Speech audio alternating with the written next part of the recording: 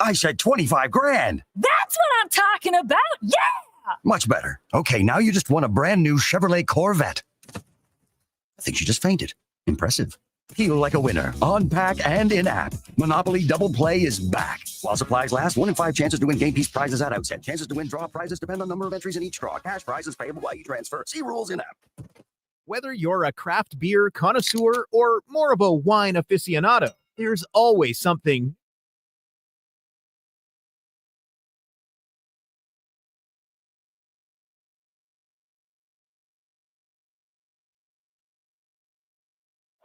The nerve shot. Dropped at the feet of Montembeau. Flick just by Colson. Now Savoy. Put Colson. Savoy. Dolman. In front. Backhand stall.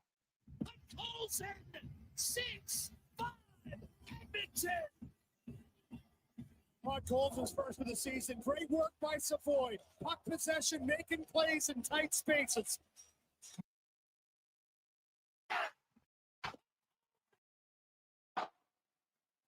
Dolman.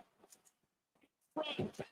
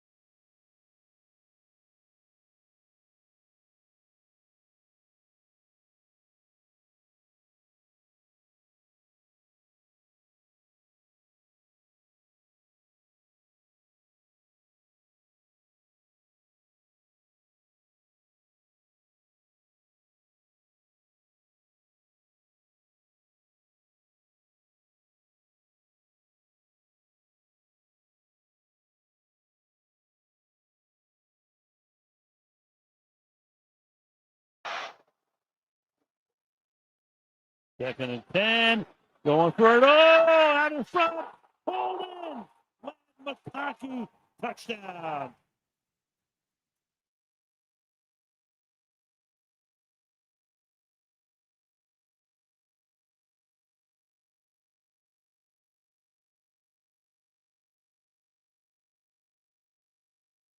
Ten.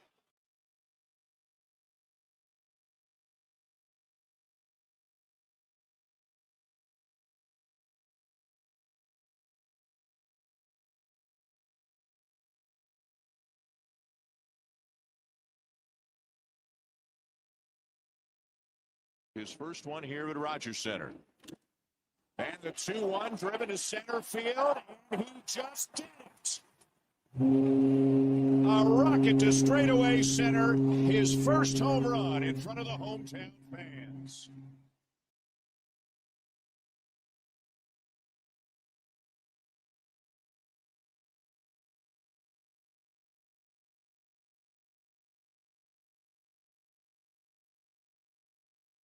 Jason Gregor Show. Dolman. In front.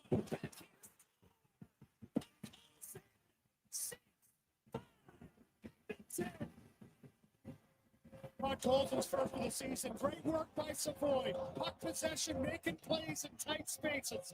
On Sports 1440. Rogers Center. And the 2-1. He just did it. A rocket to straightaway center, his first home run in front of the hometown fans. Presented by PlayAlberta.ca, Alberta's only regulated online gambling website. Second and 10. Going for it. Oh, out in front. Hold in. Glad McCarthy. Touchdown.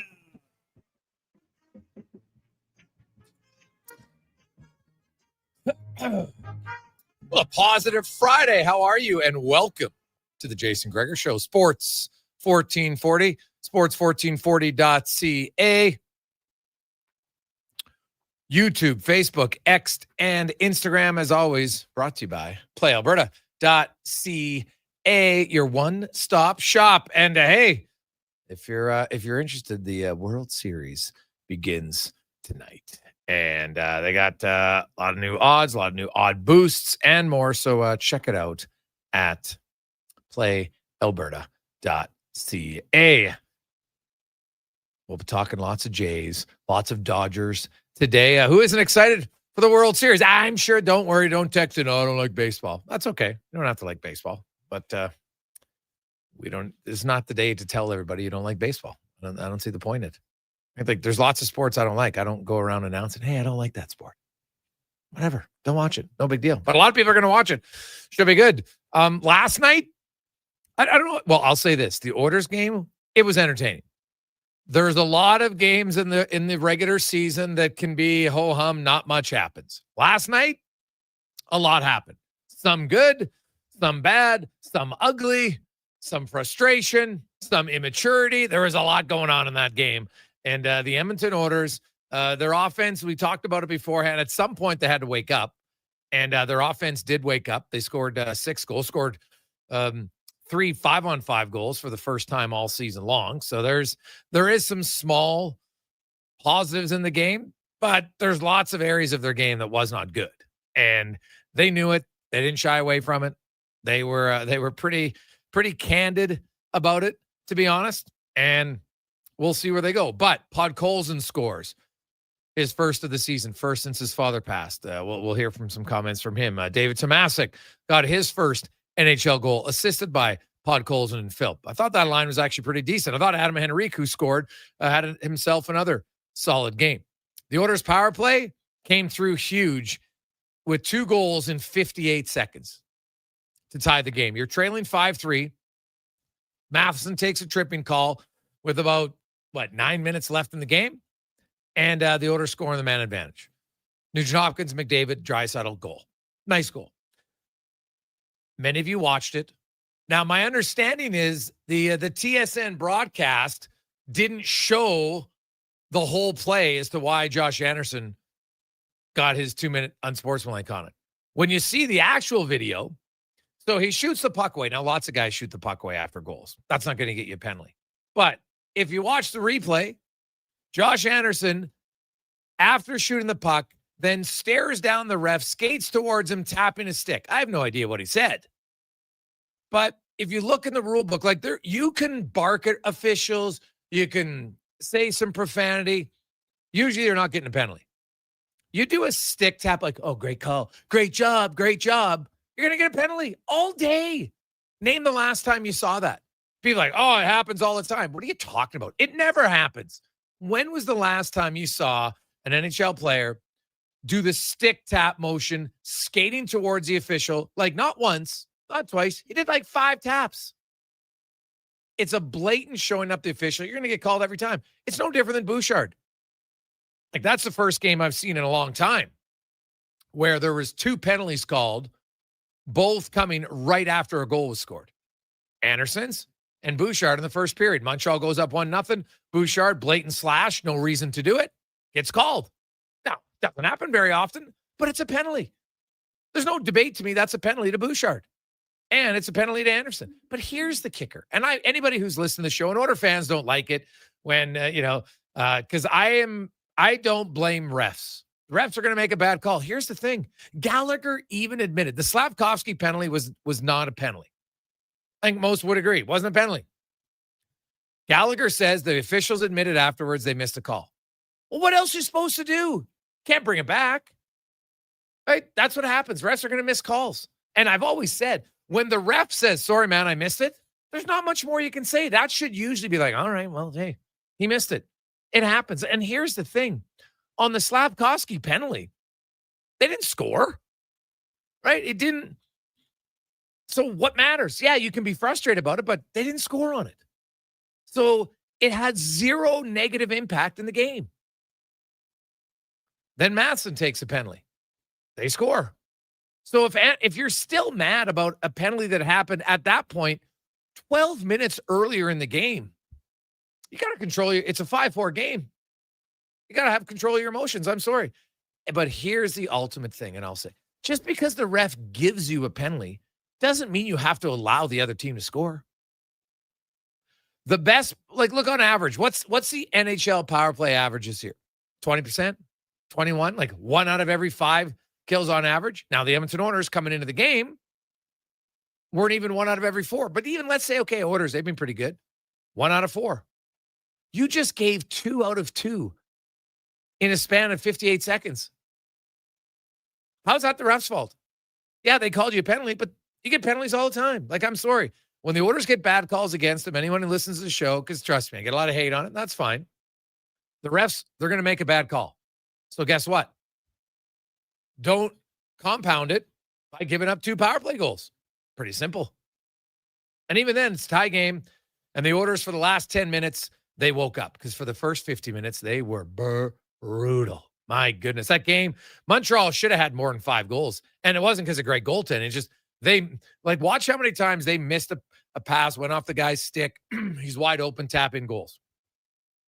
Now, the Oilers, to their credit, as Ryan Nugent-Hopkins, I thought he said it very well. He goes, we found a way to lead the game, and then we just stopped playing. Mangiapane made it 3-1. The Oilers had scored 2 goals in under 3 minutes in the middle of the second period to go from 1-1 to 3-1. Now they're up. Now that's a concern because we saw them blow a 3-0 lead to Calgary. We saw them blow a 2-0 lead to Ottawa, and they blew a 3-1 lead to Montreal. So that's 3 out of 8 games where you've blown a 2-goal lead. That's not ideal. It's another thing they got to clean up. Chris Knobloch said, hey, man, there's a lot we can clean up. Obviously, you're happy you get the win. You'll take the win. But it was not pretty. But what was pretty was the game-winning goal. Walman down low. And Darnell Nurse, talk about a giveth and taketh away game by Darnell Nurse. So Darnell Nurse on the third goal, he missed what was a tap-in crease pass. Right, goes off his stick, misses. Now he goes behind the net. He might have made at that point the greatest pass I've ever seen Darnell Nurse make. Behind the back, through the legs, right onto the tape of Mangiapane, and he scores a one-timer in front. That's a great pass. That's a Draisaitl-like pass. Now, unfortunately, on the next Montreal goal, 3 minutes later, Nurse has control of the puck, gives it away. 2 passes later, back of the net. That play can't happen. He had another bad giveaway, did not lead to a goal, luckily for him. But then, look at the pass he made on the Podkolzin play. Walman down to Nurse, great one-touch pass, quickly, didn't dust it off, gives it right to Podkolzin, who made a great play in front. So Nurse has 2 primary assists that were great, and he had a few bonehead giveaways. It was a giveth, taketh away game for him. Kind of symbolic of the game for the whole team. I thought there's a few guys that played well. Now Howard didn't register any points. I thought he had a pretty good game. So did the coach. He bumped him up. Howard's going to start tomorrow with McDavid and Mangiapane. Savoy's going to play with Podkolzin and Draisaitl. Meanwhile, Adam Henrique's going to play on the wing with Nugent-Hopkins and Roslovic. Then Philp will play with Tomasic and Frederick.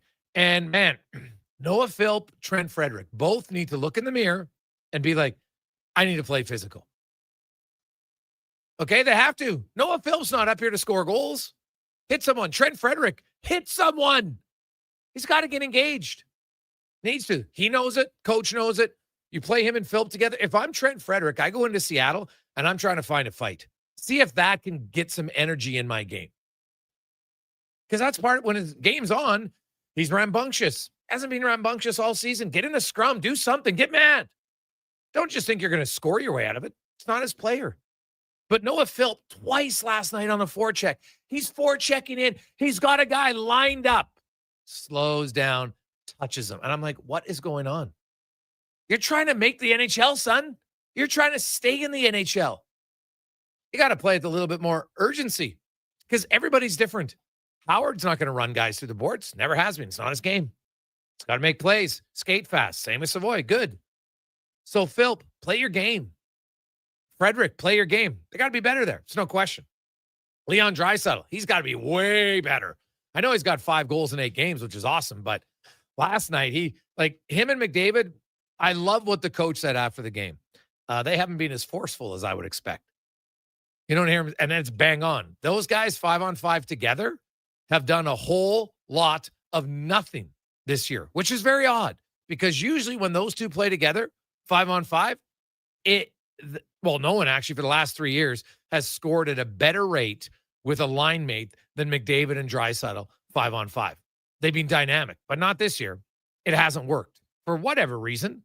And so they finally separate them because they played 87 minutes together. And they both scored the opposition 2-1. Like, it hasn't been bad, but it hasn't been dominant by any stretch of the imagination. Draisaitl in 39 minutes away from McDavid has outscored the opponents 2-1. So I look at, Draisaitl, he's got to get his game up to par. It's not where it wants to be. And we could say Matthias Ekholm. We go down the list. I mentioned Nurse, Bouchard, lots of guys. But the Oilers are still somehow 4-3-1. That's why they're not going to go crazy, I wouldn't think, and be that frustrated at all. They're 4-3-1. Think about it. They go into Seattle where they always seem to win. The Oilers have dominated Seattle. I think they're 10-2 since Seattle came in the NHL. Collins, you can look that up, but I think they're 10-2. And they scored a lot of goals. Now, Seattle's off to a decent start, 4-2-2, which means they've won half their games, 4-2-2. But you go into Seattle, and then you go into Vancouver. What if you win both? Now the Oilers are suddenly 6-3-1 to start the season. It's not terrible.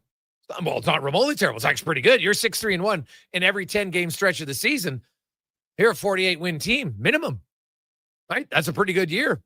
Right? That's 104 points, and you still have 2 other games to play. So 6-3-1 is a pretty good start.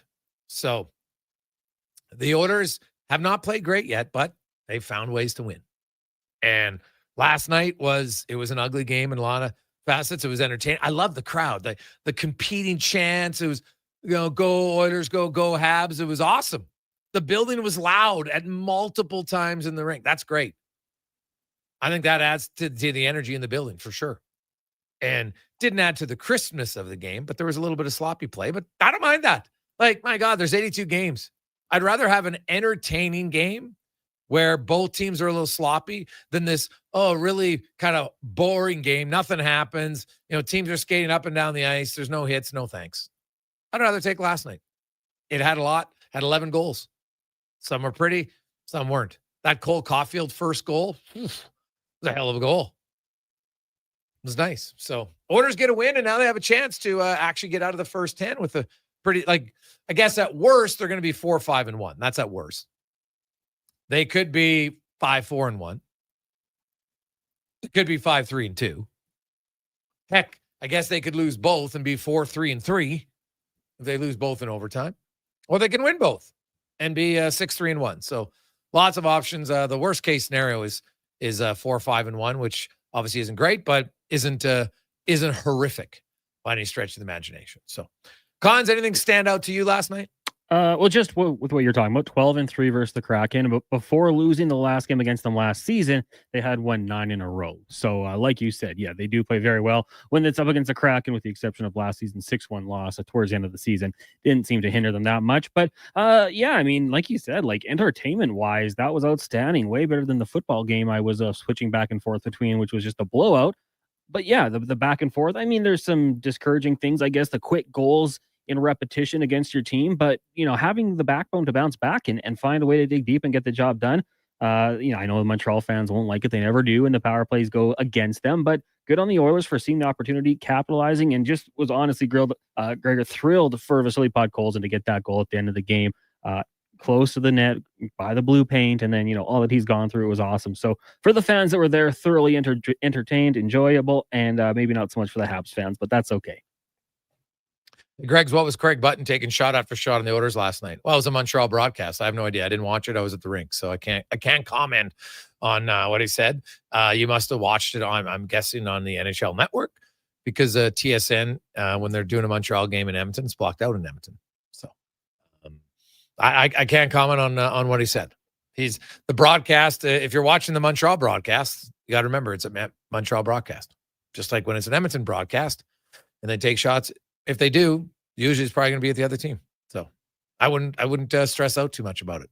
that they're not calling the game for Oilers fans. They're calling it for Montreal fans. That's just how it goes. So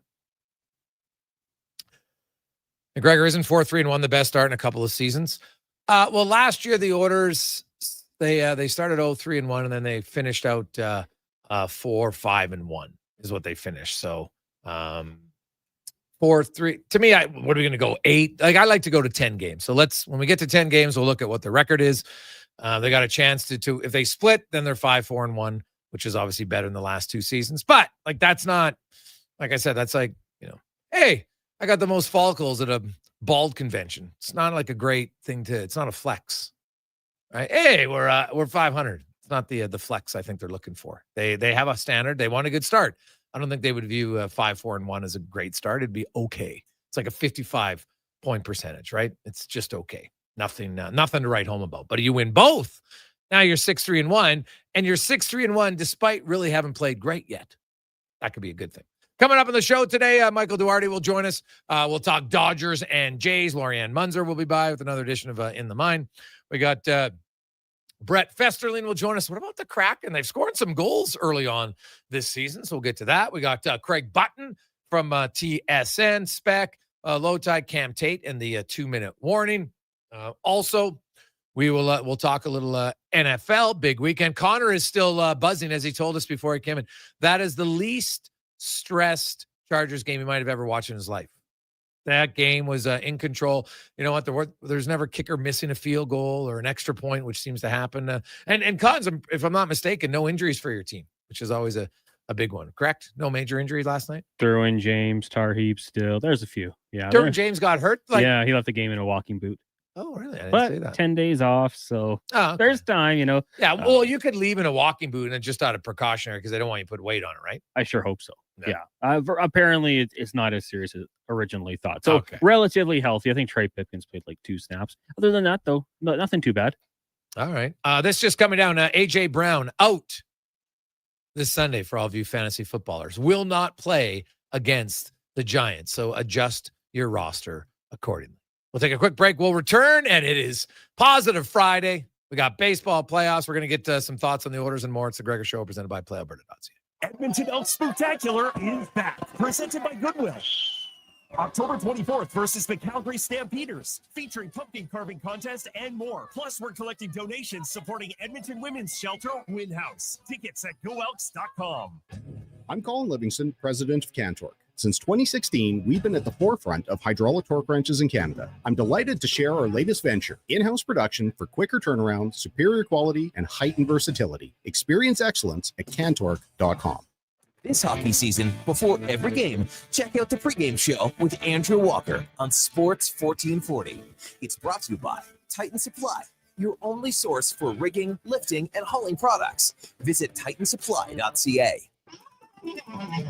And here comes Action Electrical Service Team sprinting onto the scene. These are your first responders for any electrical emergency. That's right. With their fleet of service vans and specialized gear, they assess, they service, and maintain electrical lighting and automation systems. They're all about rapid response. Quick diagnostics and repairs to restore power and safety fast. Hire the Action Electrical team to bring home a win for your project. Visit actionelectrical.net. Hi, I'm Al Hamilton, first captain of the Edmonton Oilers. Prostate cancer is the most common cancer in men, and here in Alberta, we're fighting back. This November, every dollar you give helps the Prostate Cancer Center fund early detection, testing, and life-saving support right here in our province. Let's keep it in Alberta for our fathers, brothers, husbands, and friends. Visit keepitinalberta.ca to start your men's health fundraiser or donate today. Together, we can look after the men in our community. Thank you for your support. Diablo Boots sells only Canadian-made work and biker boots made by Canada West. No American or boots made in China, so no tariffs. All of Diablo's boots have replaceable soles and heels for longer life. Sizes 6 to 14 EEE. Buy quality, buy Canadian. And support Canada West and Diablo, the 2 best names in the boot business. So save on boots by Save On Foods. That's Diablo Boots, 3340 Gateway Boulevard on the east side of Save On Foods. Buy Canadian. They're terrific.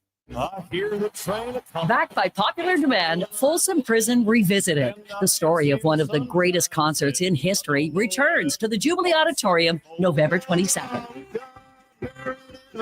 Step back in time before, during, and after this iconic Johnny Cash performance. You'll relive an event that changed the life of Johnny Cash and changed music forever. Tickets at Ticketmaster.ca and the Jubilee box office. Brought to you by Stars and Stories Live. When you get into a new Tundra, you might find yourself hauling ATVs into the great outdoors, even if your last outdoor experience was a backyard barbecue. Because with this much towing capability, fun gets a serious upgrade. All that's left to do is drive it home. Get in and go right now at Toyota, where you can lease a 2025 Tundra 4x4 double cab SR5 from $145 weekly for 64 months at 4.39% with $7,999 down. Visit shoptoyota.ca for your local Prairie Toyota dealer today. If you're looking for non-stop sports coverage, tune into Sports 1440, Edmonton's only sports radio station. 24/7 coverage comes at you with expert commentary, in-depth analysis, And so much more. We are Sports 1440.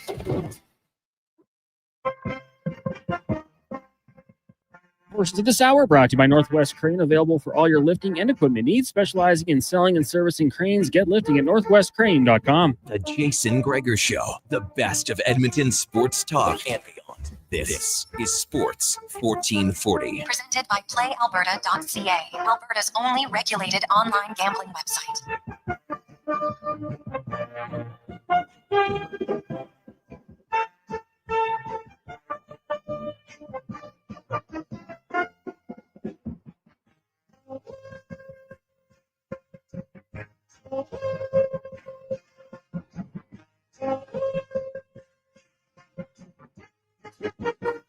2:23. Welcome back. Positive Friday. And man, what a game it is tonight. For many of you who've never seen a game like this before. 32 years since the Blue Jays have been in the World Series. So, and if you 32-year under, heck, if you're probably 37 or on, you probably weren't watching when you were 5. So maybe even 40-year-old and under, you're like, man, this will be great. If you like baseball, should be fun. Even if you don't like baseball, people get caught up in playoffs, as you should.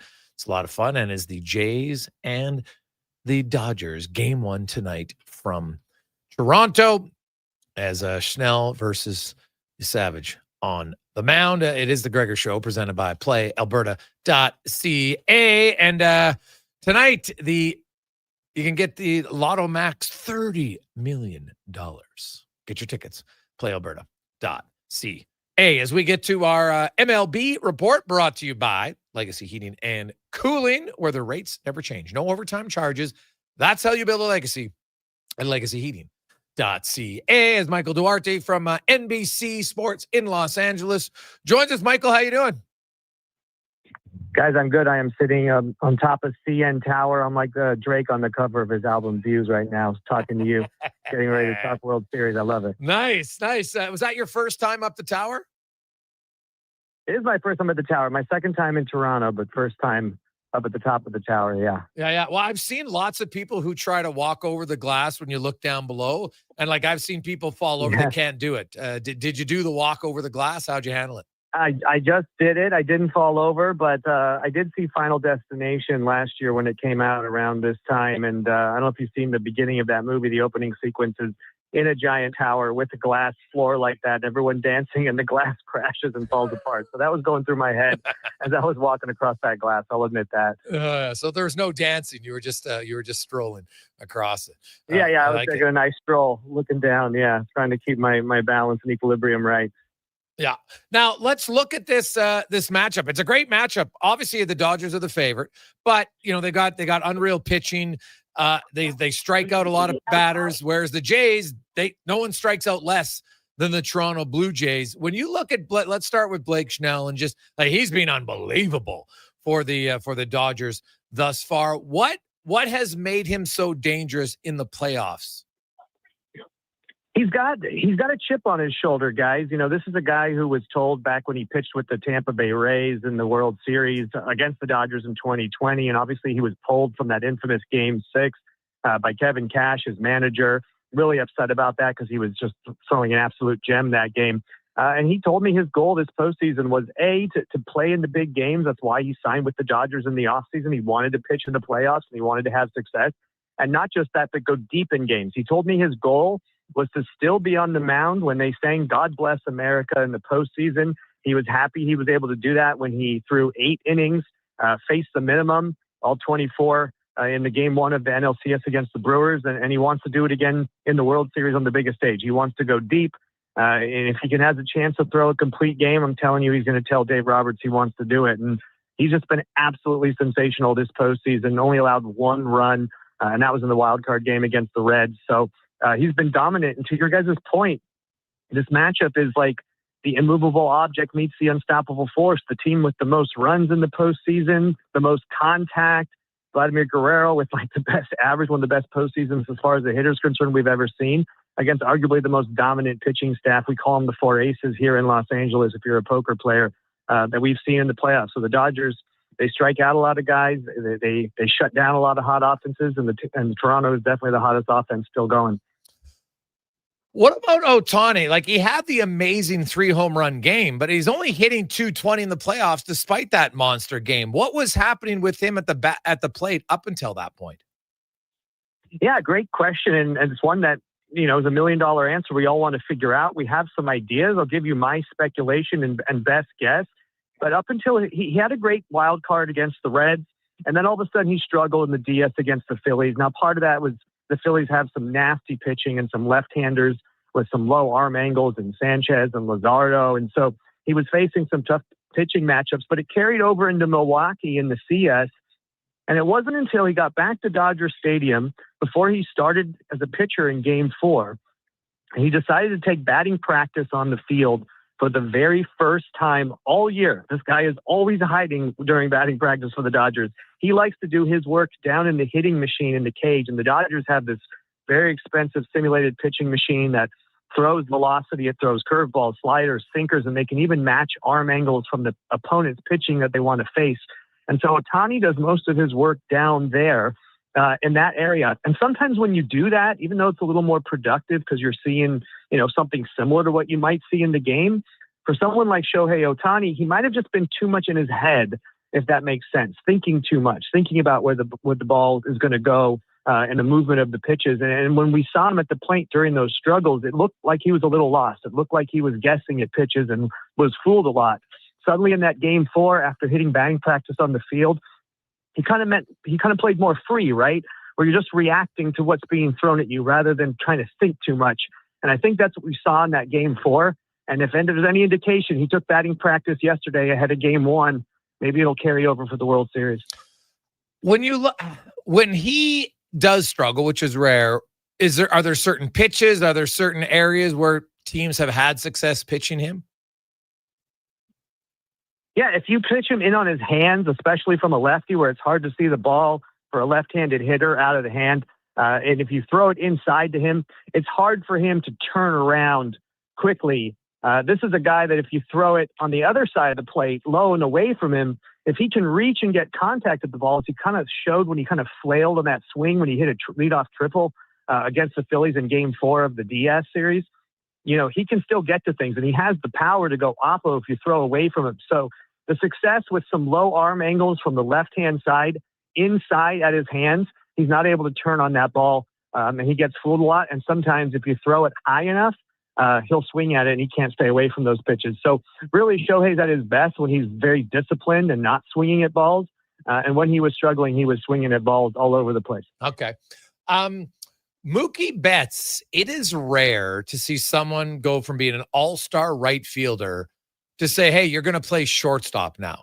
Like, that is a massive change. And he's like, I look at his defensive numbers. He's like the 92nd percentile. Like, he's easy is probably unfair, but man, he's made that transition look smooth. Why did they come up with that plan? It was a plan that kind of was not necessarily something that was predetermined, I guess is the best way to, it was kind of thrust upon the Dodgers based on injuries. So obviously they lost Corey Seager.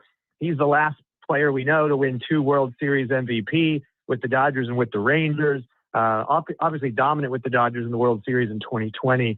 And so he left in free agency to sign with the Rangers. And then, hold on one second. And he left to go sign with the Rangers in free agency. And so then Gavin Lux was supposed to be the incumbent shortstop for the Dodgers and take over that position. Unfortunately, he tears his ACL and they don't have a shortstop. So Mookie is the one who says, I'll go play shortstop. And of course, the Dodgers are like, have you ever played shortstop? And he's like, not since high school. And they were like, sure, let's go try this experiment. And that worked up until they needed to find a place for Miguel Rojas. They went and signed Tommy Edman and traded for him last year at the deadline, and he plays short and center and second. And so they needed Mookie to move back out to right field just because they needed an outfielder. Well, they signed Teoscar Hernandez. They signed Michael Conforto, who's not on the roster, but they need to find a place for Kike Hernandez to play. Left field has been that position for him during this postseason run. And so Mookie this season again offered to take over shortstop full time. This time he worked on something very interesting. If you look at his numbers from last year to this year, he had a lot of errors last year, and most of them were throwing errors. He worked on his arm angle as far as how he's going to throw the ball from short to second and short to first. That one change, working on the arm angle, made him lead the league in defensive run saved this year. He's a Gold Glove finalist at the position. And like you said, it's just something you don't see, but just shows the kind of athlete Mookie Betts is. Yeah, no, it's pretty darn impressive, no question. You look at this matchup. How do you expect the Dodgers to approach Vladdy Guerrero? Are they going? Now their pitchers are pretty confident. Like, are they going to pitch to him? Do you think they're going to try to nibble on the edges? They're going to walk him? What do you think is going to happen? Yeah, I think they're going to pitch to him. If you look at what they did in that series, I think it was like middle of August when the Blue Jays came to Dodger Stadium, and the Dodgers were maybe one inning away, one Blake Treinen 8th inning bullpen implosion away from sweeping that series. Vladdy didn't have a lot of success until he homered off Treinen in the 8th inning of that third and final game on a Sunday day game at Dodger Stadium. And Treinen has just struggled all year, for being honest, and especially in August and September. So I think they're going to try to attack him similarly as they did, especially with their starting pitchers. But if you look at the moves they made on this World Series roster that came out this morning around 10 a.m. Eastern time here in Toronto, they decided to leave off Tanner Scott, who might have been eligible to come back. Alex Vesey is dealing with a personal problem with him and his wife, a family emergency. He's not even in Toronto. He was off the roster. And they put on two hard-throwing righties, and Edgardo Enriquez and Will Klein out of the bullpen. Enriquez, by the way, can throw 103.3 miles per hour. He has the fastest pitch thrown this year by a Dodgers pitcher, Shohei Ohtani, right below him. And then Will Klein also throws over 100. That tells me, for that string of righties that the Blue Jays have, that they might want to look to those guys for a kind of quick matchup against that righty row where they're going to throw velocity at him, maybe high up, maybe inside, as we were just talking about, as a way to attack Ohtani. And I think that's how you're going to see him attack Vladito and the other righties like Springer, for example. Well, yeah, it's interesting to see Springer. We don't know yet if we're going to see. I haven't seen it yet if Bo Bichette's playing today or not, but it'll be. When he did play, the guy starting at second base. They put it out there. Stayed at second. Yeah. Okay, and he's hitting cleanup. Yep, and hitting cleanup too. Well, I'd expect him to hit cleanup. That doesn't surprise me because he led the league in hits, and he finished third despite missing the last 25 or 28 games or whatever the number was. Like, he can hit. Now he hasn't played in a month, but he adds a lot of depth to a lineup. Like, Milwaukee was the best regular season team, but they just couldn't hit the Dodgers, right? The Jays have been proven that they can extend, even if they don't get a hit, they'll get 7-8 pitches in a lot of at bats and try to stretch out guys. How do you see Schnell and the pitching staff? How do they fare against a team? And maybe it's hard to say that there's a team similar to the Jays at the plate. Yeah, it's a great question. So the Dodgers starting pitching and their whole staff, but we're just going to look at the starting pitching because those were the guys that went deep throughout the playoffs. They have almost a 40% whiff rate. It's the highest in any pitching staff right now still in the postseason. And so you're right. It gets a team that doesn't strike out a lot and hits a lot of contact and sees a lot of pitches in the Blue Jays. Now, you mentioned the Brewers, and I just want to point out, as we went into that series in the NLCS, I did a deep dive on the Brewers. They were also a team that doesn't strike out, that puts the ball in play, that makes contact. And then once they get on, they're aggressive. They steal bases. They bunt. They do small ball. They run on you. Well, when you have a dominant starting pitcher, as we saw with Blake Snell in Game 1 and then Yamamoto in Game 2, Glasnow in 3, Ohtani in 4, it completely neutralized that. And after the game, I was talking to Clayton Kershaw, who, guys, this World Series is his last ride, right? He's riding off into the sunset, a la Butch Cassidy and Sundance Kid. He told me, great starting pitching begets and beats better offense and hitting. And that might be the case. Look, this is what I said. This matchup is great because it's the best offense in the Blue Jays right now, the best lineup against the best pitching staff. And if you ask Kershaw anyways, he thinks it's the pitching that will beat the hitting. What about the defense? How would you rank the Dodgers defense? The Jays got they got a lot of guys, the Gold Glovers at different positions. How do you rank the Dodgers overall defensively? Overall defensively, they're very good. A lot of guys who are Gold Glove finalists on this team. One guy in Miguel Rojas, who's a utility Gold Glove finalist. He's not even starting today, and he's probably only going to start against left-handed pitching in this series, so we might not even see him a lot. But they have two weaknesses in the outfield, guys, where they were the worst at that position in the major leagues this year. That's in right field with Teoscar Hernandez, who's already had a couple errors and misplays in the outfield during this postseason for the Dodgers, and also in center field with Andy Pages. These are guys, if you watch the Dodgers postseason run, Dave Roberts puts defensive substitutions in for them late in the games. Once they've had what he believes to have their final at bat, whether that comes in the 7th, 8th, or 9th, he takes them out for a defensive replacement. So if you're the Blue Jays, if you can hit the ball out to right field or center or in the gap somewhere, you might be able to get an extra base or two out of it, because those are guys in those positions anyway, where misplays can happen, where errors can happen, and where you can exploit that if you're looking at weaknesses on the Dodgers defense. Do you expect Kershaw, he mentioned he feels they're confident. Is he going to be involved in, I didn't even look, is he on their 26-man roster? He is on the roster, and I hope we do get a chance to see him, but I don't expect to see him in leverage at all. They tried to use him in a close game in Game 3 of the DS against the Phillies, and he gave up 3 runs. They just crushed him. And they tried to use him for multi-innings. He got out of a jam the first inning, and then the second inning he got into some trouble. So I think Kershaw is going to be more mop-up duty. If this is a game that's a blowout either way, maybe the Blue Jays have a 4, 5, 6-run lead, I think you bring Kershaw out to eat up innings. And if you're beating the Blue Jays 10-0 in the 4th or 5th inning or something, and you want to pull that starter easy and rest him, maybe for his next start in the series, if that's possible, maybe you see Kershaw in that sense coming out in a Dodgers blowout late in the game. And that's honestly, if I'm just looking at this purely from the lens of what would be best to see Kershaw kind of ride out in, that's where I'd like to see him, on the mound with the Dodgers leading big, and a chance to kind of go off in the sunset victorious. Michael, one last one that's totally not related to the World Series itself. We saw the huge investigation that's going on in the NBA right now, 34 arrests. And, there's lots of people saying, oh, Shohei Ohtani did the same thing. Where do you come out on that? Obviously they say, hey, his interpreter was the one who did it all.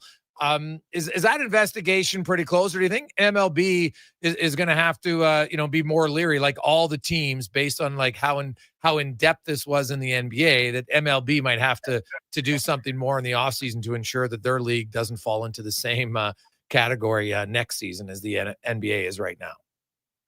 Yeah, and we already saw some things early in the season. There were some players in baseball who were being investigated for betting on sports. And I think what happens when you legalize sports gambling in, I know it's individual states, and it's actually ironically still not legalized in California where we are. But once you legalize it, once you open it up, these are going to be the negatives that come from this, right? It's billions of dollars in industry. That's why they're legalizing it. That's why you see MLB partnering with DraftKings and Caesar Sportsbooks, and you see all these commercials out there. But now you're seeing people trying to exploit it, people betting on their own sport. We're going back to the Pete Rose era at times, it seems like.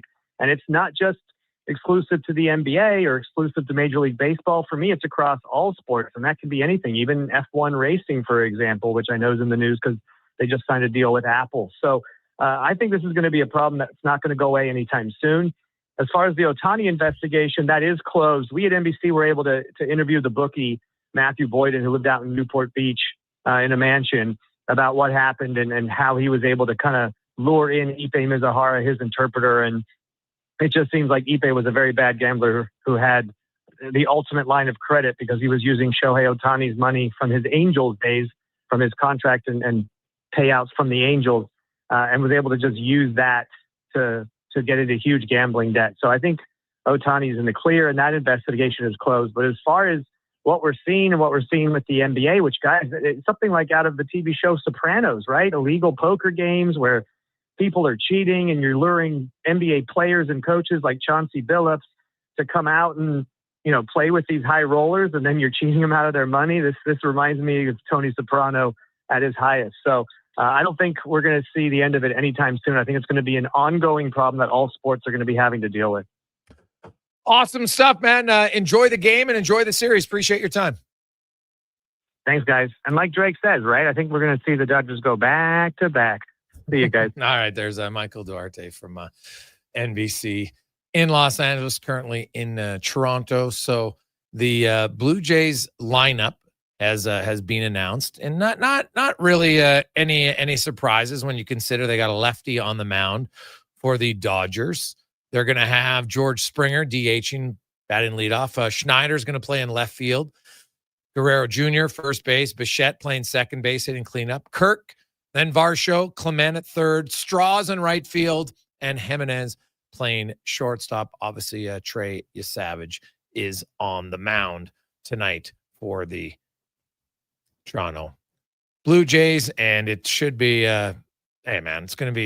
should be a fantastic series. It would if the Jays can get some runs early on Schnell, which is way easier said than done. But man, that building's going to go crazy, and I just think it will. They got to get some hits early on, right? Like, I'm not expecting them to score 6-7 runs or anything like that, but just get going. The Dodgers, like, look at their ERA, like, it's ridiculous, right? They've given up, 10 runs, Cons? Like, basically it's 1 run a game, but because a lot of those games were at home, their ERA is, it's even better. So it's ridiculous. So they've been I think their official ERA is 1.4, if I'm not mistaken. So they've been pretty good so far. The reason it's higher is because some games they didn't pitch the full 9 innings, right? So that's a big advantage for them. So we'll see. Yeah, they got 4 runs last series. Yeah, the whole series. Yeah. Again, Cincinnati was a bit of a, overhit a lot, but yeah, they've really cleaned it up. Yeah, so Schnell hasn't been hit hard yet in the playoffs, but that doesn't mean it can't be. That's what's great about it, right? We've seen it in any sport. Oh, look at this defense in football. They've been great. And all of a sudden they get torched, right? It happens, right? Like, look at the Stanley Cup Finals a few years ago for Edmonton and Florida. They're down 3-0. Couldn't score to save their life. Then all of a sudden they're pumping in goals like no tomorrow for the Oilers. Anything can happen, and that's why you watch the game. So I'm hoping we get some runs, a few lead changes. Lead changes are the great part of sports. It gets you the emotional roller coaster. That's what lead change. Like, look at last night. Last night's a regular season game, and some of you are probably aged 2 years watching that game. We'll come back. We will talk about the championship mentality of a player. And while, you know what? Hey, it's one thing to be in a quarterfinals, and then you're in the semifinal, but the final's just different because you're that much closer to the championship or the medal. We'll discuss it next on The Gregor Show, presented by PlayAlberta.ca. Legacy Heating and Cooling is the #1 furnace replacement company for zombie hunters. Those who know their old decrepit furnace passed away years ago. It's decaying husk shuffling around now as the bird is Legacy Heating will send your undead furnace to its grave, replacing it with no payments and no interest for 1 year. Protect your legacy from the beast in the basement. It's time to destroy the furnace of the dead. Legacy Heating and Cooling. When pumpkins glow and night turns chill, there's one fall treat that fits the bill. A pizza shaped like a jack-o'-lantern with smiling pepperoni pattern. Thin golden crust, so cheesy and tasty. Get yours now, better be hasty. It's only around for a limited time for a spooktacular price, $17.99. Better ingredients, better pizza, yes, it's true. Papa John's Jack-o'-lantern Pizza is coming for you. Spookily and proudly locally owned and operated. Attention! It's Edmonton Oil Kings Military Appreciation Night at Rogers Place. Sunday, it's the Battle of Alberta WHL style as Edmonton faces the Calgary Hitmen. Get there early for a pre-game ceremony and check out the military vehicles on display on the plaza and in the concourse. And at every home game, score Calmont Kids food combos for $10 or less. The value is king-sized. Oil Kings Hitmen Military Appreciation Night, Sunday at 4. Great family entertainment at Rogers Place starts at just $20 a seat. Save on day of game pricing now at oilkings.ca. Got a car you're ready to part with? Find out what it's worth, fast, easy, and totally free at Go Auto. We're talking top dollar trade-ins, whether it's a little worn or still rocking that new car smell. Just a few clicks, and boom, you've got your value. Text value to 780-777-7777 to start. That's value to 780 all sevens. Why guess what it's worth? Let Go Auto show you the money. actions speak louder than words. Japa Machinery Group puts your construction plan into action with XCMG construction machinery you need. Available for rental or sale. Learn more at japamachinery.com. At Leading Edge Physiotherapy, we believe that life shouldn't hurt. Now, that doesn't mean that we don't know that sometimes it really hurts. I mean, we've seen people at their worst moments in life, when they feel they have nowhere to turn, or at a time when they felt like their problem just wouldn't ever go away. We've also seen people who thought to themselves, it'll just go away on its own, or this is no big deal. I don't want to bother anyone about this. Don't know where to turn to, or think it's no big deal. Either way, we have the technology, techniques, and skills to help you get back to it, whatever your it may be. Life shouldn't hurt. LeadingEdgePhysio.com.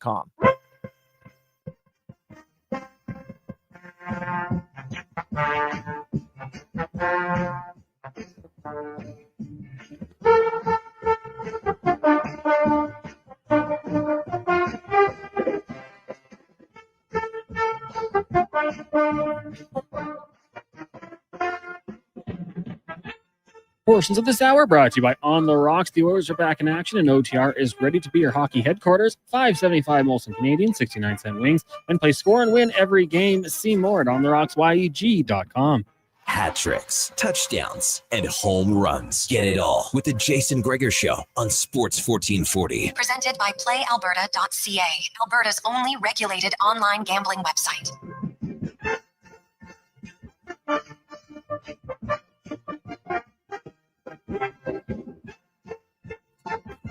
$2.49.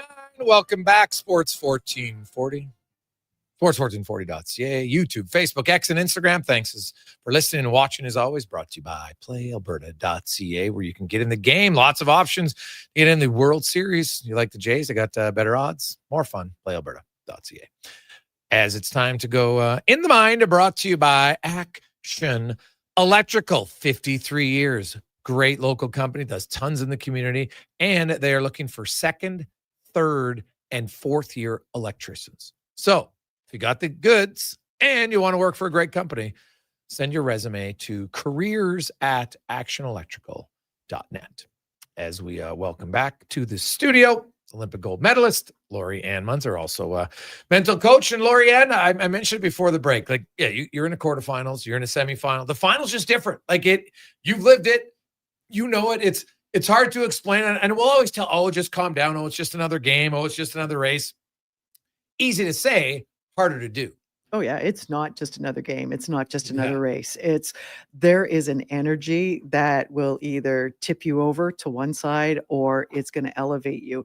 And the interesting part is watching how each athlete is so different and what they do to stay in the zone, keep in the zone. If they get out of the zone, it's what do you need to do? Because there's an energy quarterfinals, semifinals. And then when you're in it, it becomes real because it's like, this is do or die. And either we're going to make it a go or we're going to blow up, and it's going to be one or the other. Well, and it is I love that you said every athlete's different, because we can't sit here and say, we'll do this, because it's not whatever works for Paul is not going to work for Rob, or it's not going to work for Sarah. It's just everybody's different. You have to learn and find it. And the truth of the matter is, when you go through it the first time, you don't really know how you're going to react. Mm-mm. And that's the interesting part, because I see that over and over and over again. I know I experienced it when I was racing. If you don't think about or do a dry run of, well, here's where it could go south, or here's where it could go good, or what are you going to do bottom of the ninth, and you're up to bat and everything's resting on you, or you're pitching it. And it's like, well, what are you going to do? And this is where in preparation and part of this, Jason, is to go through create those crazy scenarios of do or die. What are you going to do in the crunch? Because if you've never experienced it, you're going to do your best. Trust me, you really are going to do your best, but it's going to be more in a survival mode than, oh, I've been here before, because the mind is looking for targets of, oh, this is familiar. I've been here. I've done this before. And that's why in practice and training, you're always doing those drills so that it becomes familiar and that you're not caught like unguarded or by surprise. I know you'd mentioned, like, you go through it the first time, like the Jays, obviously, their organization hasn't, had a ton of playoff success. Lots of their players. Now, Vladdy Guerrero, it's funny, like he had a terrible final few weeks of the season in September. Mm-hmm. And then they had a break and boom, he came out and he's, been crushing it, hitting. Even Varsho in the series, the first 5 games wasn't very good. and he worked with his hitting coach and came up in game 6 and 7, had way better swings, came up with some big hits. And now, you probably go in with more confidence automatically. What about a player though, like Bo Bichette, who's been out that long? Now, Bo Bichette was leading the league in hits, right? Mm-hmm. Hitting cleanup. He was doing a lot. He's playing very well. Now he's playing second base. And is it going to be that much different? Maybe a bit. There's less range to cover defensively, right? It's a shorter throw. So there's some subtle differences. But when the ball's rolling to you, you're like, his technique to pick up the ball doesn't change, whether it's at shortstop or second base. So we'll see how much it is. But it's more so the, coming back from an injury into the World Series. Now, baseball is different than hockey or football because it's not like you have to worry about contact from anyone else, right? Like, I guess if someone slides into him breaking up a double play, that's the one thing. But how do you feel like when you had to come back after an injury, what's the hardest thing to overcome? Your mind. It's the doubt of going, can I do this? Can I not do this? And you got to squish it out. You've got to have been doing the mental work. You've had to have been doing the physical preparation literally, and just go, well, am I going to be here and play and show up? Because Jason, it becomes the little things. It's the little things that are going to make the difference. And for you to, blast it far forward, and first time being off and coming back into a game, you got to show up as if you've never been off before. So I know that he's been going over and over and over and over in that, so that there really isn't the time. Your mind doesn't know the difference. It does know the difference if you're on that other side of going, I doubt if I can do this. I'm starting to worry. Is you got to be right on top the whole time. And you got to come in as if there's been no time lost. Well, which is easier said than done again. It right? is, but it's practice. So how long has he been off? Over a month, 6 weeks. Okay. So, I mean, that's all the time 7 to do the weeks, replay. Yeah. He's going to be in the room. He's going to be doing the what do you call it? I'm thinking dissertations where they go through, okay, well, what worked? How are we going to do it? How are we going to fix the situation? And come back to playing where you know that you are at your best.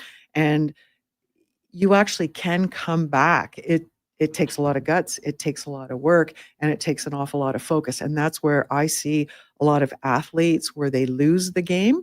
And I've even done it too when I wasn't practiced as much. But when you bring it out and you've been doing it and that it's a habit, it becomes automatic. Then it's like you have lost literally no time.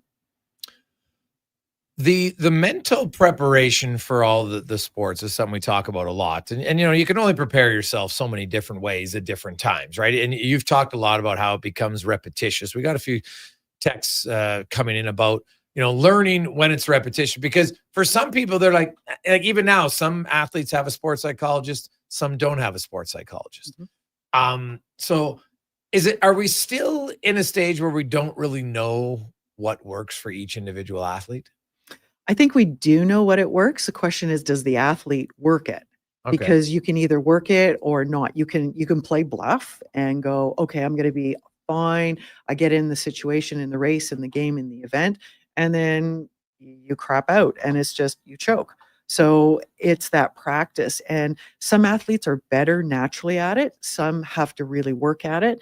Some have to spend more time visualizing, preparing. Others maybe only need a couple of minutes once a week, once a day, or a couple of times during the week. And everybody is so different that you really have to have that connection as part of the team, the coaching staff, of going, so what is it that you need? And really helping that athlete be on, noticing when they're starting to get off track, and then bring them back, because there's going to be certain cues, things that they say, things that you will say that will snap them out of it. Lorianne Munzer joins us, 833-401-1440, 833-401-1440. Looking to the Oilers game, they had a lot of players. You win the game, and hey, we're happy we won. And you'd much rather learn lessons in a win than learn lessons in a loss. That's just human nature. Their offense has really been struggling, but they did score 6 goals. Their power play came up huge in the third period. They scored 4 goals, 5-on-5. A few more guys scored their first goal of the season. And yes, there was lots of plays in that game. They were like, oh my goodness, as Nugent Hopkins said, we had a lead and then we stopped playing. Nugent Hopkins had something interesting. He said, it wasn't up to our standard. Now, every game is not going to be up to your standard. Every race is not going to be up to your standard. It's impossible because no one wins every time. and sometimes you play well and you lose, and sometimes you play poorly and you win. But when a team says, you know what, we're not really jiving, you're not really like, how do you come out of that? Do you work at it as a team, or is it better, do you think, individually? Oh, you got to work it out as a team. You're an individual, so you're a contributor. But the question is, can you elevate the team? And sometimes, Jason, it's not about getting on the ice. It's about doing something off the ice to get everybody connected or reconnected again. And it is simple as going and playing, having fun, whatever that is, whether it's, music, whether it's food, whether it's going to sound silly, doing a cooking course where you got to work together. And part of that is, number one, taking the mind off of the game, distraction therapy, and just doing something totally different, something, not hockey related. Sometimes it could even be going out for a hike. And it's those little changes that can really make all the difference. And sometimes when you're so focused, we got to win, that it ends up upsetting the cart, and you don't play to your standard. You don't play to the level that you know that you can. And it's like everything you try doesn't work. Yeah. It is unique. Give me your thoughts on, if you were an athlete going into the World Series and you came in as a, quote, the underdog, and because I'm sure you've raced in races where you're the underdog before. Yep. How's the battle of, like, and sometimes maybe you raced early in your career where you knew your opponent was better than you at that point. How do you play mind tricks to convince yourself you're worthy of beating them? You don't convince yourself, you be it. You don't, because if you're having to convince yourself, you're done. And I can tell you that probably 9 out of 10 times you're not going to be able to do it. Is you have to show up and go, I don't care who I'm competing against. I'm going to eat you up. I'm going to spit you out, and I will do it over and over and over again. I will die trying. And I have literally been in those situations at the start of my career. And it's those surprises, Jason, that you pull out something inside of you that you didn't even know was there, whether it was like an extra sprint or an extra gear or an extra hit. And that's where it gets really interesting, is you start to get this feeling of energized energy. You start thinking of going, what if this is possible? What if I can do this? What is that going to look like? What is that going to feel like? And those are the moments where you don't think about being in the underdog. You think about, I'm already here. I'm worthy of being here. So it's going through that mantra of what works and just creating it and recreating it again and again. Lorianne, enjoy the World Series. Absolutely. And we will chat with you for what hope would be a Game 6 next Friday. Have yourself a good week. You too. Thanks. It's Lorianne Munzer in the Mind, brought to you by Action Electrical. We'll take a quick break. We'll get to the Con Man and a Sports 1440 update, brought to you by Loca Quality Market. They got gourmet meals. They've got a butcher. They got a baker.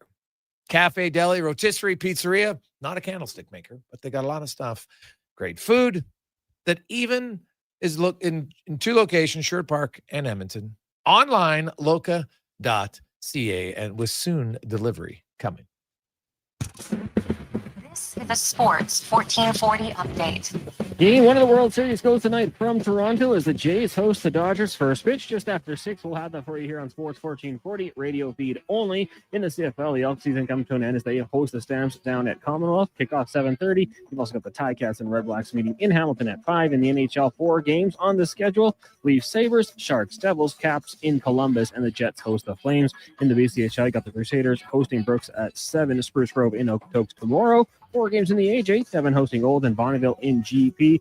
U of A Golden Bears take on the Dinos down at Clare Drake, while the Pandas meet the Dinos in Calgary. The 2 teams will swap cities tomorrow night. At the Saville Center this weekend, you got Bears and Pandas basketball in action. Both teams taking on Mount Royal. The action starts tonight at 6, tomorrow at 5. And for McEwen, their hockey team taking on Trinity Western at the DCA. Coming up in hour 2 of the Jason Gregor Show, we'll be joined by Wanye Gretz. Also, former NHL'er and Kraken analyst Brett Festerling. Plus, we'll hear another edition of Cam Tait's 2-Minute Warning. I'm Connor Halley. This has been a Sports 1440 update.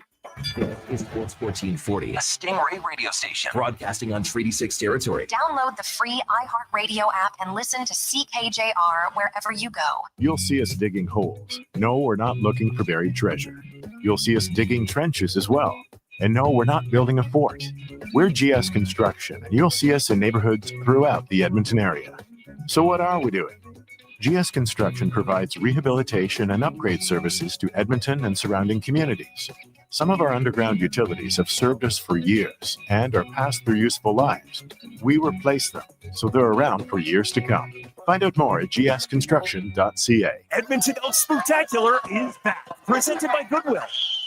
October 24th versus the Calgary Stampeders, featuring pumpkin carving contest and more. Plus, we're collecting donations supporting Edmonton Women's Shelter Win House. Tickets at goelks.com. Hi, Mike here from Northgate Chevrolet Buick GMC. I'm super excited to tell you today that we have fed over 250 families so far with our Feed 500 Families event. With that said, we are still short of our goal. We have decided to continue this on through to the end of October. With your help and your support, we can get this done. Please stop in and see us today, 13215 97th Street, or visit us online at northgategm.com. Edmonton's home for sports is Sports 1440. After every game this season, tune in to Andrew Walker for the post-game show. Let's talk some hockey. Let's talk about the game on Sports 1440. It's a new season, Edmonton, which means it's time for new offers. Play Alberta is offering odds boosts on every Oilers game all season long. This is your chance to score big. And for a limited time only, our listeners can get an exclusive $50 free bet when they deposit $50 using code Gregor50. That's code Gregor50 for an exclusive $50 free bet. Alberta wins with Play Alberta. Must be 18 plus to play. If you gamble, please use your game sense. PlayAlberta.ca. Planning your next event? Let Loca Quality Market cater. From made-to-order meals to gourmet platters to full chef tasting experiences, they make entertaining effortless. Visit loca.ca to start planning today.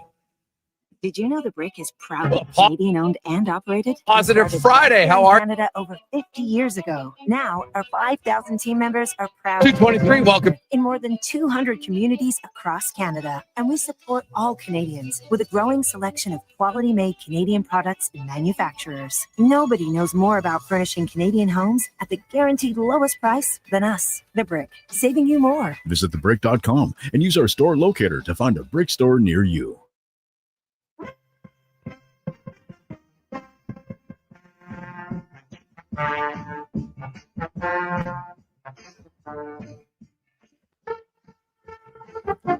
Portions of this hour brought to you by CanTorque. What's the best way to beat the tariffs? By Canadian.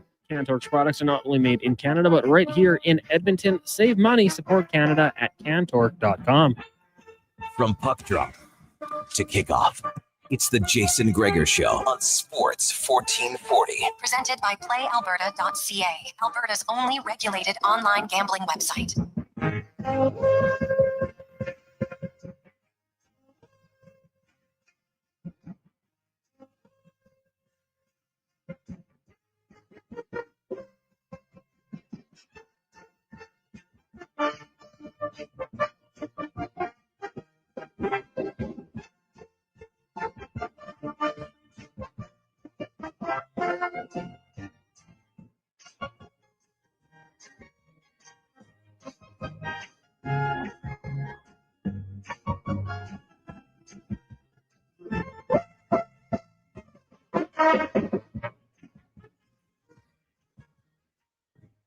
Positive Friday continues on Sports 1440, sports1440.ca, YouTube, Facebook, X, and Instagram. Hope you're having an awesome Friday. It's Big Friday if you're a baseball fan or even a casual baseball fan. The Jays taking on the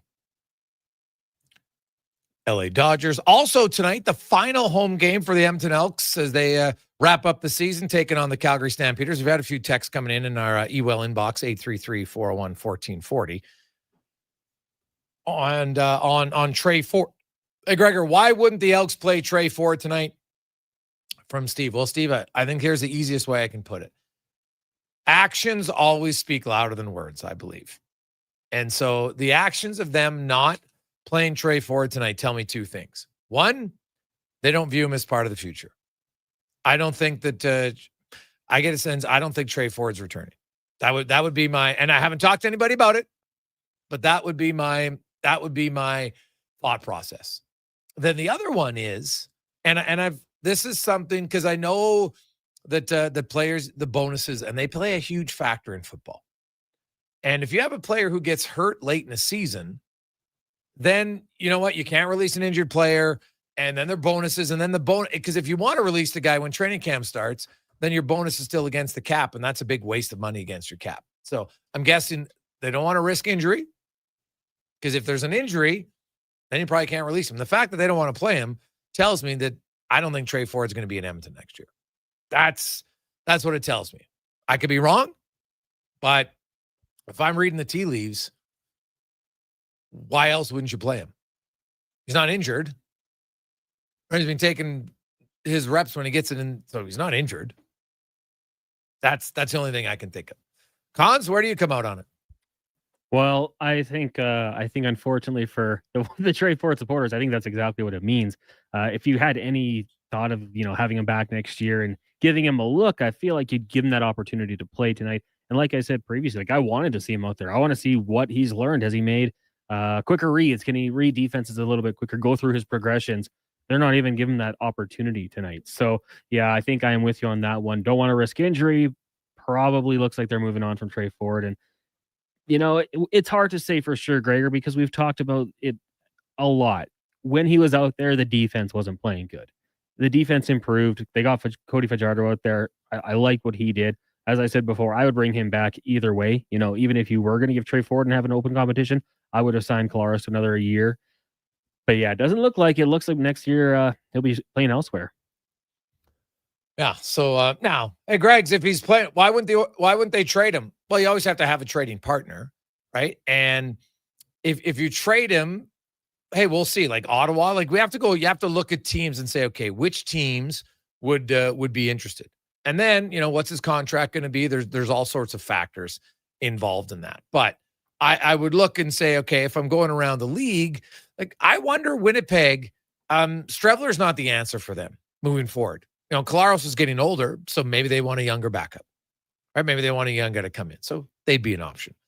I think Ottawa, potentially, but even then, I think they feel they've got their young quarterback for their team, right? So I don't know. I think they like Drew Brown. So I'm a team will take him, no question. Probably the best fit would be BC because they have a Canadian starter. And then if you have a Canadian backup, then you could actually list your Canadian starting quarterback as a Canadian. Because if you have a backup, because let's say you go into the game and you say, okay, we got 7 starters and your quarterback gets hurt. Well, now what do you do? Because you have to play an American at that position if you don't have a good backup who's Canadian. So, yeah, it's obviously, we haven't seen Trey Ford start of the season. It was okay. I don't think he was as terrible. I think the team wasn't very good. Defensively, they weren't very good. There's lots of factors at play, and I still think Trey Ford can play. I think there's some talk that they like to see him, hone his craft a little bit more. But my guess of him not playing tonight tells me he's not going to be here next year. That would be, if I'm reading the tea leaves, that's what I think the tea leaves are saying. Now, again, I don't have a crystal ball, so it's no guarantee, but that would be you asked, that would be my answer. I don't think that Trey Ford will be in Edmonton next season. So we welcome in Wanye Gretz. Wanye, how you doing? Can't believe that scoop. As the other Elks Nation guy, I am just I heard it here. I was in the room when you said Trey Ford's not coming back. Yeah, I don't I don't see, I just don't see, because if he was, you'd play him. Sure. It'd be a no-brainer. You'd play him. But that's new news. I haven't heard anyone say that before. Yeah. Yeah.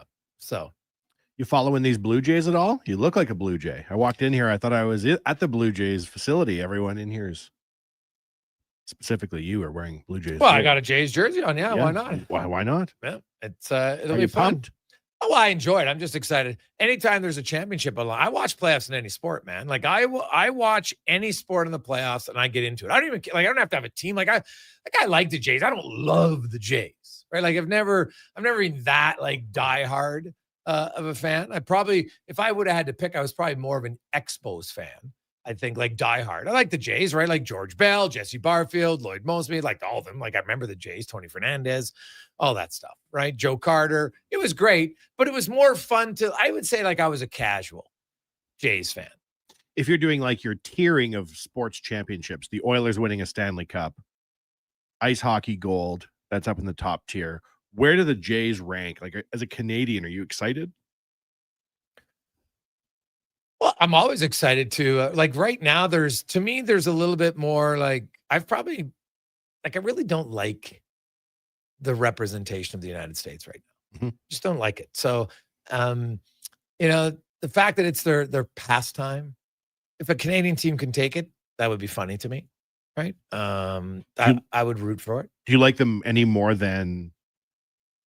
Like, is there a team you like better in the MLB, or are they your favorite baseball team? And is it equivalent to the Raptors being in the finals for you, or do you like them more or less? No, I wouldn't say I have I don't have a baseball team. Okay. Right. Like I went to the Jays game because my son, that's his team. So you know what? He gets really fired up. So as a parent, that enjoys it for me. But no, I never owned a Jays shirt. We bought a Jays because he's like, Dad, we're going to the game. We got to get a Jays shirt. I'm like, all right. So I got a Jays shirt. So I got Kirk because I thought it was kind of funny. But no, I'm not going to lie to people and pretend like, oh yeah, I'm a diehard Jays fan. This means so much to me. Like, sure, I'd like to see them win. It's fun, right? Like my son cheers for them. So you know what? I kind of through osmosis, I'll cheer for them through him. But no, I don't have another team that I would, root for. Like there's a few teams, like I've always liked the Cincinnati Reds for no specific reason, right? But I don't own any Reds. Like I don't have a hat. Right? Well, like, that's a dangerous hat to wear too. When you read on the psychology, they say, a sports fan gets a hat. And there's something about the sports fan wearing the hat. Like that's a sign that they're like committed to the team. I don't know if that's every fan, but I remember reading a piece of reading a paper on it and had some really good points about how for at a young age, if you can get a fan in a hat, like the chances of them remaining a fan of that team and really kind of living and dying with that team is infinitely higher than if they don't have a hat. Do you like the Jays more or less than the Raptors? Probably the same. Same. Just on a Canadian level. Yeah. They're kind of the same, right? Like, hey, when the Raptors won, it was fun to watch them, but I don't I like the Raptors when Vince Carter was there. Like Vinsanity was fun. And then obviously the Raptors winning was good. No question. There's but they kind of had a few year run where they're great, but they've never really been like consistently good. So that's maybe again, like my job. I don't know. I've kind of lost my diehard fandom. I'm not a fan. I feel like the Jays have done a better job, especially of late, of marketing themselves as Canada's team. Like I feel like the Jays are very popular in Western Canada now, whereas the Raptors are more, if I'm wrong, but the fandom seems to be confined more to the east of the Raptors. Well, I do. Well, we heard it. There's lots of people out west who like Seattle because it's closer. I get that. But I think there's quite a few people that are diehard Jays fans. Like, the text line when we talk about the Jays here in the last 2 weeks has been infinitely busier than I can remember. Like, obviously, you go back to 2015. And even when the Jays were in the playoffs a few years ago, and I know they didn't win. So it's like the excitement builds the deeper you go into the postseason. But just based on our text line and even on social media, like I put out, hey, this is who I think would be the roster. And there's tons of people commenting on it that would never normally comment on it. So there's definitely interest, and as there should be. Like, why wouldn't you watch it? That would be my question. Like, even if you're not, like, I'm a fan of sports and drama. Like, I love the drama that sports brings. Like, there's the ecstasy of victory and there's a devastation of defeat. And you get to see it. I don't have to feel that raw, which that's the negative part of my job. I don't feel that. Like, if the Oilers ever win the Stanley Cup, I won't feel what Oiler fans feel. You won't? Not even for one day? No. Well, because you can't. Like, you can't just turn it on. It's on a switch. Can't fake it like that. I know people don't believe that, and that's okay because they can't. So if somebody can't do something themselves, they don't think other people are capable of it. They're just not. You've known me for this long, yet you still bring it up. I'm like, are you like you're not that obtuse? You'll smile. I think you'll have like a smile. Well, I can smile because I see happiness in others on my son's face. Yeah, but it wouldn't be me being like, oh my God, my life is complete. But there are fans, as there should be, who if the Oilers win, they will feel like their life is better. Right? I'll say aloud, now I've seen it all. That's what I'll tell the room. I've thought about it. I'll say, now I've seen it all. And can't wait. Hey, Gregor, do you think they play Trey Ford a different position? No.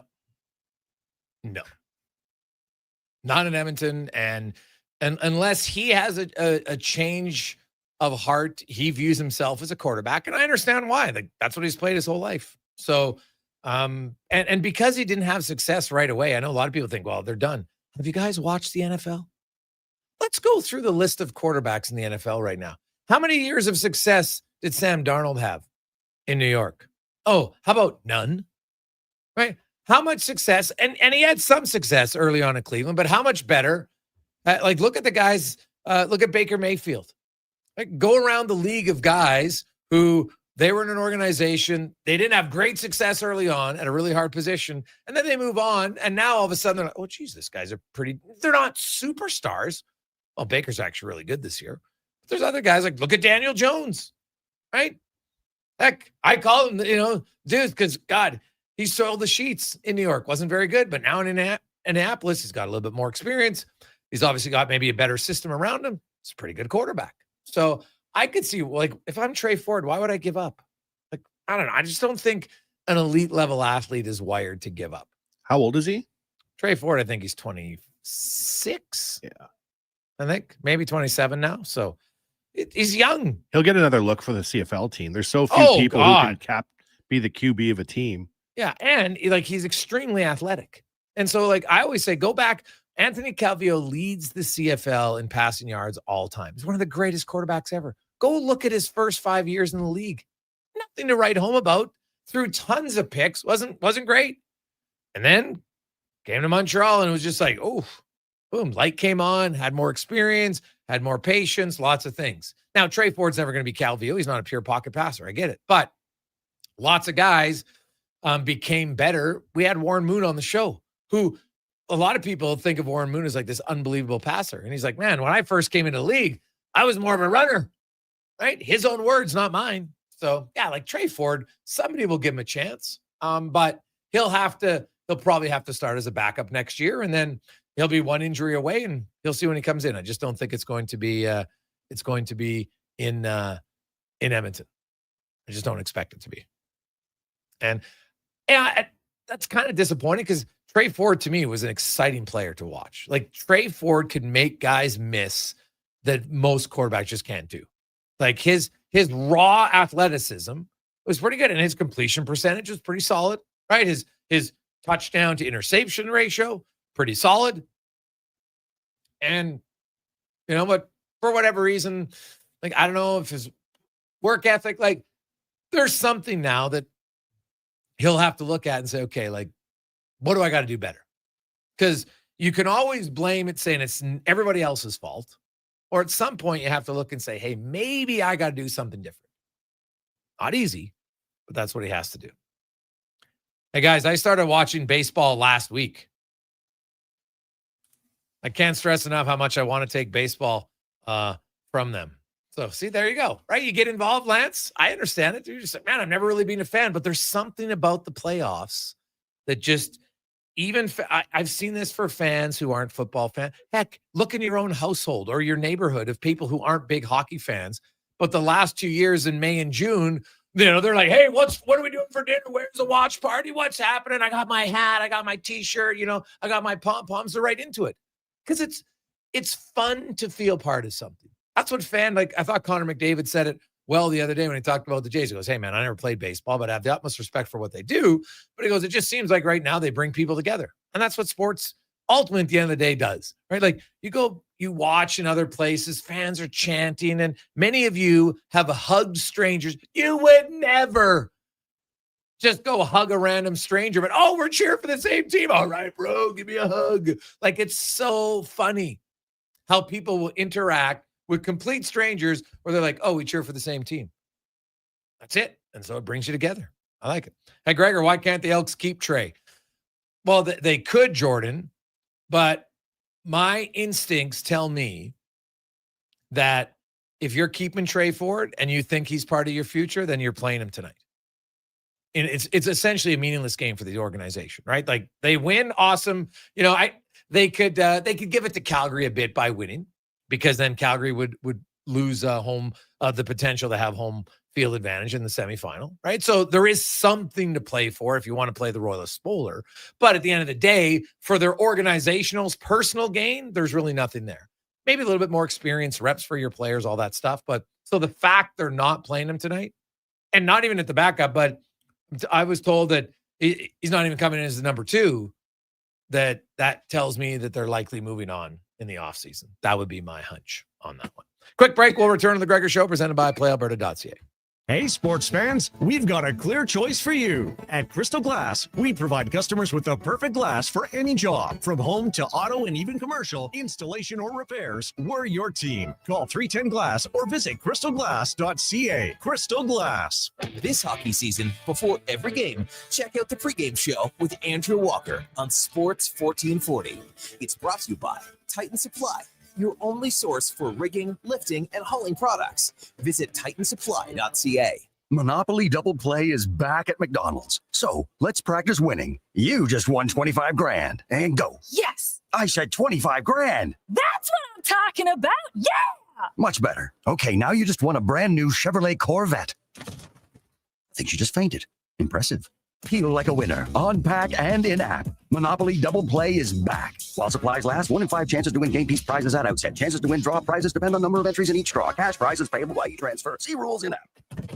GMC's 0% event is on now. Get 0% financing on all remaining 2025 GMC models on limited terms. Like the 2025 Sierra 1500 Elevation Crew Cab at 0% financing for 84 months. The 2025 Terrain Elevation All-Wheel Drive at 0% financing for 60 months. And the 2025 Canyon at 0% financing for 36 months. No matter what you need, there's a GMC for you. Ask your GMC dealer for details.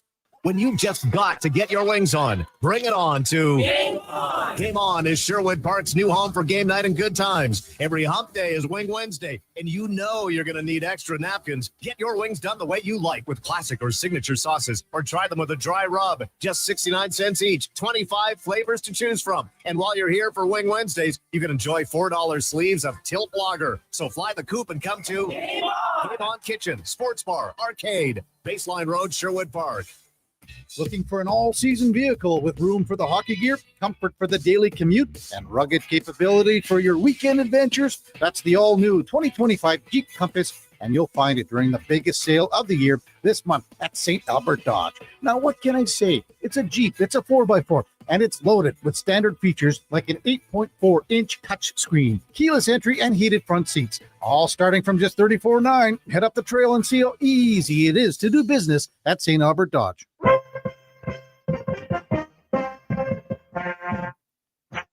Portions of this hour brought to you by Japa Machinery. Japa is digging deep on their 50-year history of supporting Alberta's construction industry with their line of special edition blackout excavators. Visit japamachinery.com for all the details. This is Sports 1440, where Edmonton talks sports. On YouTube, Facebook, and X. Here's Jason Gregor. Brought to you by PlayAlberta.ca.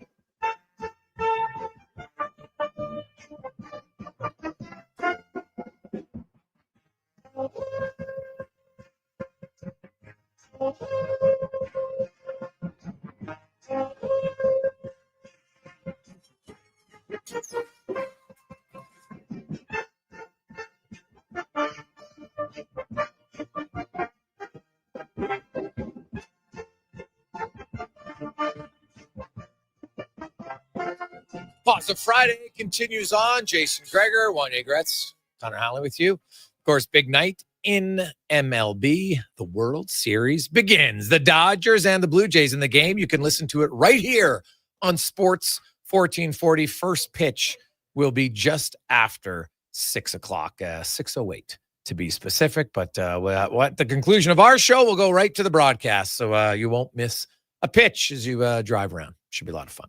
Gregor Show is always presented by PlayAlberta.ca. Now, let's go around the NHL, brought to you by McDonald's. And boys and girls, you like Monopoly? Well, you got 2 chances to win. You can peel on site and then do it on the app.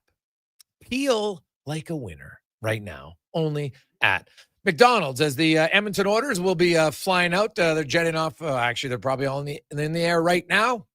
as they are heading for back-to-back games this weekend. They'll stop in Seattle tomorrow night. Then they're in Vancouver on Sunday night. The Kraken currently sitting second in the Pacific Division with a record of 4-2-2. They are 1 point ahead of the Oilers. As analyst, former NHL'er Brett Festerling joins us. Brett, welcome to the show, man. How you doing? Thank you. Thanks for having me. Why do you sound so surprised when you say second in the Pacific Division? Hey, well, let's be honest. If Seattle finishes second in the Pacific Division, that will be one of the bigger surprises, I think, in the regular season. Good for them if they do it, but they are off to a good start, Brett. And what has been kind of the catalyst for this good start for them?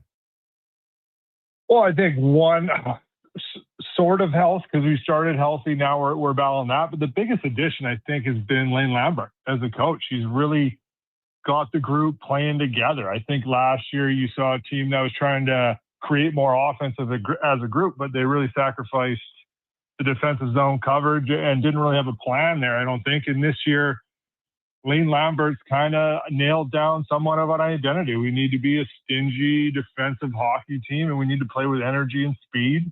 And guys need to know the plan. We're not a reactionary team. When you're recovering pucks, you got to be where the puck's going to go, and guys got to know where it's going to go. So I think you've seen a lot of buy-in from that standpoint, even with some of the injuries we've had early in the season.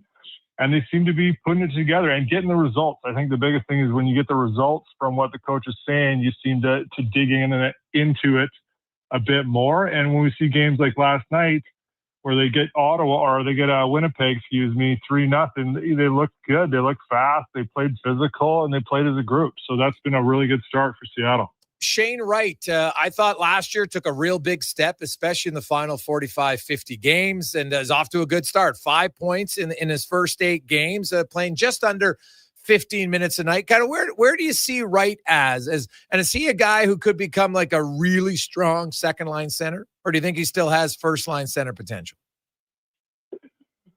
Yeah, good question. I mean, like you alluded to, last year he took big steps. He was healthy scratched early in the season for 3 games to really get up in the stands with Ronnie Francis, and we had Jeff Tambellini at the time in player development, and really look at the game and see where he can improve. And he took big steps, became very dependable, and you saw some of that creativity and speed that he does have, and he looked like a good young prospect last year. And this year, you know, some people laugh at me, but he looks like a regular NHL'er, and I get he's, third overall. He's obviously expected to do that, but at a young age, he looks very solid this year. It looks like he took a step in terms of his speed. I think his forechecking, he creates a lot of turnovers, and that just leads to possession time, and he's become very responsible and very dependable in this lineup behind Matty Beniers. So I don't know. Is he going to be that offensive dynamo, first line game breaker? Probably not, but I think he can turn into a 200-foot player with an offensive upside. He's got those leadership capabilities. People remember him as the captain of the World Junior team. So I think the sky's the limit for how much he wants to do. Is he going to be that first line dynamo? I don't know, but I think he's going to be a 200-foot second line center that almost every team in the league is going to want. Brett Veseline joins us. Brett, when you played, you were, third pair defenseman in your career. And, sometimes you had to be a number 6 and number 7. So that means there's a few times where, hey, you're not playing tonight. It's really hard to deal with it, I would assume, after a while. Yeah. The Kraken have 3 goalies, which obviously is not ideal. Yeah. So it's not just one guy who's not playing, it's 2 guys who aren't playing. Joey Daccord has started 6 of the 8 games. He's clearly their starter. Matt Murray played once, and Philip Grubauer played once. How do you see this long term going?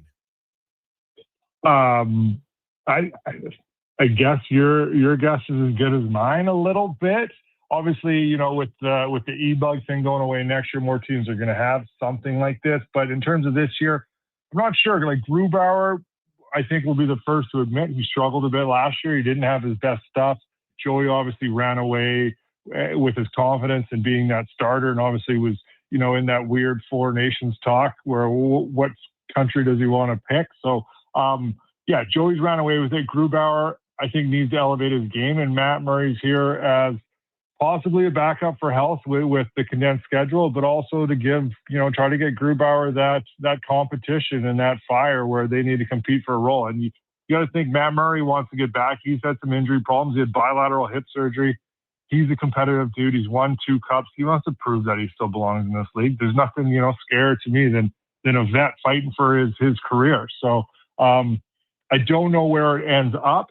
I think it's great for competition right now.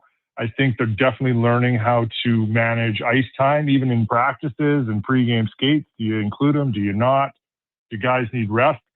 I think the biggest thing right now is this condensed schedule. Joey's a starter.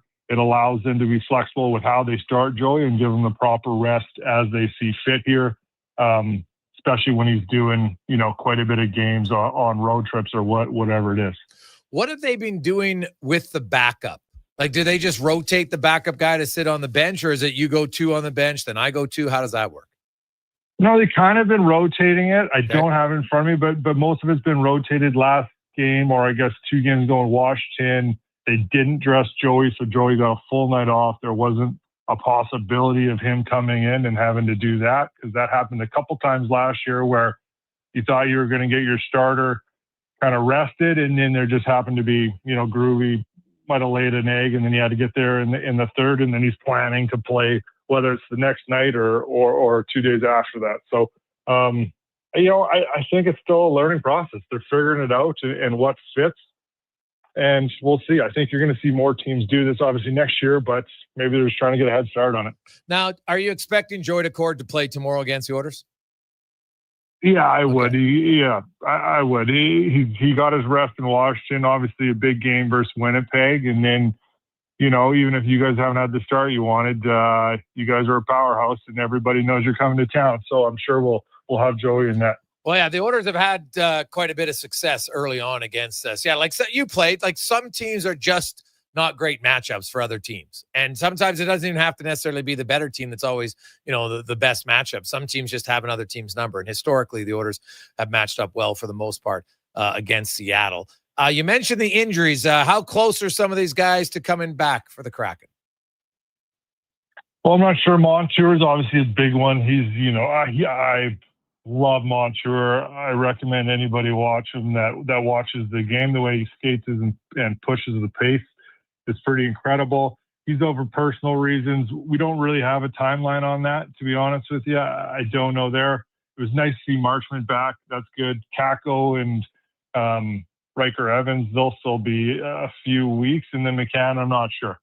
Okay. So, I don't know about the possibility of McCann, but obviously Marchment's back, and then Montour's on personal. We haven't really been filled in too much on that, but, just hoping that whatever that is, whether it's family or him, that everything's okay. So McCann's a possibility potentially to return tomorrow night, maybe? I don't know. They keep that pretty tight to the vest. Okay. All right. Yeah. Well, you'd see if if he's not skating, how it goes, right? If he doesn't have a good practice, it's unlikely that he's going to be ready to go, which is obviously a big loss. He's the all-time franchise leader in scoring, but there's been a few guys like Schwartz has had. If I'm looking just at numbers, and I know that sometimes maybe can be misleading, but I did watch the one Kraken game, and Jaden Schwartz seems to be, like he's looking like the Jaden Schwartz from a few seasons ago. He's off to a really good start. Oh yeah, he's fighting for all the time for sure. He's interesting. I think last year, like Everly got injured early last year with his kind of broken pelvis there, and Schwartz really took the reins for the leadership and trying to lead by example. And he seems to have found some youth there. He's tenacious. He's fast. You're usually looking for those guys to slow that part of the game down, but I think he's one of the leaders that way. So he's crafty. He finds ways to get on the score sheet. And he's still got that fight in him. I really like Jaden Schwartz's game. And he's, like you said, he's also a good start here.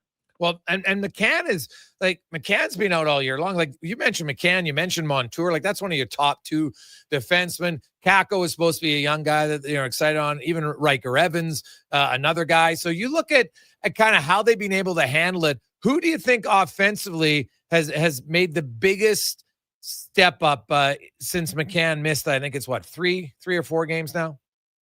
Yeah. Well, we got Yanni Newman, who's like a young Finnish winger that's playing with Eberle. and Matty Beniers. He's got a great shot. I think that's one thing they've improved a lot this year, or it looks much better and is much better in percentage points, is the power play. But Yanni Newman, I think he adds a shooter's mentality. He's great with those two playmakers that can get the puck up the ice, and he's good at finding the open space to use that shot, which most guys that have those shots are, because that's their deadliest weapon. But he's been fun to watch. I think he adds a bit of offense there, and he's picked up some of that goal scoring, because McCann had goals in his first 4 games, and it's all he's played. So he's been a good addition on that line. Brett Fesserling joins us, analyst for the Seattle Kraken, 4-2-2. You mentioned the head coach, and I heard a few people say it's just, hey, anytime a new head coach comes in, that it gets your attention. But what is it about Lane Lambert that has resonated with this team that's different than his predecessor? He has an attention for detail and stopping practice and going over it. And even up to the opening pregame skate of opening night, he's stopping drills and he's going over it and he's pounding it into their head and kind of creating that secondary nature where guys need to buy into that. So I think just that attention to detail is something they were lacking last year. And then obviously you have success early with it, and it just, it kind of snowballs from there. So, he's been able to get the guys to buy in, which I don't know if this team fully bought in last year and kind of, embraced that identity, but they have for the most part this year, and they've had success with it. Like a lot of their games, I don't know what the final number is. I didn't do the game last night. I came home to see my family, but the game before they're in Wash, up to the second period, I think 96% of their time has been within 1 goal for the entire year.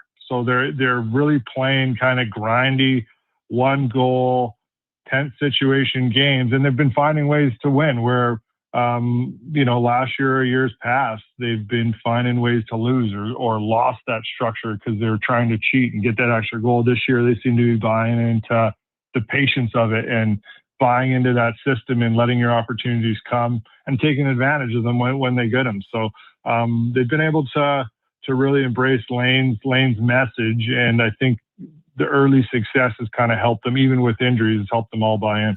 And Berkeley Catton, we going to see him tomorrow? I hope so. He's exciting to watch. I mean, I don't know exactly what their plan is long-term here. Obviously, over 100 points in the last 2 seasons at WHL. He wins Player of the Year. I forget what the title of that is, but he's a really talented player. He's in that weird bubble where he can't go play in the NHL. That rule changes next year, but he can't go back there. I don't know how much that helps his development.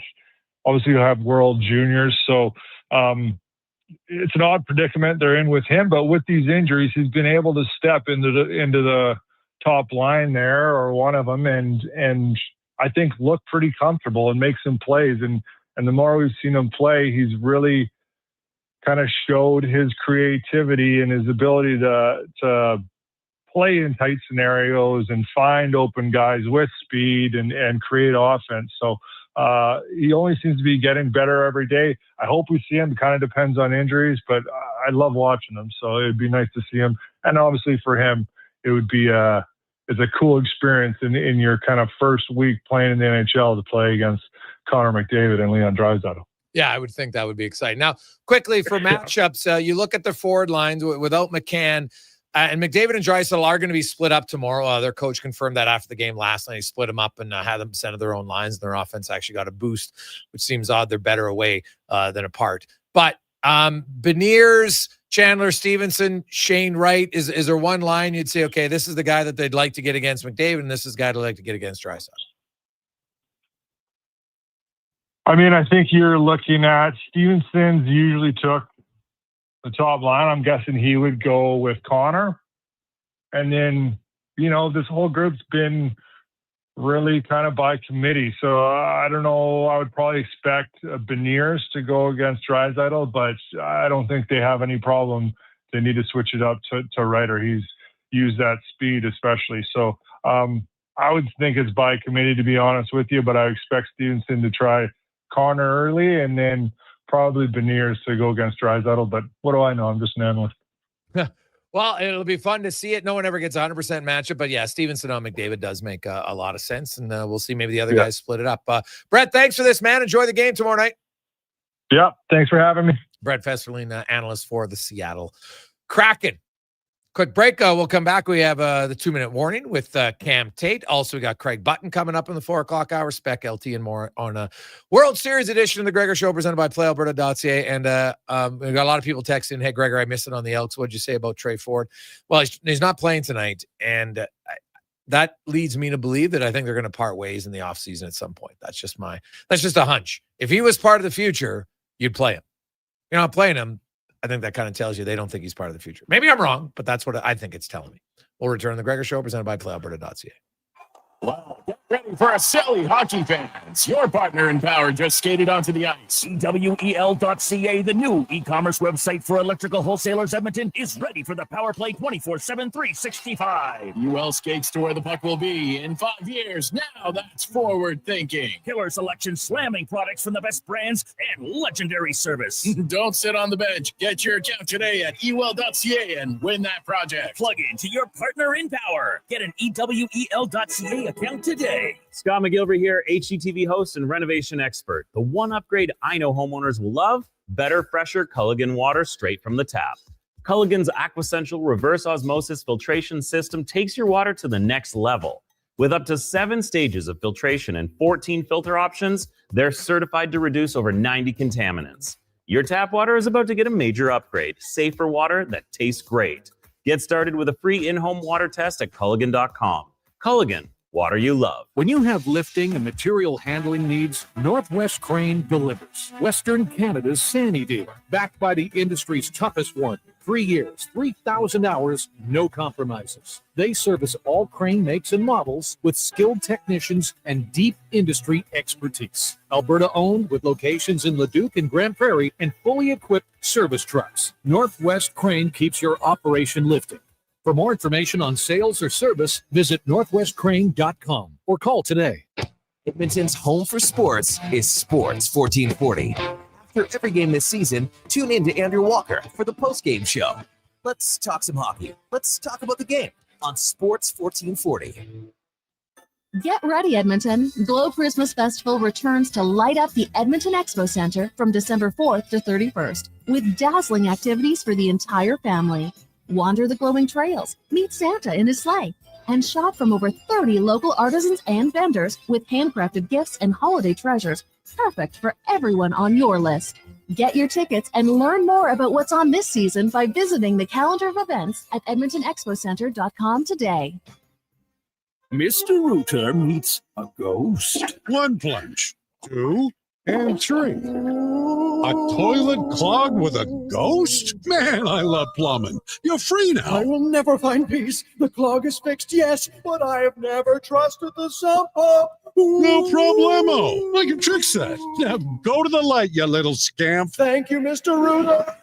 To resolve your unfinished plumbing business, trust one plumber, Mr. Rooter. It's a new season, Edmonton, which means it's time for new offers. Play Alberta is offering odds boosts on every Oilers game all season long. This is your chance to score big. And for a limited time only, our listeners can get an exclusive $50 free bet when they deposit $50 using code Gregor50. That's code Gregor50 for an exclusive $50 free bet. Alberta wins with Play Alberta. Must be 18 plus to play. If you gamble, please use your game sense. PlayAlberta.ca. Michelle and Colette are sisters. Sisters who don't agree on much, especially when it comes to which hockey team is the best. Edmonton is the best, baby. Vancouver's #1. Even when it comes to meat snacks from Wilhawks. I love the Harris Schweiner. The ham sausage rules. But they will agree Wilhauk beef jerky is the best. it might just be the only thing Alberta hockey fans can agree on. Others can try to imitate, but no one can duplicate Wilhauk beef jerky. Only available in Leduc. Get yours today because you don't win friends with salad.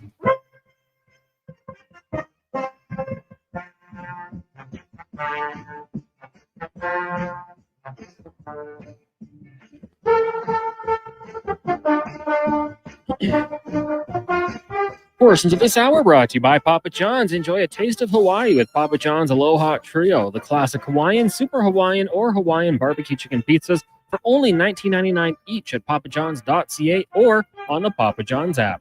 The Jason Gregor Show, the best of Edmonton sports talk and beyond. This is Sports 1440. Presented by PlayAlberta.ca, Alberta's only regulated online gambling website.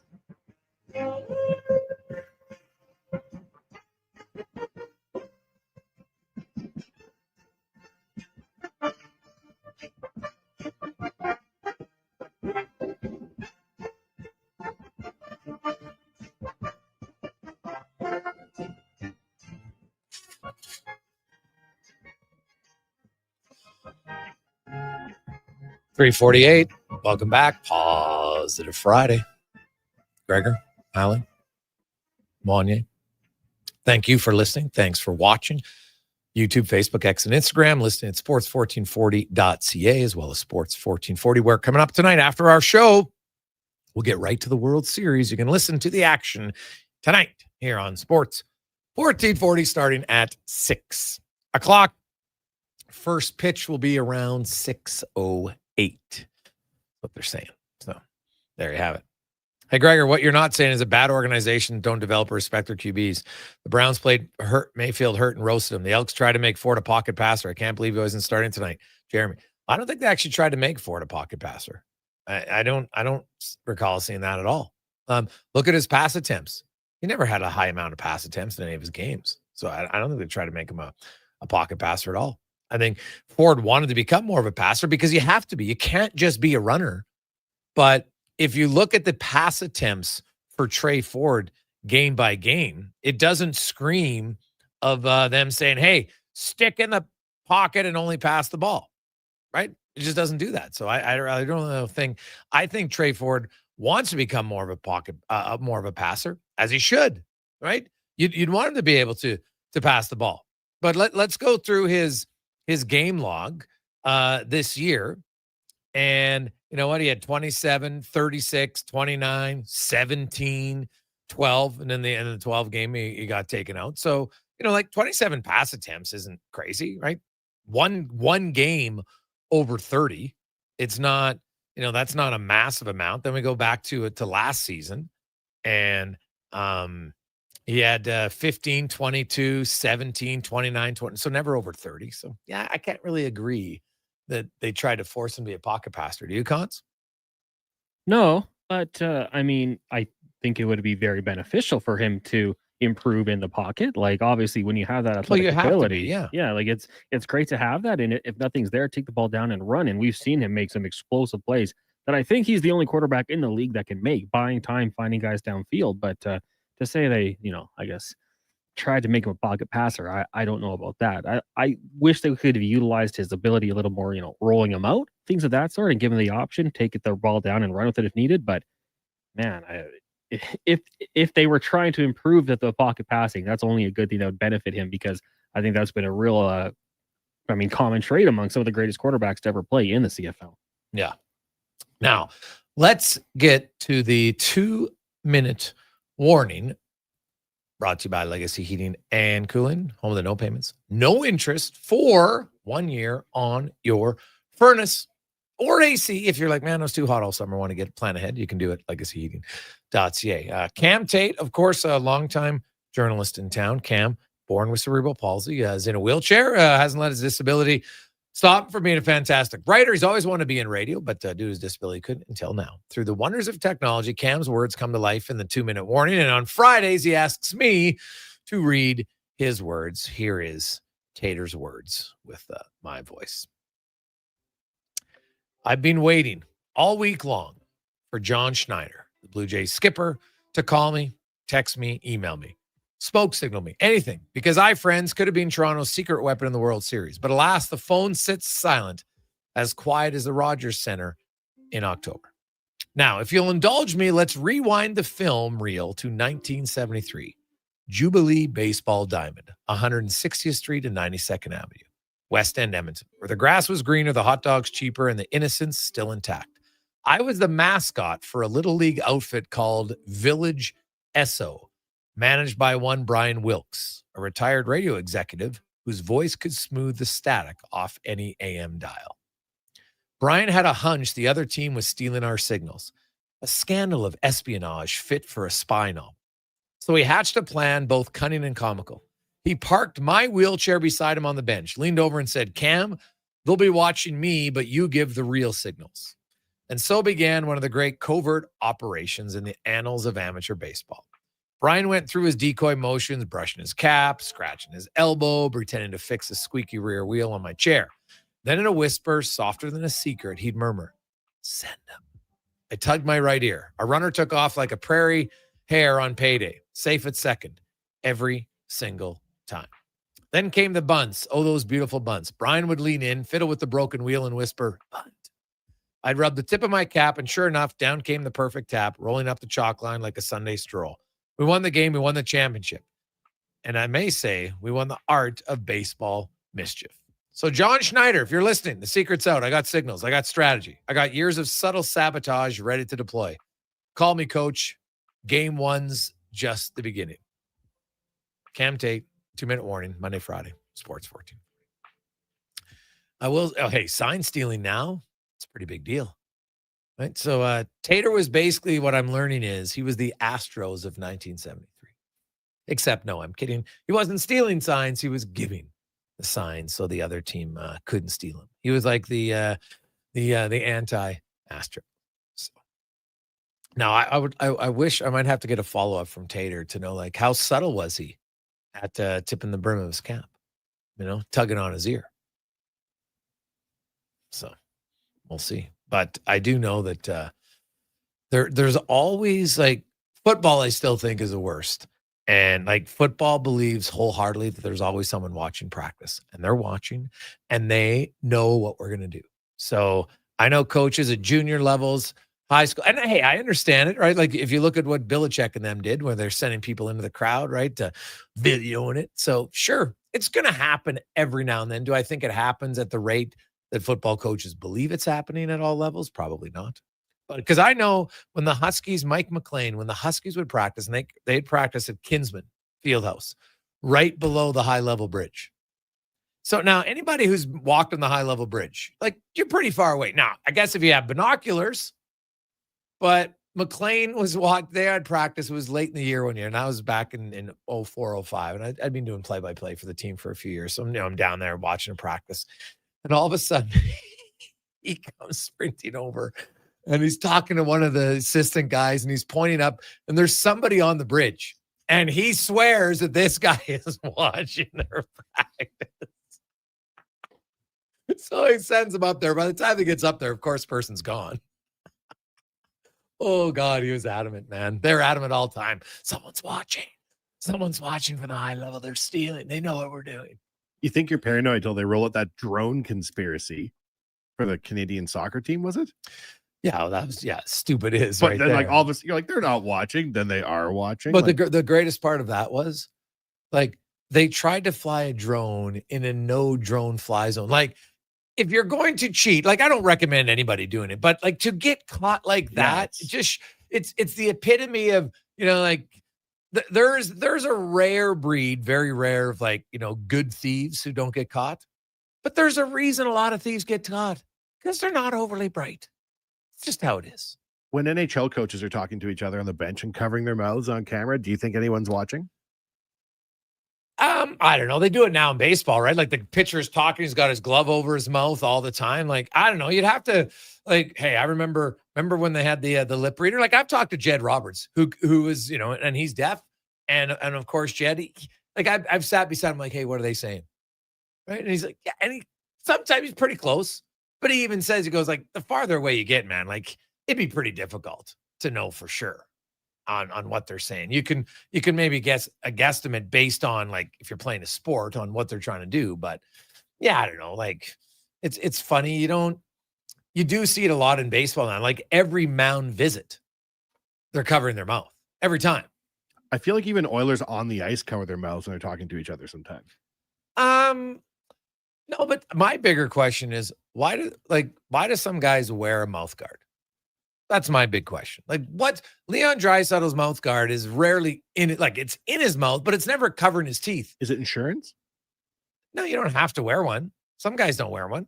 But like, see lots of the guys chewing on it and stuff like that. But it's kind of fascinating to me to be like, why do you even have it in? Like, it's not really in your, like, you'll see him coming up the ice, 2-on-1 and the mouth guard's hanging half out. Like, I don't get it. I always figured it was an insurance thing and that they had to keep it on their person for their policy, but they don't want it there. That's what I always thought.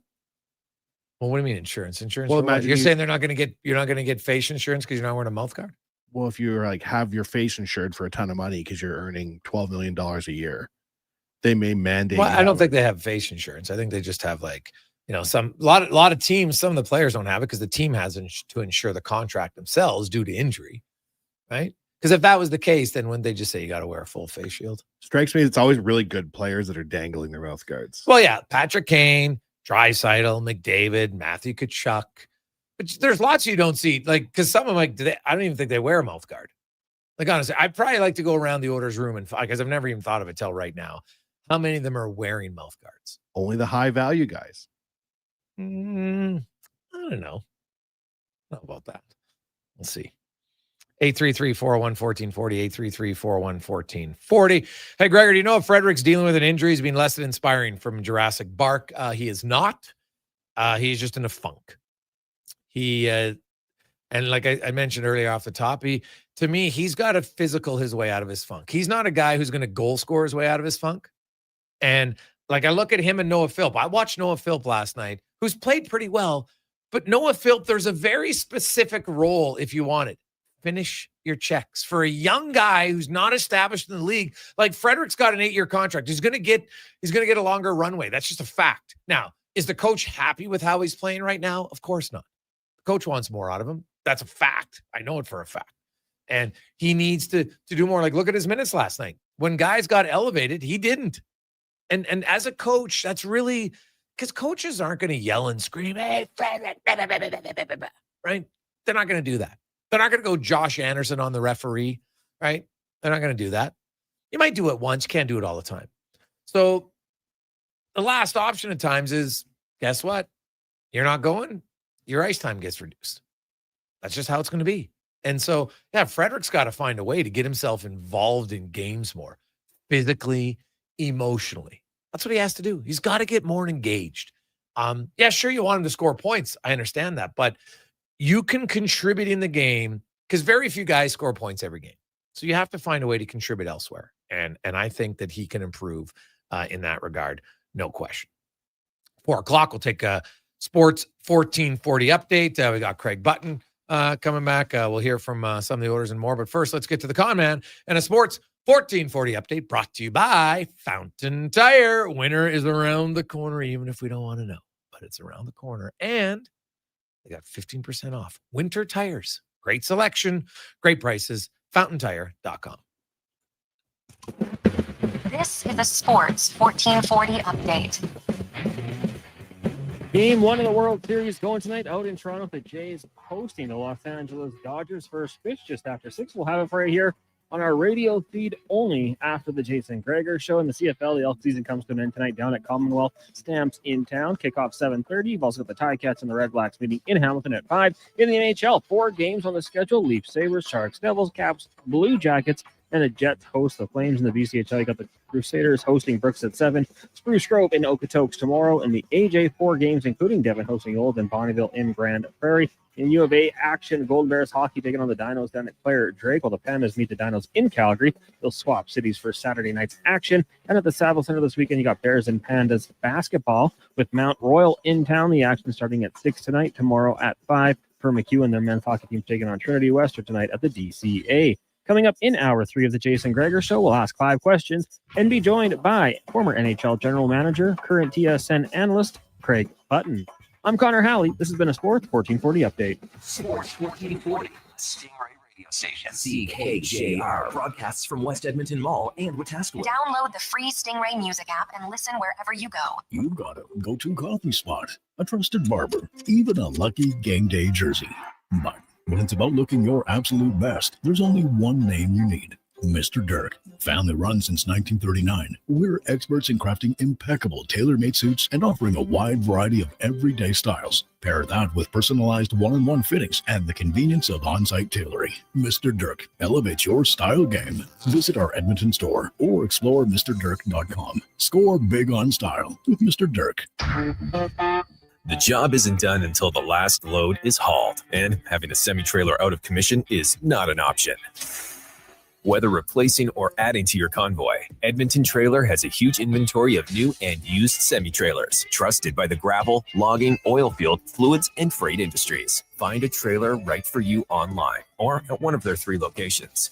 For sales, service, parts, rental, and finance, when you're in it for the long haul, Edmonton Trailer. From the locker room to your radio, Sports 1440 is Edmonton's sports leader. Real talk, big personalities, and your texts. It's interactive. It's fun. It's where Edmonton talks sports. Sports 1440. When pumpkins glow and night turns chill, there's one fall treat that fits the bill. A pizza shaped like a jack-o'-lantern with smiling pepperoni pattern. Thin golden crust, so cheesy and tasty. Get yours now, better be hasty. It's a Friday! For a limited time, for a spooktacular price, $17.99. Better ingredients. But the Friday continues on, Jason. Papa John's Jack-o'-lantern Pizza is coming for you. Spookily and proudly locally owned and operated. Whether you're a craft beer connoisseur or more of a wine aficionado, there's always something new to discover at Sherbrooke Liquor, a unique family-owned independent liquor store. The selection, incredible. The non-alcohol section is also very impressive. Sherbrooke Liquor, expert, knowledgeable staff with a passion for unique finds. More than just a liquor store, we're a community. Alberta's best, the one and only Sherbrooke Liquor. Wine, spirits, and oodles of beer. Visit SherbrookeLiquor.com. Edmonton Elks Spectacular is back, presented by Goodwill. October 24th versus the Calgary Stampeders, featuring pumpkin carving contest and more. Plus, we're collecting donations supporting Edmonton Women's Shelter Win House. Tickets at GoElks.com. Ritchie Brothers Auctioneers presents a massive 4-day unreserved heavy equipment auction at their Nisku site October 29th to November 1st, 8 a.m. Live online bidding. On offer, core construction heavy equipment, trucks, trailers, nearly every industry covered, including over $20 million of ag equipment. Register to bid online. It's free. Priority bids, timed auction, on-site viewing on now. Demand for equipment is strong. Contact your local territory manager to consign. More at rbauction.com. Wendy's most important deal of the day has a fresh lineup. Pick any 2 breakfast items for $4. New 4-piece French toast sticks, bacon or sausage wrap, biscuit or English muffin sandwiches, small hot coffee, and more. Limited time only at participating Wendy's. Taxes extra.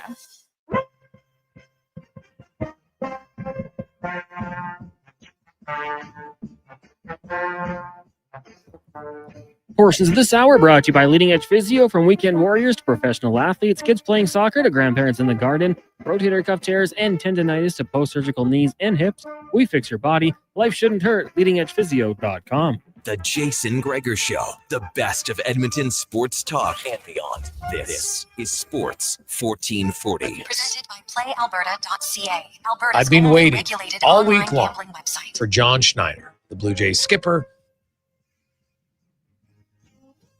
Just after 4 o'clock, we are 2 hours and a few minutes away from the first pitch tonight. Trey Savage will make the start for the Jays. Blake Snell on the mound for the LA Dodgers, and hopefully the series lives up to it. I know, many people have the Dodgers as the big favorite. I understand why. They got a lot of money. They got a lot of superstar players. No question about it. But wouldn't it be nice if the Blue Jays could pull off the upset? In any league, I always kind of root for the underdog. Something about the underdog story. Who doesn't like the underdog story, right? It's kind of like, the favorite, they're expected to win. It's not as appealing very often, unless it's your team. If your team's the favorite, then you love it. You're like, bring it on, baby, bring it on. The Dodgers have taken the role, in my mind, of the old Yankees teams, right? Like unlimited payroll, signing everybody under the sun. Mm-hmm. The Yankees aren't really Yankeeing anymore. They don't really drop insane money. Like Judge's era hasn't been that. Well, it's funny. And you have one owner who has a certain persona and personality, and that's what George Steinbrenner was. Like George Steinbrenner, he didn't, you know what? Like, and he owned the team for a long time. He fired and hired Billy Martin numerous times. Like he was a different dude, didn't seem to hold a grudge, which kind of respect. It's like, hey, I fired Billy Martin. I'll bring him back. Doesn't, you know what? No harm, no foul. But away you go. And he did it. Oh, God, how many times is it? Like 4 or 5 is ridiculous how many times. So it's kind of a fun story. And then obviously in the later years, obviously they spent huge money. And now the Dodgers are like, yeah, we're going to spend to win. You don't like it? Boo-hoo. And now what is interesting, because baseball has next season, and then after that, there's already the talk about potential lockout and strike because they're the one league that doesn't have a real salary, although they kind of have one, but they don't have one. And NBA has a salary cap, but it's obviously got some, you know, like the NHL one is the most kind of concrete. Here's a salary cap, especially now with the rule changes in the playoff portion of the salary cap as well. So, you know, baseball, it's funny. You talk to some agents, they're like, they're the last one standing. Can they hold out? We'll see. And you know what? I always say that when you have the billionaires who are like, well, yeah, we can lose some money, whatever. And the guy who's, yeah, okay, you know what? I made $2-3 million. It's still a lot of money, but depending on how well you've handled your money, are they prepared to do it? Like, obviously the superstars, like pretty sure Shohei Ohtani's not missing a paycheck. He's not like, oh my God, I'm living paycheck to paycheck. Like, I would really hope not. That would be pretty awful, but you know, so we'll see. So there is, that is something to watch for, you know, next season for Major League Baseball. That because hey, every hockey fan listening will tell you it's the worst. And I believe, I don't know if fans really like. Sometimes you pick the player side, but the fans after. I remember in 2005, they're like, they both suck, right? They're getting frustrated, and as they should. You're just like, hey, we're paying money for it. Go play. Like, figure it out. You're all making enough money. Like, there should be more than enough money when you have that many people that are struggling just to get food on the table, and you've got millionaire and billionaires. Like, I can see why the average fan's like, pound sand. I have no empathy for you. Like, give me a break. So, and I understand it. 833-401-1440, 833-401-1440 is the Gregor Show, presented by PlayAlberta.ca, where, hey, they've got some special games. You want to get in on it. The Jays, some prop bets. Who do you like in the series? Lots of people I think it was 87% of people at PlayAlberta.ca had picked the Jays. Now, obviously, the Jays are the underdog, so you get better odds. I can see why you do it, but probably a few people picking with their heart, as you should. Why not? Put down $10, probably afford to lose $10, but if you win, you feel a lot better and your team wins. So a double victory. We do have lots and lots of texts coming in today. 833-401-1440, 833-401-1440. Hey guys, not sure if you discussed it, but how about those Oilers Nordiques jersey in the game? I heard some mixed reviews. I loved it. Those babies popped. What do you say? King of Fort Nasty. Well, they do look very good. Those are probably two of the top 5 for me. And maybe even top 3. Like, the other jersey I'd put in there is the Minnesota North Stars, the original one. That was pretty sick. Now, I know some people will put in original 6 teams, and I get it because that's what you saw earlier, depending on your generation. Here's my one thing. As a Whaler fan, watching the jersey is just a reminder of what you don't have. So I don't love it. I love the jersey. I don't love seeing them in the jersey. Does that make any sense? It's kind of like I wish I could see the Hartford Whalers every time, but I can't. And I never will. It's pretty crazy that the Whalers, their design is so nice. Oh, buddy, it's unreal. But even that Nordic jersey looked pretty good too, man. It's just crazy that arguably one of the nicer jerseys isn't an active team, and yet they still sell. Don't they sell tons of merch every year? Well, yeah, but it's, because there's a lot of people, a whole new generation of fans like, what, this Hartford? Oh my God, I didn't even know about the Hartford Whalers. God, they're really good. Like, the jerseys are awesome. And so it's like anything. You get a new Oiler jersey, like, look at the Oiler jersey that they just unveiled now. And they've yet to wear it in a game. It is coming up later this month, in case you're wondering. I think it's actually it's next Tuesday. They're going to wear it for the first time. So you watch the numbers after you see it in a game. I think the jerseys sales will spike, and then they'll go from there. So isn't that heartbreaking though for the fans in Hartford No, and that's what I Quebec. just said. Yeah, I kind of dislike it for that fact. Like, that's not your team. You guys left. Why are you doing it? It's like But you still cheer for the Chargers. Yeah, but they didn't change jerseys. They didn't change names. But they left the city of San Diego.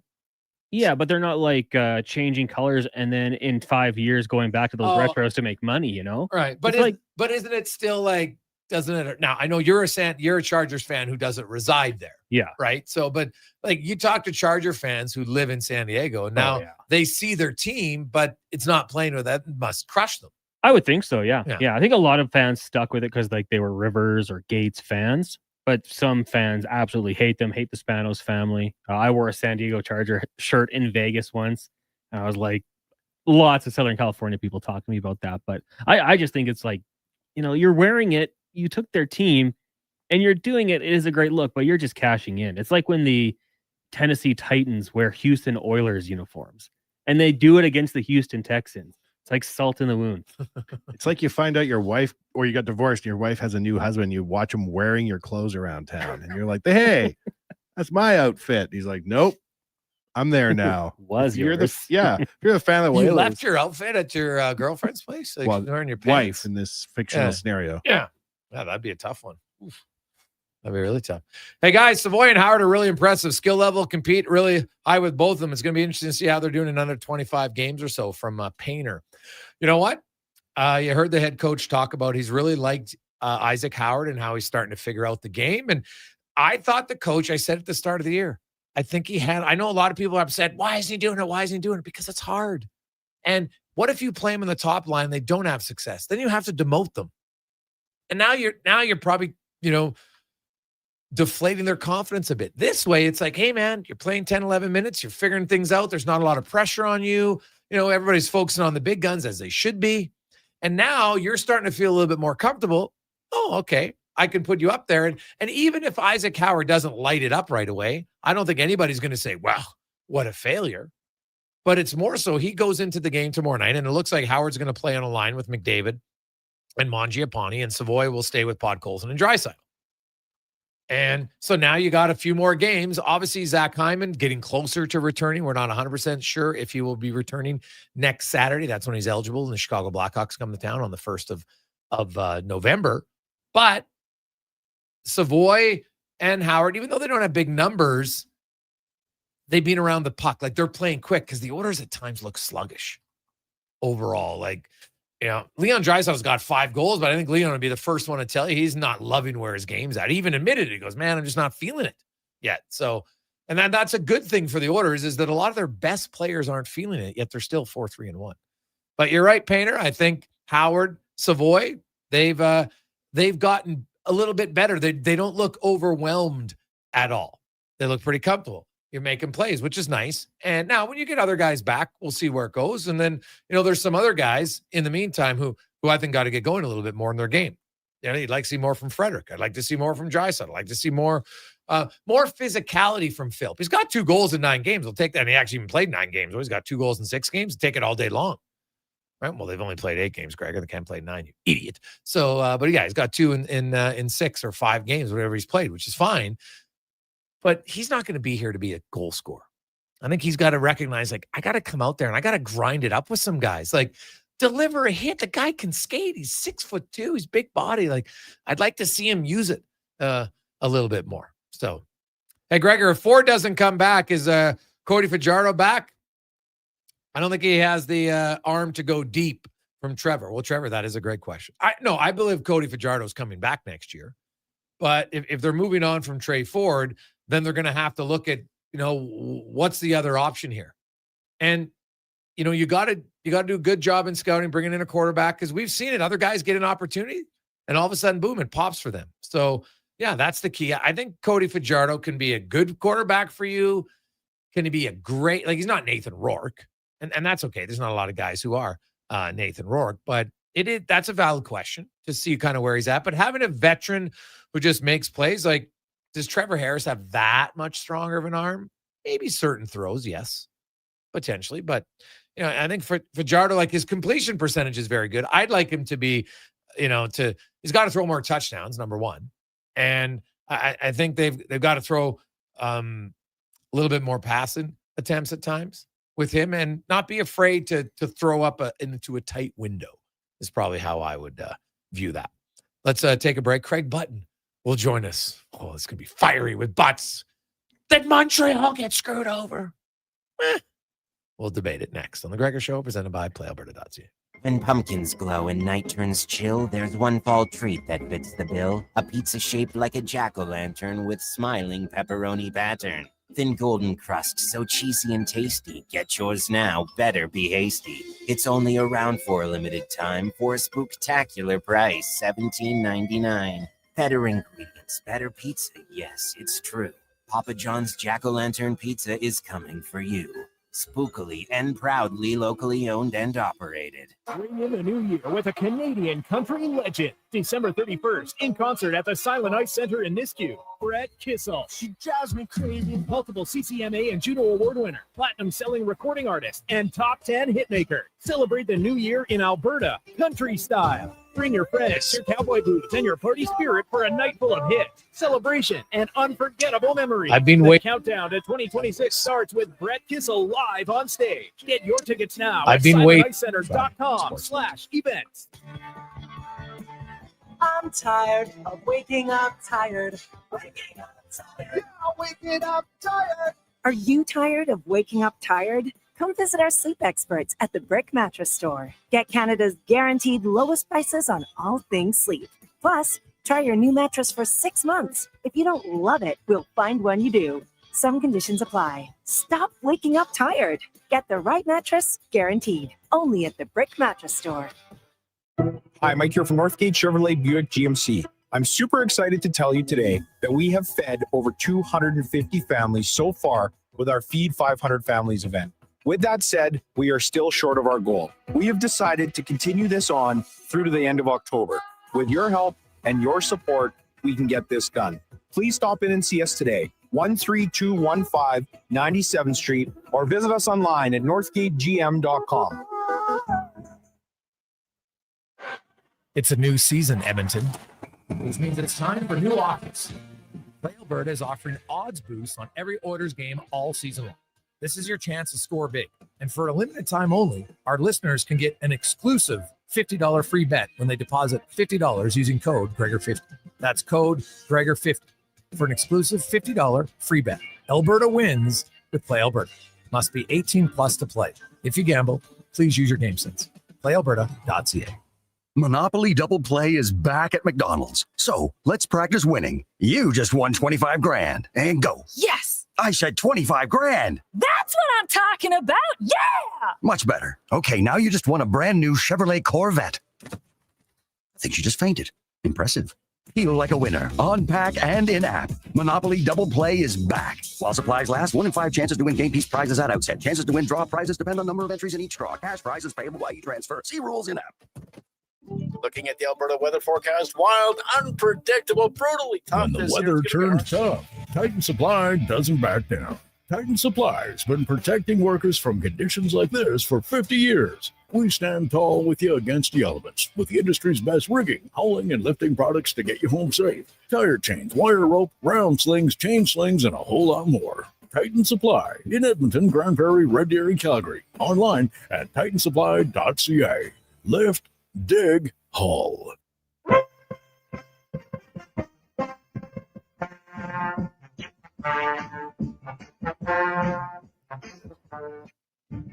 Portions of this hour brought to you by Northwest Crane, available for all your lifting and equipment needs. Specializing in selling and servicing cranes, get lifting at northwestcrane.com. The Jason Gregor Show, the best of Edmonton sports talk and beyond. This is Sports 1440. Presented by PlayAlberta.ca, Alberta's only regulated online gambling website.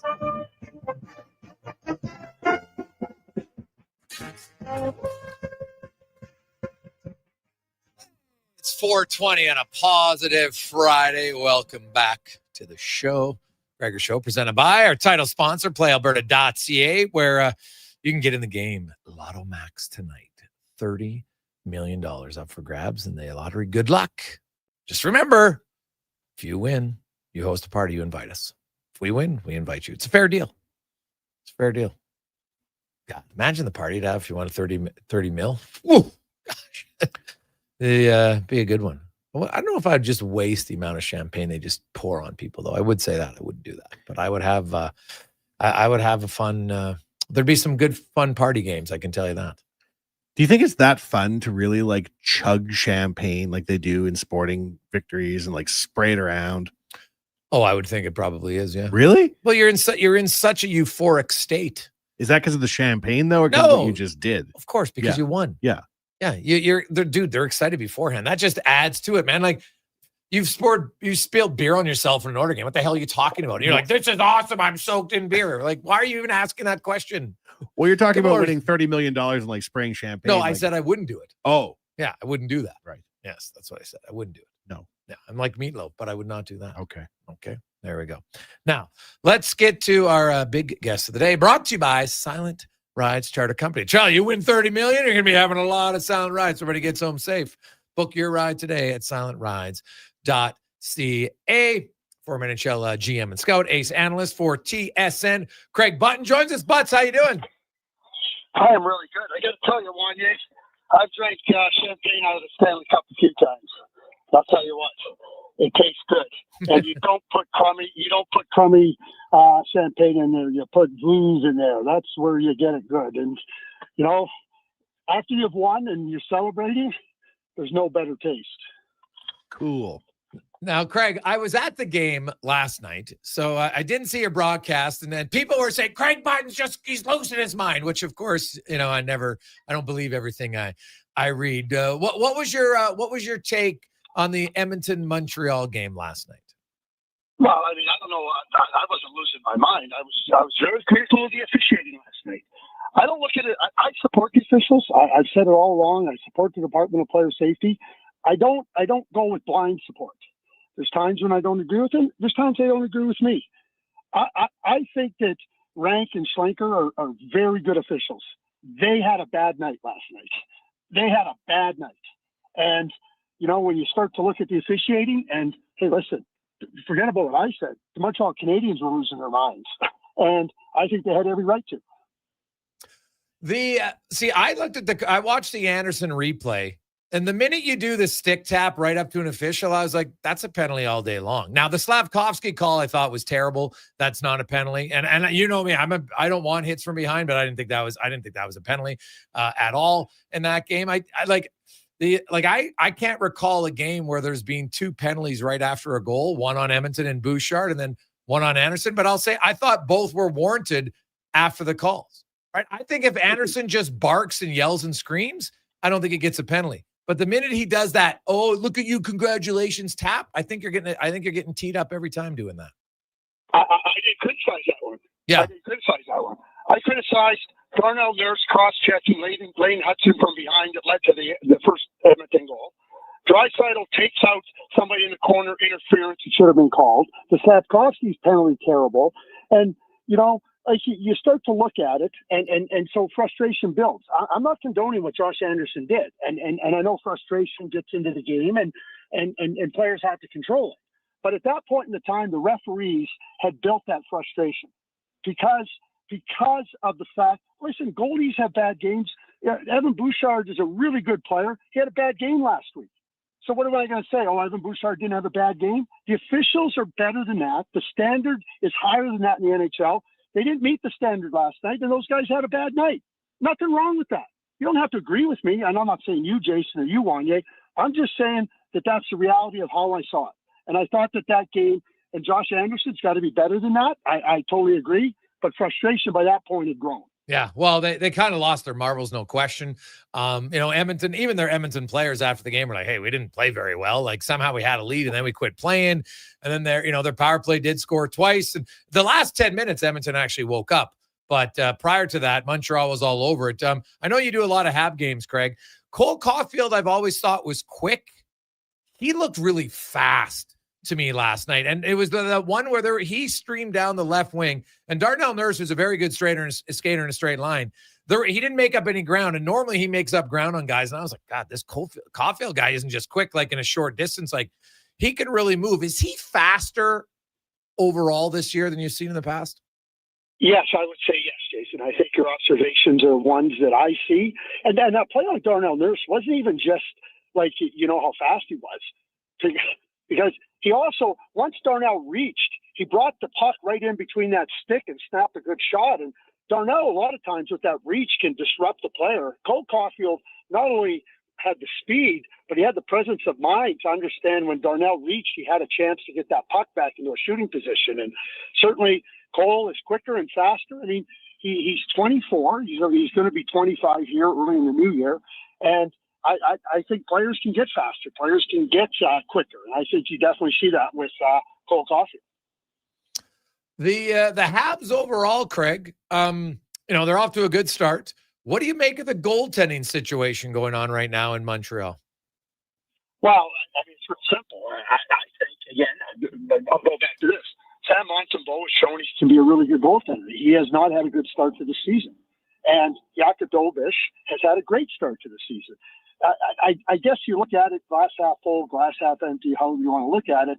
You know, Sam Montembeault hasn't played well, glass half empty, glass half full. Thank God we have Dobiš. And I, you know, do I think Sam can find his game? Yeah, I do. But to this point in time, it just hasn't been anywhere near the level that he's shown he can play at, and the level any team, not just the Montreal Canadiens, need to have their goaltender play at. Looking at the Oilers, like, I don't think they've played like last night was really the first game they were bad defensively. That being the one part of their game that actually been pretty solid, but they're 4-3-1. You know, McDavid's kind of been okay. Draisaitl, I know he has 5 goals, but he'd be the first guy to admit it. He says, "Man, I haven't really felt it." And you know, they got a lot of other guys. Yet they're 4-3-1, and you know they go into Seattle, who they usually beat for fun. We'll see if that changes tomorrow or not. But they could suddenly come home from a back-to-back and be 6-3-1 without really having played great. Well, here's what last night shows, and I think Montreal saw it, they lived it, is that when you have Connor McDavid and Leon Draisaitl on your team, you can play a really like subpar game. And when opportunity arises, like it did for the Edmonton Oilers on the power play, those two guys are so brilliant that they give you the opportunity to win on nights that really you didn't play well enough or maybe deserve to win. But and so we talk about McDavid and Draisaitl. I mean, their greatness is on display, and we know, you know, Edmonton Oilers fans, they know that they have another level to go, and that's always the scary thing about Connor and Leon is that the levels that they have played at are like all universe, and they're just all world now. And you know they're going to come out of it, and I may have said this to you before, Jason. But I know they're great players, and having watched them last year in the playoffs, into the final, I'm not sure I give them enough credit for being as great as they are. We talk about hockey being a team sport, but those two guys are unique. Those two guys are so good that they can lift the team to victory when the rest of the team isn't playing good, and even when they're not playing good, and when they're at their best. It's scary for opponents, and I think that is something that is really significant, a significant advantage for the Edmonton Oilers, because those two, you're never out of a game with those two guys, really, when you think about it. Craig, last year, the Tampa Bay Lightning were the #1 scoring team in the NHL. They were also at the 4th best goals against average in the regular season. This year, they're 27th offensively, and they're 24th defensively. When do you get concerned about Tampa, who has 1 win in 7 games? Oh, I think you have to be concerned right now. Like I really do, Jason. Because it's one thing when you're trying to, integrate new players, trying to find a way to get your level up to the standard you've established, that the Tampa Bay Lightning have established. It's an entirely different thing when you're trying to find that level. You're like, Nashville last year, you should have been concerned, but they had new players. I think for John Cooper, it's a scenario where you're not winning games the way they're playing. They're also taking a lot of dumb, stupid penalties. I don't even know if they're trying to prove that they're tough or something, but I think their game is in disarray. And if I'm Julian Breezeball and John Cooper, I'd be concerned right now, like really concerned. Yeah, well, they got to snap out of it for sure. Like they've still got some top end players, no question. But to be like that bad in both categories, it's not like you say, well, geez, we're scoring lots of goals, but defensively we're terrible. Or, geez, we're really sound defensively, but we can't score. Like they're doing neither. And as you mentioned, yeah, they've taken a ton of penalties so far this season. I do get the sense that it almost feels like they're, they called up Sabrin, they put in the waiver claim at the end of the year there. At the end of the preseason, where they're like, we got to get bigger and stronger. But I don't know if they're going about it the right way. Yeah, I agree with you, Jason. I go back and I think about the Detroit Red Wings. They became a team that was really well balanced. They were a hard team to play against. And I think Tampa Bay, we're kind of in that mold of a team. Well, you start to think that, oh boy, we got to get tougher. They might have felt like they got pushed around a little bit by Florida. I don't think that was the case. But they start to feel that maybe they got to be tougher, and they get away from what's made them good. The Detroit Red Wings never got away from what made them good. And that's why they won those 3 Stanley Cups, 97, 98, 02, and they were a really good team.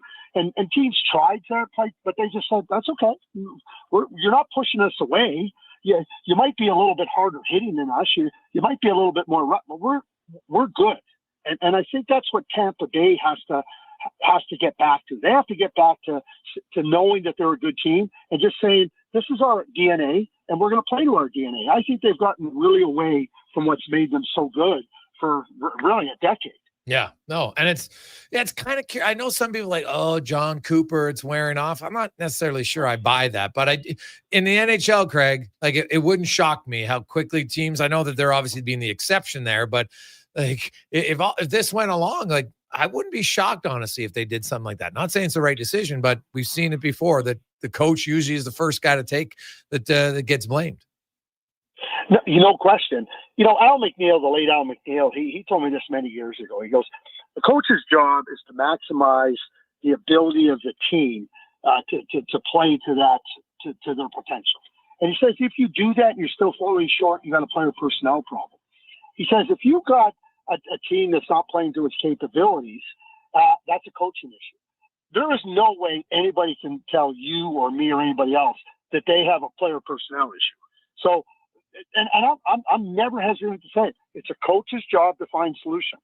It's John Cooper's job to find solutions. If he can't find solutions, Julian has to think about finding somebody else that can find solutions. Craig Button joins us here. Craig, I want to ask you, so I know it's very early. I've got Detroit, Montreal, Pittsburgh, as well as Seattle, Utah, Anaheim, and Chicago. They've all got double digits in points. Well, Anaheim has 9 and 7 games. But, they're all off to good starts. They're all in playoff positions. Of those 7, who are you most confident about to remain there? I wish you would have asked me this question yesterday before Detroit got obliterated by the New York Islanders. Can I come up with your stage now? I got to tell you, I think it's Utah. I think it's Utah. The other night, they were playing a game. They were up in control at home. Colorado finds a way to get back into the game, tied up, and they just kept playing, and they found a way to ultimately win the game. Logan Cooley gets a hat trick last night. They got to go about it in a different way. I think it's a team. Last year they didn't have Jersey. They didn't have Marino. That put a really stress on their board. I think they're ready. And when I look at the Central Division, like St. Louis is struggling, Minnesota is struggling, and I haven't been really big in on Minnesota. It's a great story in Chicago, and if people aren't watching, Frankie Nazar looks like he's going to be a star in this league. But Nashville, I don't think is all that great, and Chicago, I think, will find its level. But I think Utah very well can find themselves. And the other team too, and I may have said this at the beginning, I'm not buying them as Stanley Cup contenders, is Dallas. Yeah, they haven't looked good to start the season at all. Yeah. Well, even when they won their first 3 games, Jason, they were up in games and just let leads get away from them, but they found a way to get on the right side of it. But I mean, they just haven't been very. I mean, Columbus went in there the other night and just walloped them. I don't think they're a hard enough team, and I think they have skill. And I'm not saying they're not a playoff team, but I don't see them as a contender. And right now, we're at this point in the season. I'm not in on them as one of the Stanley Cup contenders. Now you're speaking of young superstars, Craig. I am stunned in a positive way of just how good Matthew Schaefer has played. Like Craig. So today on the DFO rundown, myself and Mike Rupp, he's an American, I'm Canadian. So every month we're going to put out our Olympic roster, and based on like now, obviously it's got a chance to change because everything involves in analysis. I put Schaefer in my top 8 Canadian defensemen right now. Honestly, he's playing. I've watched him play, and I'm like, the Islanders are one of the more entertaining teams in the league to play, which I would never have said that in the last, I don't know how many years. They used to be so boring and methodical. They give up a lot, but God, do they move and they attack. And he is such a good skater. He plays 22 minutes. He looks so comfortable. I'm trying to think the last time, like Drew Doughty might be the last young defenseman who came in the league and looked that comfortable right away. Yeah, I concur with you, and keep in mind as teenagers. So there's other defensemen have come in the league a little bit older, right? But as teenagers, right? And I think that it speaks volumes about not only how good Matthew is, but also how mature he is. And he's a really, really mature young man. And certainly, I've been asked a question about the Olympic team, and and it's a good discussion to have. But I think it's a legitimate discussion to have. Not that you can't say, "Oh, come on, let's not get ahead of ourselves" or anything. If you just watch the body of work and you go and you say, "Okay, what does he do well? How well does he do it? What are the matchups like?" How can you not say he shouldn't deserve consideration? That's the way I approach it. So if you say you put him in the top 8, I'm not here to argue with you. Thomas Harley has been really weak this year. Really, really weak this year. And so he was on the team last year. Like, who would you rather have, Travis Sanheim or Matthew Schaefer right now? So your point to make a case for him in the top 8, that is not even a stretch right now.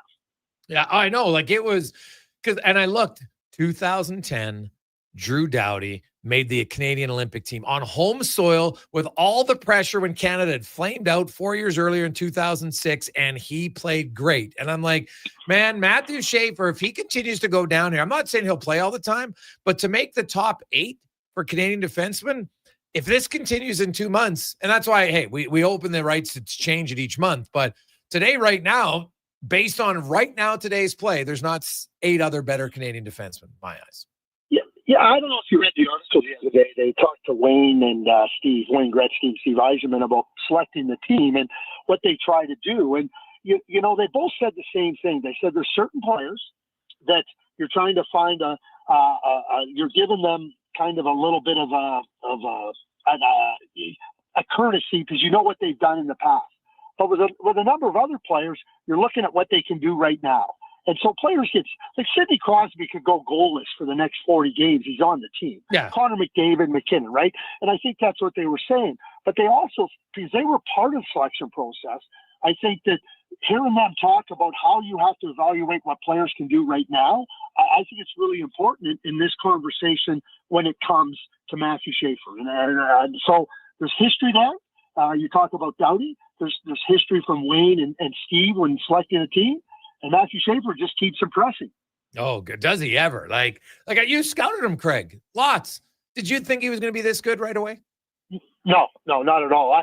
In fact, after only playing 17 games last season, and then a handful at the World Junior, and I count the pre-tourney games and that game in a period, I thought, he's a young kid, birthday in September, just go back, get a lot of games, get ready. But, it speaks to his maturity. And, Jason, the other guy I don't think we can miss is Celebrini.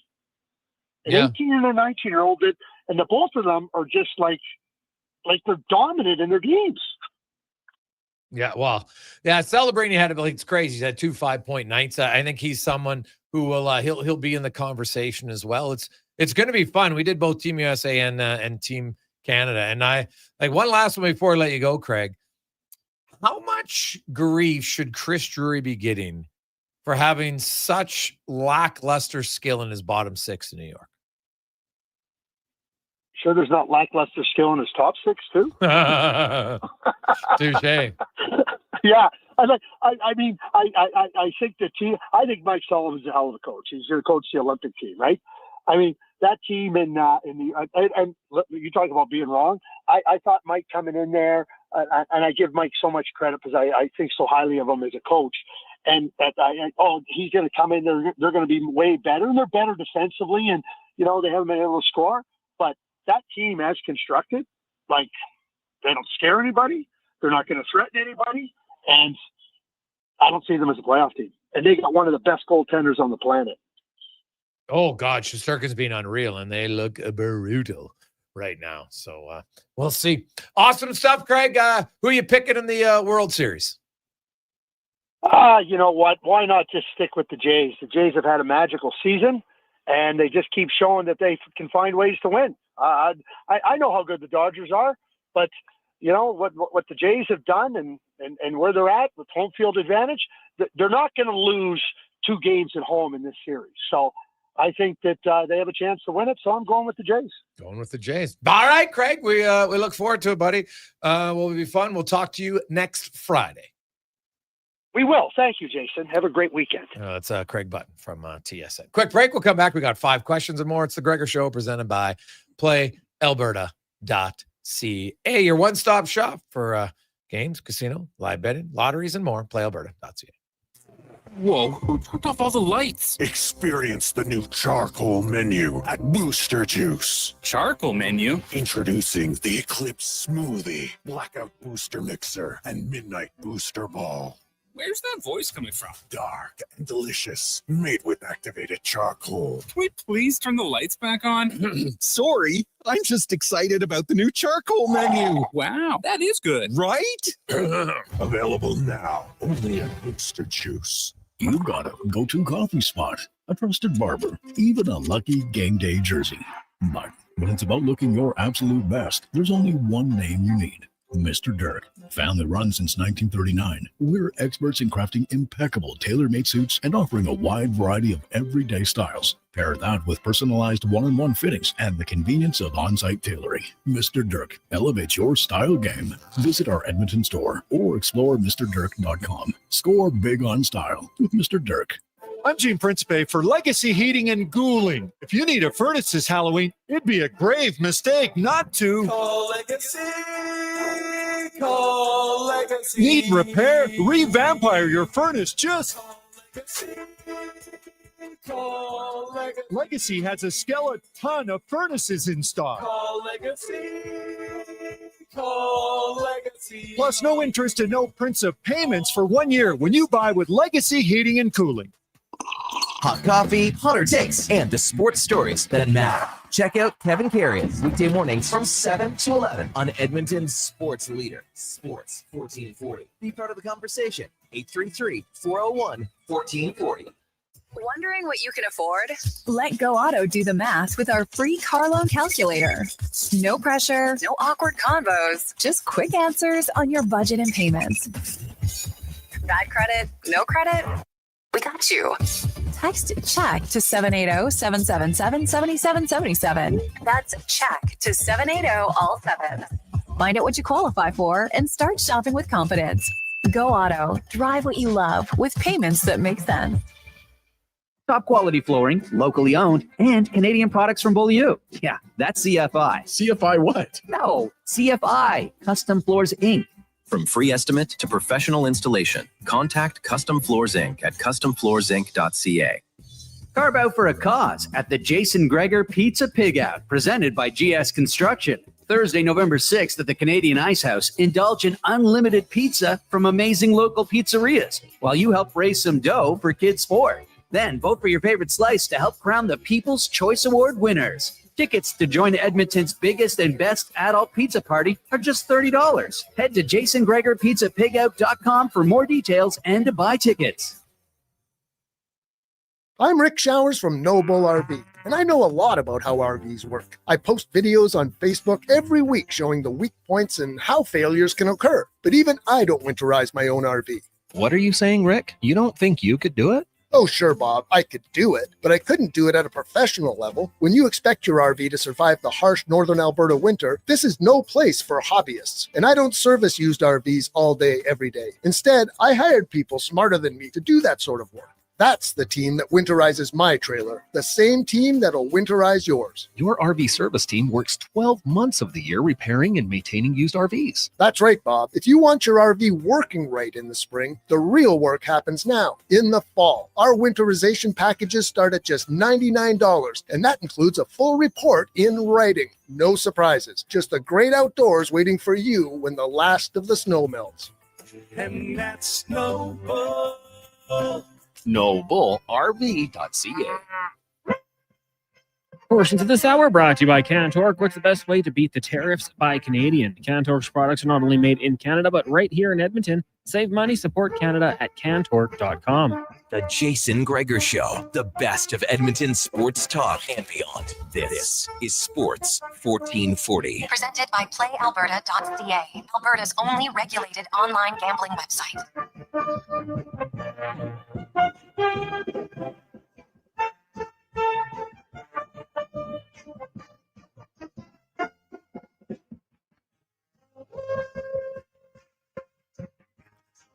.448. We continue on. Positive Friday.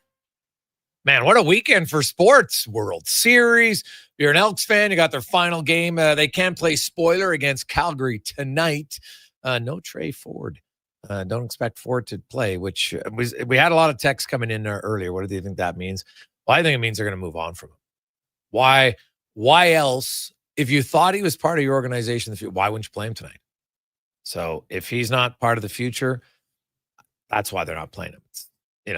I guess there's, that to me is the only thing that makes sense.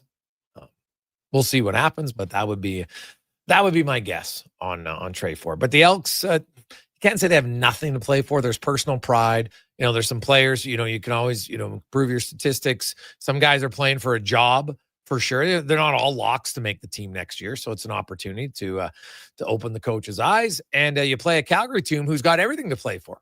They're trying to get a home field advantage. So they're currently tied with BC at 10-7. So it is a big game for Calgary. So Elks can play spoiler tonight. And then you got the Oilers back-to-back Saturday and Sunday on the road, Seattle and Vancouver, and 2 World Series games. So love it. Lots going on. Let's get now to 5 questions brought to you by The Brick. Where are your Brick? Your favorite furniture store. Furniture, appliances, mattresses, and TVs. They got them all. Your fan cave will only look better after a visit to The Brick and thebrick.com. It's time for 5 questions on the Jason Gregor Show. All right, guys. Question number 1. We got back-to-back Oilers games Saturday and Sunday. Brew the coffee. Who's your starting goalie in each game, and how many points will they walk away with? I'd give Skinner the big start, Connor, on Saturday, and then we go with Pickard on Sunday so we don't burn our boys out. I think they're going to split the series, or split the weekend, rather. 2 points. Yep. Got it. Well, they beat Seattle for fun. And Seattle's got, no McCann, no Montour. They'll battle really hard. I think Edmonton finds a way to awaken. They really dominated Vancouver at home. So I'm going to say the Oilers surprise everybody and win both, and then have a 6-3-1 start. Now, do I think they'll play well and win both games? Not necessarily. And do I think there'll be a lot of goals in both games? Not necessarily. I think they'll find a way to win. Who's your starting goalies in each game? Skinner Saturday? Yeah, Skinner's going to play Saturday. Why the hell would you play Pickard? Pickard just gave up 5 goals, so no chance. I thought that before. Question number 2 for you. We saw a beauty uniform matchup last night. Whalers Nordiques, a.k.a. Canes and Avs. If it's your call, what is the best NHL matchup visually you can think of? I'm very partial to the Battle of Alberta, and this is the only nice thing I'll ever say about Calgary ever, Connor. If we know each other till we're 200, the new red jerseys they have, and I can't explain it, but the red is somehow redder. It's a great looking jersey. The Battle of Alberta, mwah. It means a lot from you. Vision. Now, can it be any jersey? Yeah, anyone. When Minnesota wears the Minnesota North Stars, And if the Canes, well, they'd have to wear the white Hartford. No, that one's not as good. So I will go then with Minnesota wearing their the green, and then when Dallas wears their dark black with the neon. I like that one. Very quickly, if the Oilers wore blue, would you ever be opposed to the Flames wearing red? Two darks. Yeah, the two darks. I don't think they. No, I don't think it goes well on me. I think it would look great, but I think it would be a little confusing at times. Maybe I could be wrong, but I think the two dark colors at times gets confusing. But I'd be all for. Hey, we'll say this, and Wanya and I talked about during the break. I think the NHL needs to go back to white at home. It's easier to tell everybody apart. Yeah, and you should. But honestly, like I think half the season you should have your white jersey, the other half should have dark jersey, and you get to see the other team's jerseys. Because every team comes in, they always just wear white. Kind of boring. What about third jerseys? Are you allowed to wear those at home? You can wear third jerseys either way. Question number 3. Sticking with the 3. World Series gets going tonight. What's your prediction? Who's going to win? How many games? Jason, 6. Well, who doesn't like a little drama? Well, I'll say the Jays in 7, but I don't feel overly confident about my pick. I'm going to be very honest. Like, God, I'd really like him to win. But geez, the Dodgers pitchers would be good. But like, I'd love to see Toronto win just for, a little bit of an upset. And you just kind of put the screws to the USA right now. That'd be kind of fun. I'll be the bad guy. Dodgers in 5. Season finale for the Elks. Is there a player or two you're intrigued by in this game, or is it a nothing game for you? Well, it's never a nothing game because, players can get injured, all those different sorts of things. But if there was a player that I'm looking for, not really, nothing that I would, actually, you know what? I will go maybe a little bit, I'll go with Eland at right tackle. Just because I think that's a position that might be up for grabs. And will they consider going with 2 import starters next year? We'll see. With the launch of ElksNation.ca, Connor, I can honestly say I've been very dialed into the Elks this year. I've been paying attention the whole season, went to 3 games, had a great time. Mm-hmm. I want to see how much fight they have left in them at the last game of the season because I think it sets up well for next year. But I had a good time following the Elks this year. It was entertaining football. Trending in the right direction. Final question for you guys. Drake celebrates his 39th birthday today, a pretty well-known Canadian. If you could do dinner, there's 4 of you there. So you have 3 guests, all Canadian. They have to be Canadian. Which 3 would you pick? Drake being 39 is crazy. Yeah, he's older than me. Is he really? Really, yeah. A little bit. Well, I would go with Connor McDavid because that's my dog. Zach Hyman, also my dog. I was going to say the Iceman, but I know he's American. And I didn't want Gregor to get mad at me on the air. So I won't bait him by saying the Iceman. So who are you saying then? The Iceman. It's not Canadian. Oh, what a donkey. Who would they're alive? They have to be alive, right? No. No, that's too. It got to be alive. You can bring back the dead in this scenario? Yeah, if you want to. Are you changing your answer? Can I make the Iceman Canadian? No. I can bring back the dead, but I can't make Ike Howard a Canadian citizen. It's true. I see. Yeah. It's over to you, Gregor. Who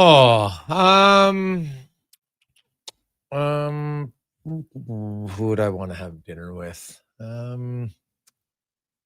Well, you know what? I'm gonna go with Eugene Levy because I think he's a pretty funny dude. That would be good. And I'm gonna go with Martin Short because he's also a fun dude. And those guys would just have lots of good stories, I think, to tell. And then mix it up a little bit. I would throw in Shea Gilgeous-Alexander right now because his story is pretty unique. And I think those two could loosen him up. So he'd start talking more. So, Connor? I'll break it into 2. Deceased, Norm Macdonald, John Candy, Leslie Nielsen. Alive, Jim Carrey, Seth Rogen, Mike Myers. Not a single sportsman. Actually, can I change one of my wanna answers? I want to put in Rachel McAdams simply because I want to know why she dated one of my friends. That's what I want to go for dinner. I want to get the truth, like what happened there. So I'm gonna. Sorry, Shy, you're out. Rachel's in. SGA is a good call, but John Candy, that's a good call. Oh, buddy, John. We talk sports with him. Oh yeah, talk about the Argos. Talk about the CFL. Mm-hmm. No. In this scenario where you're bringing back the dead to your dinner, do they know about the future events that occurred since they died? Oh yeah, they're watching. They're no. Okay, yeah, absolutely. I'd love to get Leslie Nielsen's thoughts on the new Naked Gun franchise. I'd ask. Have you guys seen the new Naked Gun? Is it good? No, not yet. No. I'd ask John Candy if he thinks Trey Ford should come back next year. I'd put it right to him. Yeah. Well, should or is a very different question than will. Good question. Yes. Good point. Right. I'm curious. Hey guys, do you think there'd be a trade market for Trey Ford? It's a very good question. And like, there's only so many. Like, let's be honest. Like I said, BC. If I'm looking at a fit, hey, you got Nathan Rourke. We could actually start him as a Canadian. That changes our whole ratio even more because I don't think he's listed as a Canadian starter when you have a Canadian backup. So, well, we'll see. But I think Trey Ford probably wants to go somewhere where he thinks he has a chance to play and compete. That's what would be my guess. Now, again, this is just me. I'm speculating based on, I'm trying to read the tea leaves because we were asked questions on what do you think's happening with Trey Ford. He's not playing tonight. Or he's not scheduled to play tonight. He's not even scheduled to be the number 2 quarterback. So does that mean he's part of the future? I don't think it does. Because I'm trying to think the last time a team had a young quarterback who they didn't play in their season finale when they're expecting him to be on the team next year. So that's why I don't think he'll be on the team next year. I'm just basing it on that. Actions to me always speak louder than words. Coach is probably going to say anything in the post game. I don't think he's going to come out in post game and say, yeah, I didn't play him because I don't think he's going to be here. It's not going to say that. I respect why he's not going to say it. So that's kind of how I view it. It's too bad because I still think Trey Ford, there's something there. Maybe I'm wrong, but that's what I think. Let's get to the con man and a sports 1440 update brought to you by Northgate Buick GMC. For the rest of this month, there's only a week left, and they are so close to their goal of feeding 500 families. For every vehicle sold, they will feed a family of 4. It's a great initiative. You can help out, get a great deal, stop in, see them in person down 97th Street, or go online, northgategm.com. This is a Sports 1440 update. Game 1 of the World Series goes tonight from Toronto as the Jays host the Dodgers. First pitch just after 6. We'll have that for you here on Sports 1440's radio feed only in the CFL. The Elks season comes to an end down at Commonwealth and Stamps in town. That'll get going at 7:30. You also have the Ticats and Red Blacks getting going shortly. In the NHL, 4 games on the schedule. Leafs, Sabres, Sharks, Devils, Caps, and Columbus, and the Jets host the Flames in the association. Raptors up on the Bucks 10-11. That one midway through the first quarter. In the BCHL, Crusaders host Brooks at 7. Spruce Grove in action tomorrow. They'll be down in Okotoks. And in the AJ, you've got 4 games tonight, including Devon hosting Old and Bonnieville in GP. U of A action this weekend. Golden Bears hockey taking on the Dinos down at Clare Drake. The Pandas also taking on the Dinos in Calgary. They'll switch cities tomorrow at the Saddle Center. You got Bears and Pandas basketball with MRU in town. Tonight that gets going at 6, tomorrow at 5. And for McEwen, their men's hockey team taking on Trinity Western at the DCA. Coming up in hour 4 of the Jason Gregor Show, we'll be joined by Mark Spector of Rogers Sportsnet and the host of the Lowdown with Low Tide, Alan Mitchell. I'm Connor Halley. This has been a Sports 1440 update. Sports 1440 in West Edmonton Mall and Wetaskiwin. CKJR is a Stingray radio station. Download the free radio player app and listen wherever you go. Sure, your couch is comfortable, but watching the game is always better and on the rocks. With crystal clear TVs, you won't miss a single play, and the specials are a major league win. Pre-game warm-up starts with specials 30 minutes before the puck drops. Get 69-cent wings and $5.75 Molson Canadian and Coors Light drafts. And play score and win every game for your chance to win big. Be part of the action this hockey season. See the menu online at ontherocksyeg.com. Oodle noodle origin. In 1864, Francis Oodle took over his dying father's business as a leatherman. He was quite proficient, but his heart was never truly in the trade. After his father's death, Oodle met a cocksure young man named Vladimir Nudell, who was a trailblazer in the popular new art of food boxes. They formed a partnership and aimed to ply their trade in the New World. At Ellis Island, Nudell was renamed David Noodle, and henceforth, the franchise has been known as Oodle Noodle.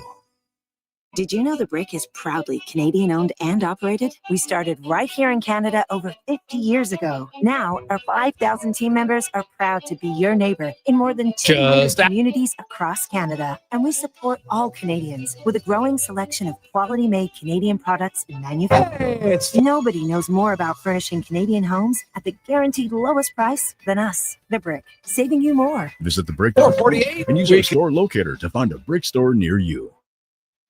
Ritchie Brothers Auctioneers presents a massive 4-day unreserved heavy equipment auction at their Nisku site October 29th to November 1st, 8 a.m. Live online bidding. On offer core construction heavy equipment, trucks, trailers, nearly every industry covered, including over $20 million of ag equipment. Register to bid online. It's free. Priority bids, timed auction, on-site viewing, on now. Demand for equipment is strong. Contact your local territory manager to consign. More at RBAuction.com.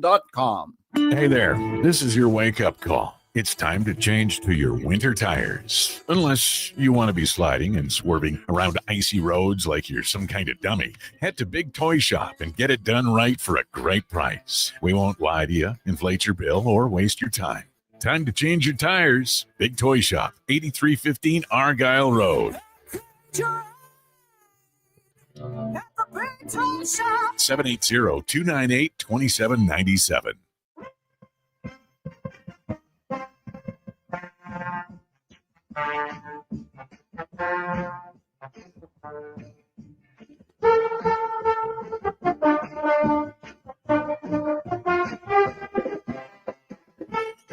Portions of this hour brought to you by Crystal Glass, your clear choice for residential windows, locally manufactured and installed. Crystal Glass provides a beautiful product and incredible customer services for all of your residential needs. Call 310 Glass or visit crystalglass.ca for a quote. The Jason Gregor Show, the best of Edmonton sports talk and beyond. This is Sports 1440. Presented by PlayAlberta.ca, Alberta's only regulated online gambling website.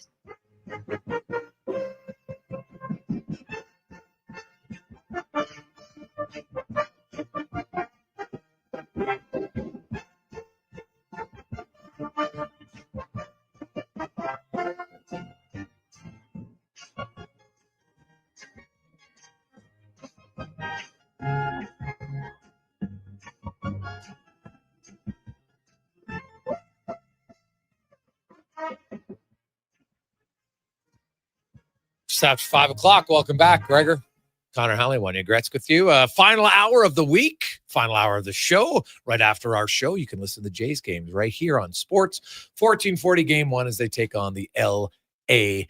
Dodgers. The Gregor Show is always brought to you by PlayAlberta.ca, where they got a lot of fun extra bets, odd boosts on the Jays games tonight. Go check it out. You got an hour.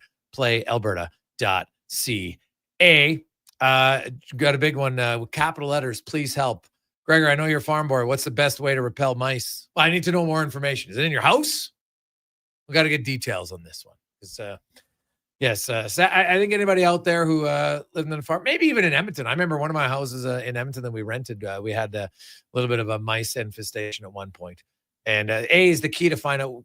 We found out where they were coming in the house because it's an older house. We rented it. So you had to, that started it, right? You got to find out where they're coming in. But yeah, it was a little bit of a mouse trap haven there for a while. It wasn't great. Allow me to help our listener rather. Occasionally Wanya Manor gets mice. It's down by the river. I talked to my neighbors. They too have mice. It just comes with the territory. You have to show those mice who the apex predator is. It's either the mouse house or your house. Mm-hmm. You go down, I go to Home Depot, I get a whole bunch of traps. I put them everywhere. I have to be careful where I step, but I know that mouse goes for a walk. Chances are, and then the bodies pile up. Yeah. Also trying to find if there's a crack in your foundation or something to see where they're coming in, right? Then you got to, you got to get something that they can't chew through. But what if 250 mouse traps line every house and room in your house? But that's not solving. If you stop where they're coming in, because then you just got to kill the ones that are inside. Yeah. But if you keep allowing them to keep coming in, the infestation's never ending, right? In 2020, when we weren't allowed to go out, there was a mouse in my house. And I thought it was just the worst. We talked about it every week on Real Life, our podcast at the Nation Network.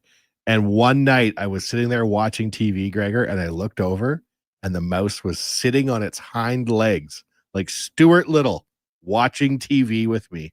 and I screamed, and it jumped into the air. It must have been 2 feet. And then I went and bought every mousetrap Home Depot would sell. All right. 833-401-1440. We'll find out more details. Let's get to the Spec Report brought to you by GS Construction. I'll tell you right now, when they're building the foundation on things, no mice getting in there. Got everything top notch at GS Construction. As Mark Spector from Rogers Sportsnet joins us. Spec, good afternoon. How you doing? You should name those mice, Wanye. Did you give it a name? Oh, my mortal enemy. I don't want to tell you how it ended up, but it wasn't good for him, I'll tell you. I want to see what happens when you line your hallway with mice traps, and then you drink a bunch of draft beer, and at 3:30 in the morning you have to go to the washroom. It has happened.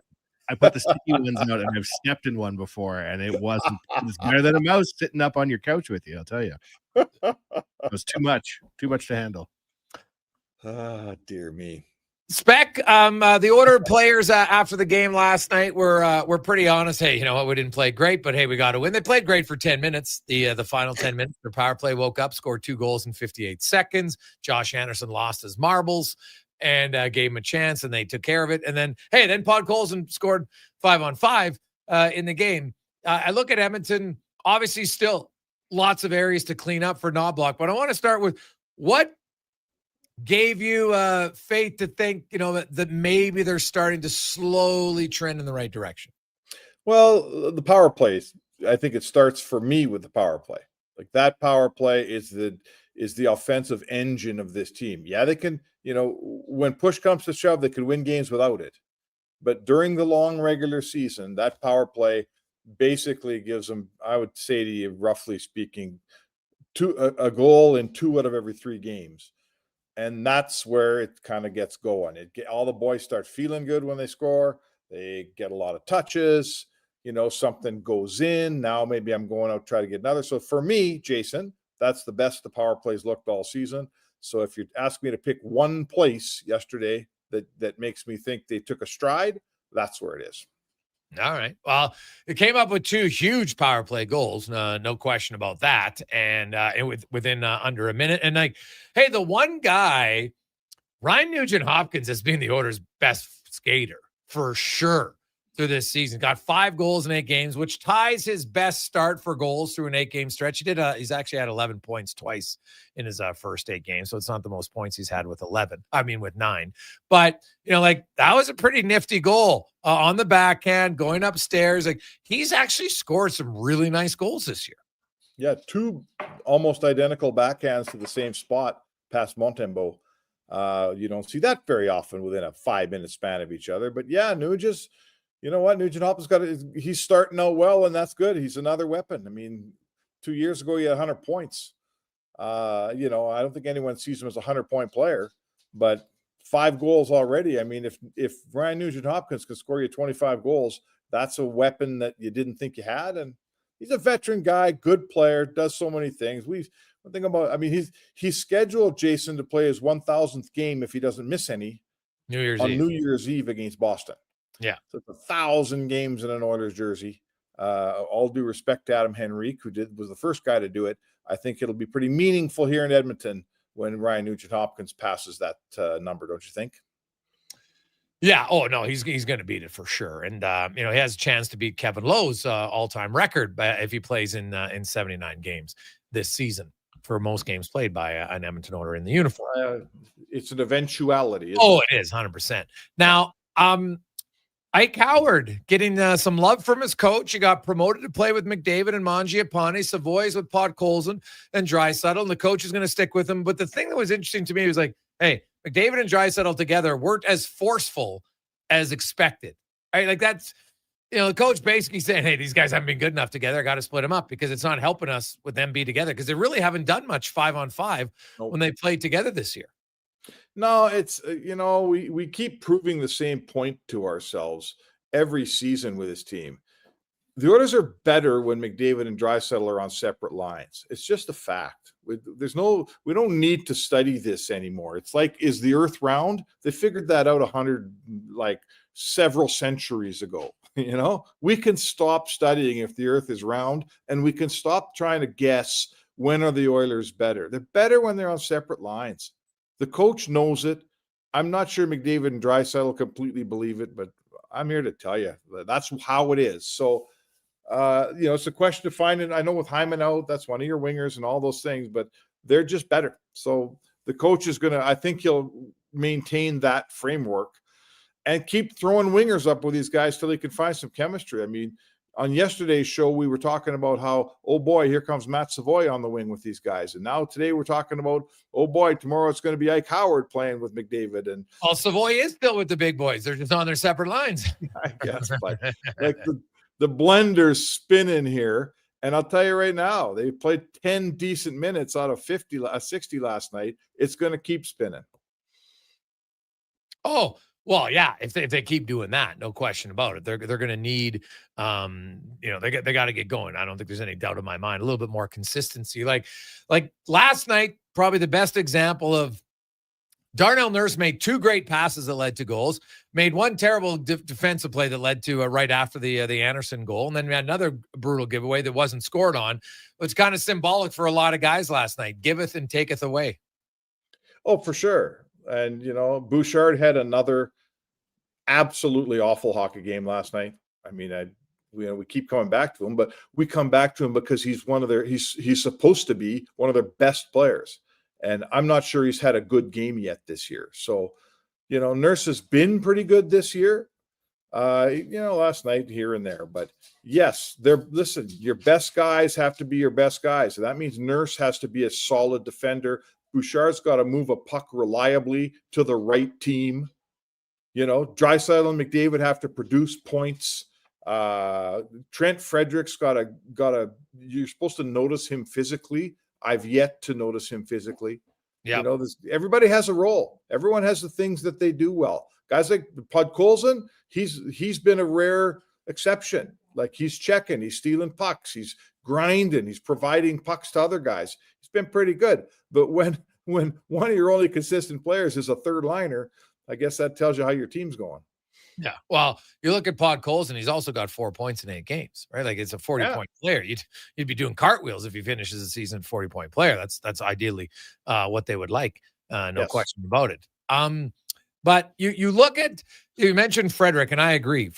He's got to get engaged, and I think his coach knows. I think Frederick knows it. Like, to me, if I'm Trent Frederick, I'm going into Seattle, and I'm just like, okay, like he won't score his way out of his funk. He's got to, I think, just get engaged, get mad, be physical. And Noah Phillips spec last night, and I've seen it a few times. I'm like, God, he skates well. He does so many things. And there was 3 times on a forecheck where he had a chance to finish his check, and he didn't. And I'm like, dude, that's going to be the difference why you might not stay in the lineup when everybody gets healthy here. He's got to understand you can do things that other guys in the team can't. And we've seen you do it at the HL level, but he's not doing it here.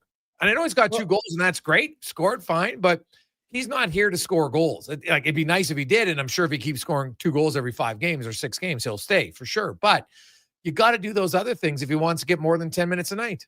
Well, I'm going to channel my inner Ryan Rishaug because you've heard him say this too.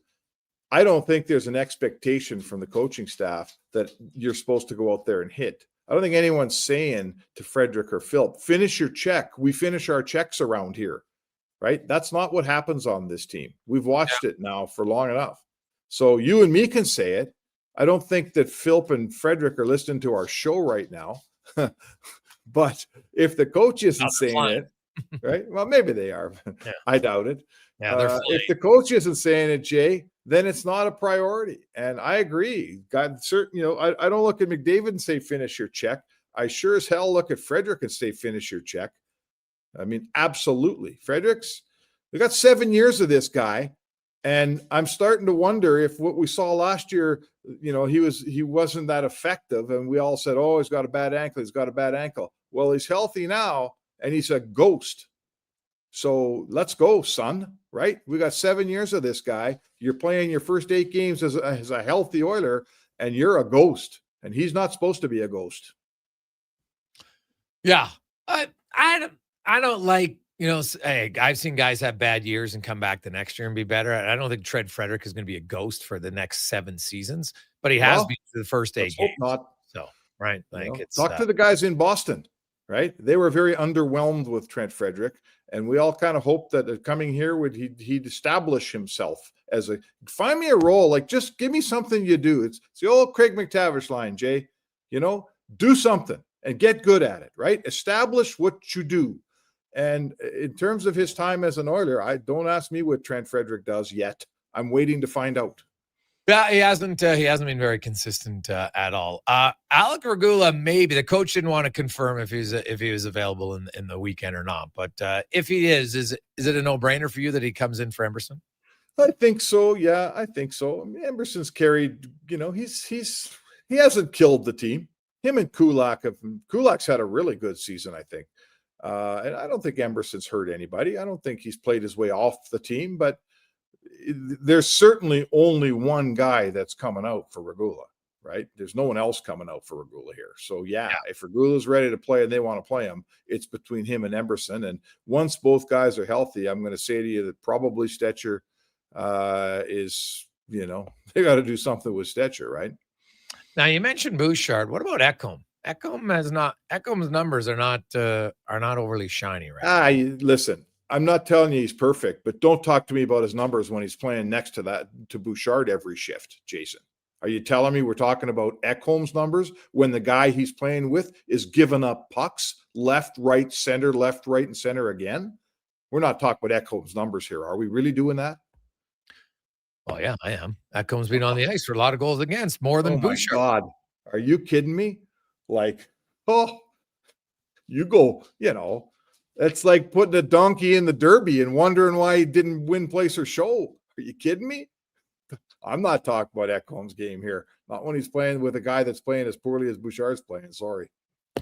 Well, I'm gonna look at how many of Bouchard's or Ekholm's minutes have come, or goals against have come with Bouchard and then without. So, because that's always the wonders nowadays. You can I can look up anything and find it. Sure can. Yeah, sure. I've been watching. I don't know. I don't like. Hey, there's lots of guys. Hey, I don't think Leon Draisaitl's come close to his potential. No, but that's not the guy I'm talking about. If the question is how many Oilers are playing well, that's a completely different conversation. But if you're telling me the one, I would say to you that of the Oilers' best players, no one's played worse than Bouchard. I know I sound like I'm picking on him, but that's just a fact. Through 8 games, eight games, he's been the worst of their top players. Yeah. And now you're saying to me, how about his partner? His numbers aren't any good. Well, no kidding, his numbers aren't any good, man. Yeah, well, I'll just say so. Ekholm, here's some numbers for you, Spec. Ekholm and Bouchard together have played 120 minutes, and their goals against per 60 is 2.5. Bouchard has played 19 minutes without Ekholm, and his goals against is 3.18, goes up. Ekholm has played 18 minutes without Bouchard, and his goals against per 60 is 9.82. Now, it's a weird thing because I believe here's my one criticism of the Oilers in how they deploy their defense. I don't like how too often they will have 2 lefties out there and 2 righties because they don't want the guy going far side, and then they keep him, and then the guy plays his offside. Ekholm, go back and watch Game 5 against the Florida Panthers. Opening goal of the game. I know everyone's like, oh, Marchand walked Ekholm. Yeah, you're right, he walked him. What side was he playing? Why the hell was Matthias Ekholm staying out there on with Darnell Nurse? It was middle of a shift. It wasn't late in the shift. It was a center ice faceoff. And he stayed on the right side. Ekholm plays left side. He's always played the left side. And when you turn to the inside, you pivot to the right. He got burnt by Marchand going to the left. Now, Ekholm's been on the ice for 2 goals playing on the right side already in limited minutes. It's the one criticism I have of how they deploy him on the right side. I don't think it works. Okay, fair enough. And when you say, I'm going to say to you, is your stat in all situations? Does it include being shorthanded?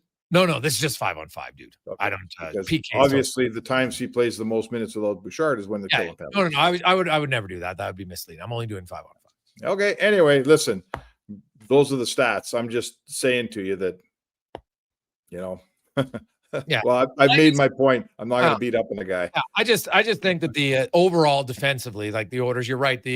Now it's funny. Kulak and Emerson have played well, and they've played the least minutes. Like the top guys in the Oilers haven't played very well, but they're 4-3-1, and that's a good thing for Edmonton. Like they really they had the one. Hey, Stuart Skinner stole them a game. The Vancouver game was by far their best game. They dominated that game, start to finish, and The one thing about last night is they did score 4 goals 5-on-5. And that's been an Achilles heel for their team. Tomasic got a goal, a little bit lucky. Sure, it doesn't matter. You take a lucky goal. You saw a smile on his face. Podkolzin scored a nice goal. Mangiapane scored a nice goal. Henrique, get a stick in the lane, go to the net, got a deflection. So to me, the biggest pause of last night was they scored 5 goals 5-on-5. Their power play came up huge, yes, but they'd already scored 3 goals 5-on-5 prior to that. And if they can get a pulse here offensively 5-on-5, they could roll this weekend because Seattle and Vancouver, neither one of those teams have offenses that overly scare me. No, absolutely. This is the type, if the Oilers can raise their game and turn last night's 10 minutes, 10 good, 50 bad into even 40 good and 20 not so good, they could get some points this weekend. I'm looking at Vancouver up the middle. I mean, oh my goodness, they got nothing. They're running Elias Pettersson as their top line center, of course, and we all know his story. And then the guys behind him are basically 3 minor league guys: Max Sasson, Ratu, and who's the fourth guy? Nils a man. Like, you're going up the middle with a failing NHL'er and 3 AHL guys. That team is fairly ripe to be beaten, I would say to you. Yeah, well, and I will say, I like the trade they made for Lucas Reid. Oh, 100%. He's a former first rounder. He came up for nothing. He makes $1.2 million. It's a great, what's the risk in making that trade? There's way more. If he doesn't work out, he doesn't work out. You lost a 4th rounder. It's basically like acquiring Podkolzin for Edmonton. Get him in a new place and see if what he can do. He's a different type of player than Podkolzin, but Vancouver needs somebody who's got some potential offense. So I don't mind that trade at all for Vancouver. I'm not saying it's guaranteed to work out, but the risk is minimal. Oh, okay. We'll agree. A 4th round pick's not worth much. Sure.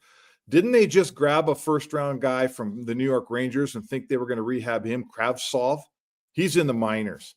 Then they grabbed Cheadle because they thought he'll stay healthy with us, but he was never healthy there. Guess what? He's not healthy with you either. Now they grab Chicago's former 1st rounder. The guy can't make the Blackhawks, Jason. He can't make the Blackhawks, okay? Vancouver's going to turn him into a player. He's another soft European player. They have in Vancouver about 15 of those guys, right? About 15. They're bringing in a 16th, and they're going to be smarter than Chicago because he's going to play for them, even though he couldn't play for the Blackhawks, who were a last-place team.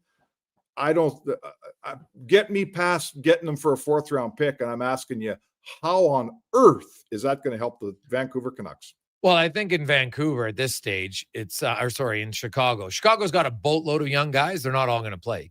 All your young guys can't play at the same time. It's virtually impossible. But it doesn't mean that if you're the guy they let go, how bad are you? Well, they might view you bad at that time, but we can give you a list of guys. Like, why did Vancouver? You don't think Vancouver could use Podkolzin? Why'd they let him go?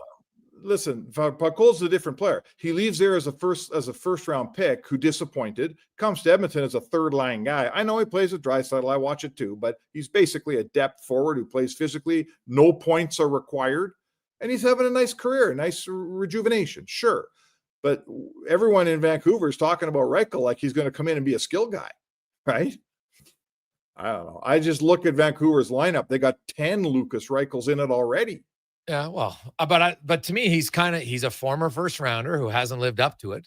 And you get to a new place. So I'm not saying it's going to work. I just like the bet by Vancouver. They got to try something. Like, they can't just sit there. I'd play him at center.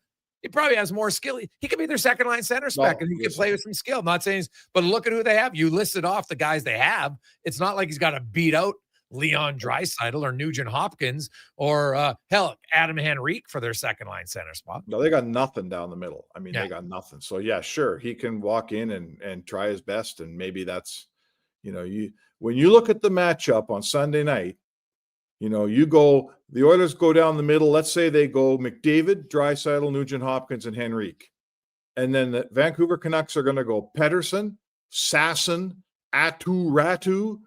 And who's the last guy named? A man, right? Mm-hmm. Like, you can't, you could play that game 20 times and you're probably going to lose at 17. So I'm not, maybe they win Sunday, the Canucks. I'm not saying they can't, but you can't go to war that week down the middle, Jason. You cannot play with a group of centermen like that.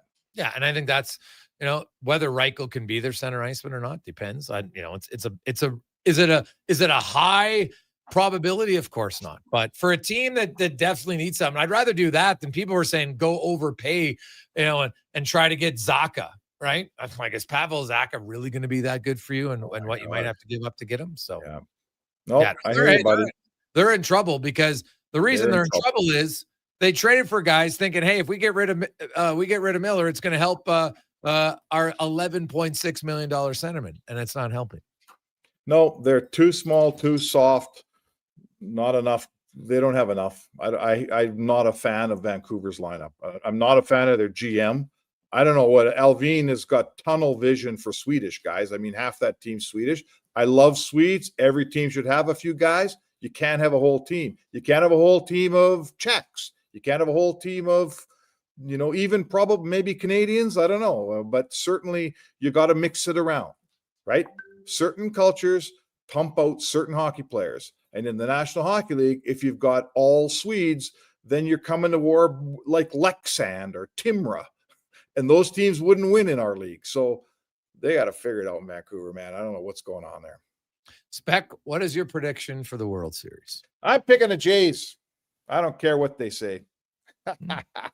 I think that the most interesting part about this for me is the pitching staff that strikes out the most is going up against the hitting order that strikes out the least. And that to me is where we're going to see I think that the Jays will create enough contact and get on base enough that they'll win that battle. When they win that battle, it's going to help them win a series. What do you think? Well, I'm picking the Jays, but probably just because I don't want the Dodgers to win. So you're right. If they can get some hits, what they've done all year long, it's hard to bet against them. But good pitching, man, that's hard to hit too. I do want to get this one quickly from Sam and Leduca. Hey guys, I'm a newcomer. I came from Scotland in 2017. I have no experience with baseball. What are your tips for new reviewers in baseball so what should I look for? Best way to enjoy the game? Go Jays, Sam and Leduc. Oh boy. What do you think? Well, I think the easiest, baseball, luckily, is pretty simple, I find, to follow. If you pitcher stands on the mound, he's got to pitch. And the play starts at the exact same spot every time. So, it's not overly difficult really to watch for. The key is to understand lefties versus if you're a left-handed pitcher, you know what? In theory, you should have an advantage over left-handed batters. And if you're a right-handed pitcher, you should have it. And that's because of the release point and everything. So that's why the Jays tonight, because Snell's a lefty, that's why Lucas is out of the lineup to start and Schneider's in and Straw's in because they, they're righties and they think they'll have a better chance to get on base. So that's probably the easiest thing to watch for. And I say, hey, listen to the broadcast. They're pretty good at explaining some of the smaller details, but luckily baseball, you don't the strategy is lefty versus righty, wondering why you're bringing guys in at certain times, but obviously it doesn't always work. It's not like Vladdy Guerrero's not going to hit against a lefty, right? Or he's for sure, or a righty, I should say. He's always hitting, right? Your best guys are always hitting.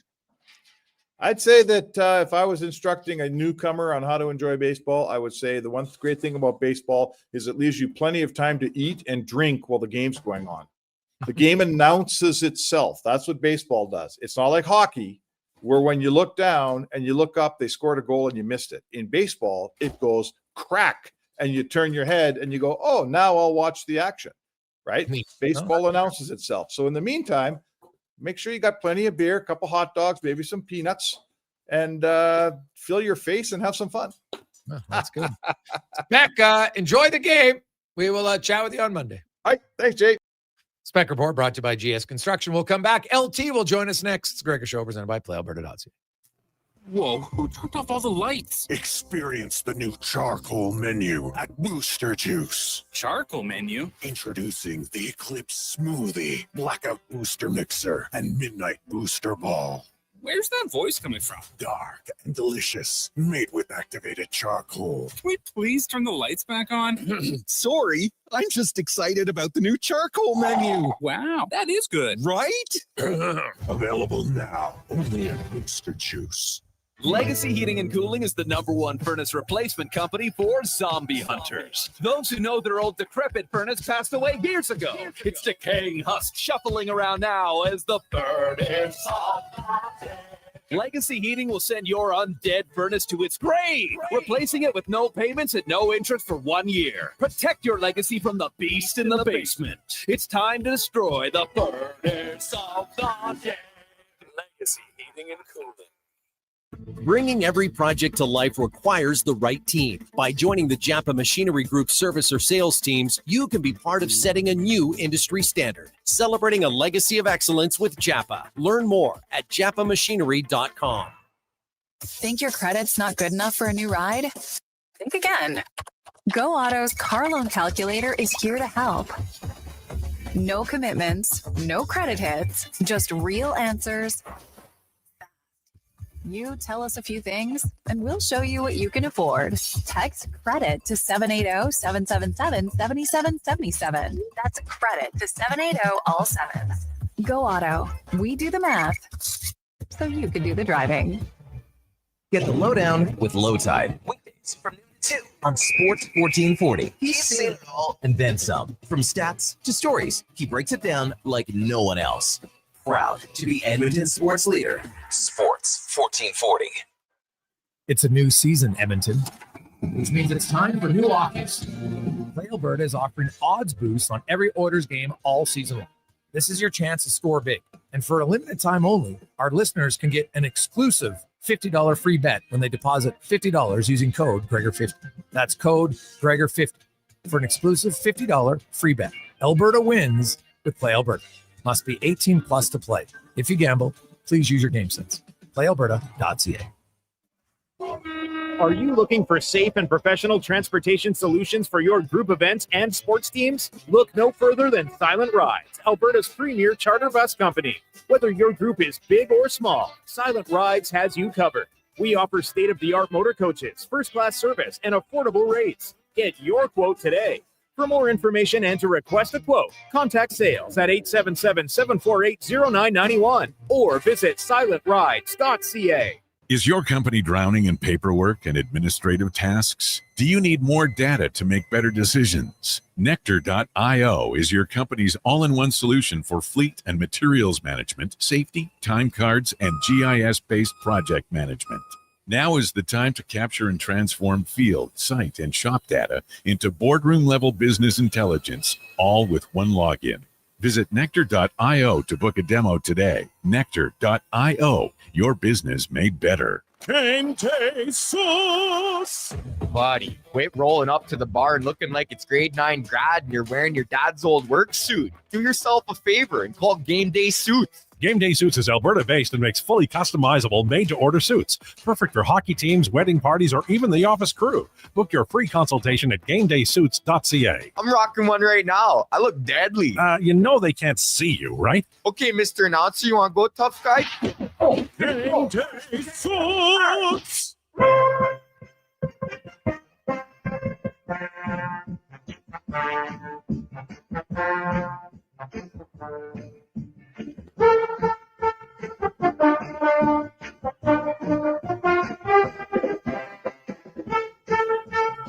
Portions of this hour brought to you by Papa John's. Get the Gregor special. Enjoy 20% off any regular priced menu order when you enter promo code Gregor at papajohns.ca or on the Papa John's app. The Jason Gregor Show, the best of Edmonton sports talk and beyond. This is Sports 1440. Presented by PlayAlberta.ca, Alberta's only regulated online gambling website.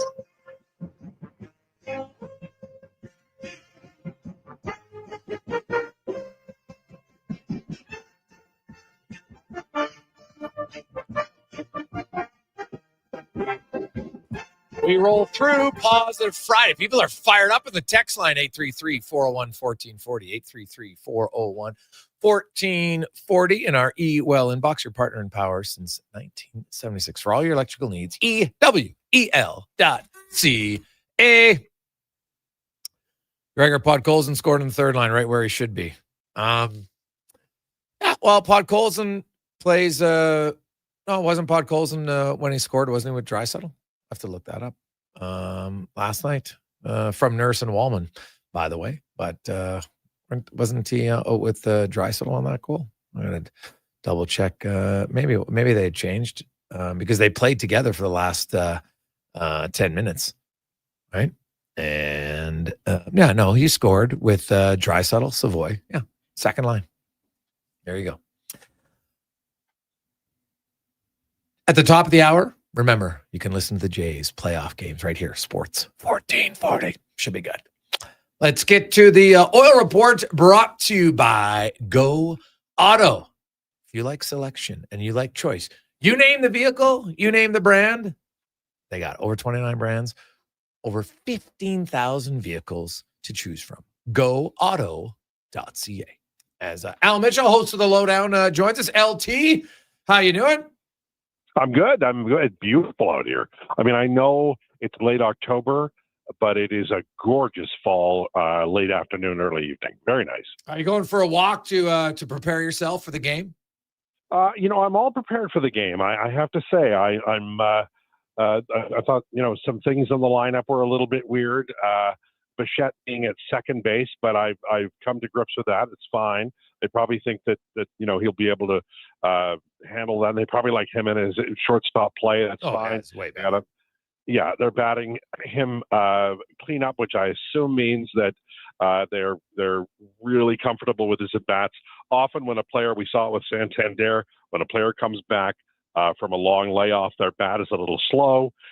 So we're going to see, but I mean, they're not putting a guy in the cleanup spot who they don't believe in. So we'll see. It's going to be fun. I can't wait to see Trey Savage. To me is like a monumental moment because that splitter that he has is unhittable. The Dodgers have never seen it. If he can control his nerves, I mean, he could be a star. Not that he isn't now, but he could be a star by the midnight. No, it's very true. What about the Jays' ability to hit Snell? Well, Snell's tough because he won't give in. He'll run the count, and the Jays are very patient. But if I'm the Jays, I make damn good and sure that 3-2 pitch is a strike because he gets some strikeouts on some balls that are just not near the plate because he's counting on the hitters to be anxious. So he's a very tough pitcher. But they can get to him. He's 3-0 in the postseason, but he's on a great run. And we all know that, in baseball with pitchers, they can be on a great run and then they can have a blip. And maybe it's the blip tonight for Snell. Yeah, it would be good. Last night, Al, the last 10 minutes were like a blip for the Oilers because the first 50 was not good. But hey, I guess when you play well for 10 minutes and you score 3 goals, then hey, you can win. So, good for them. It was definitely not a Picasso by any stretch. It was an entertaining game, though. Like, that game had everything. It had some great plays. It had some head smack in plays. It had some temper tantrums. It had everything. Yeah, it did. And I think that the Montreal Canadiens are going to be they are really good. They're not going to be. They are very good. Nobody's going to. The second time they play everybody this year, they're going to be more prepared. This is a real good hockey club. I think they had some discipline issues. I know I was reading some media, even in Montreal, that was kind of blaming the referees. But I think that when you are an NHL player and you're showing up the referee, there's at least some chance that you're going to get called on it. And that happens. I mean, look, it's happened to the Oilers. One of the things that I was reading, Stu Cowan at the Gazette, he's like, they should send, Oilers fans should send money to the referees. Hell, man, if you're a fan of a team, you've seen your team get screwed over time and again, and it happens to every team. So live with that and understand that you should have won that game. And part of the problem was a lack of discipline from players who were supposed to be leaders. And that's my opinion. Well, here's the thing.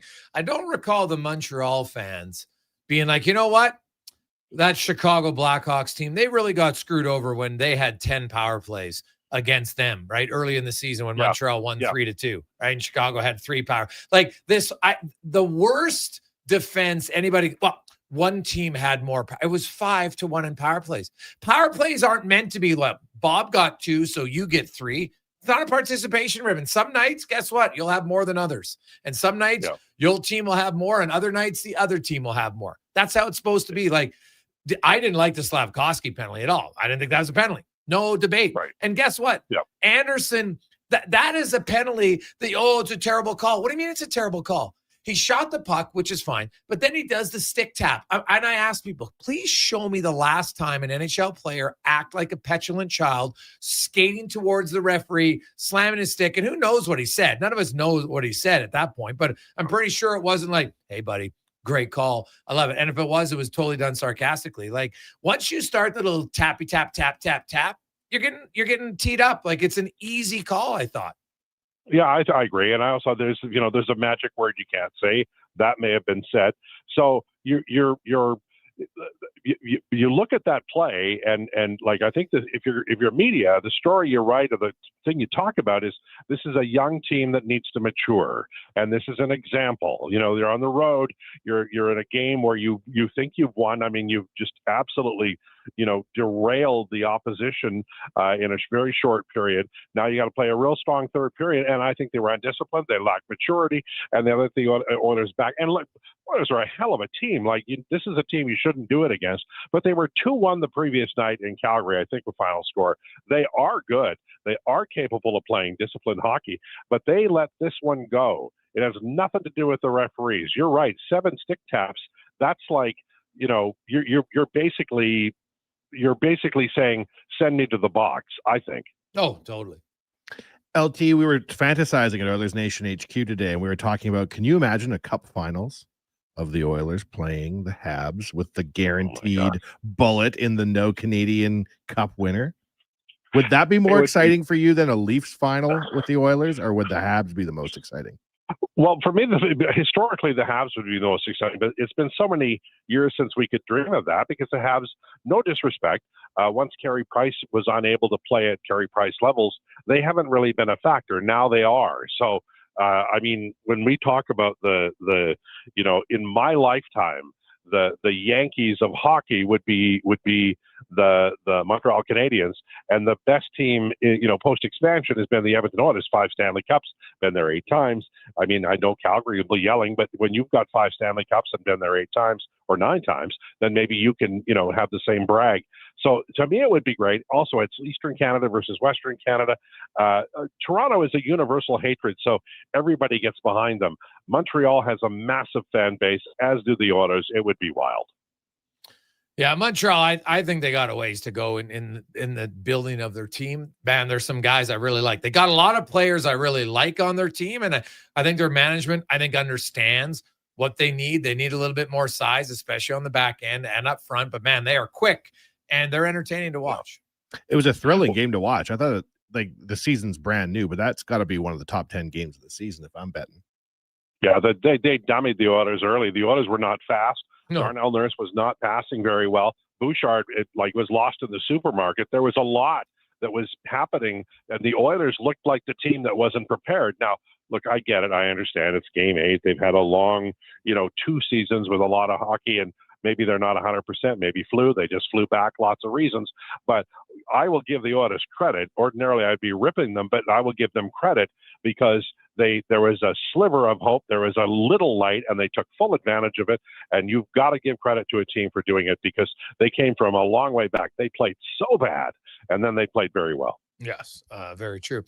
Al, Howard and Savoy, at least for tomorrow, will each be on a top line with one of the Oilers superstars. Savoy staying with Podkolzin and Draisaitl, while Howard goes with Mangiapane and McDavid. What do you think?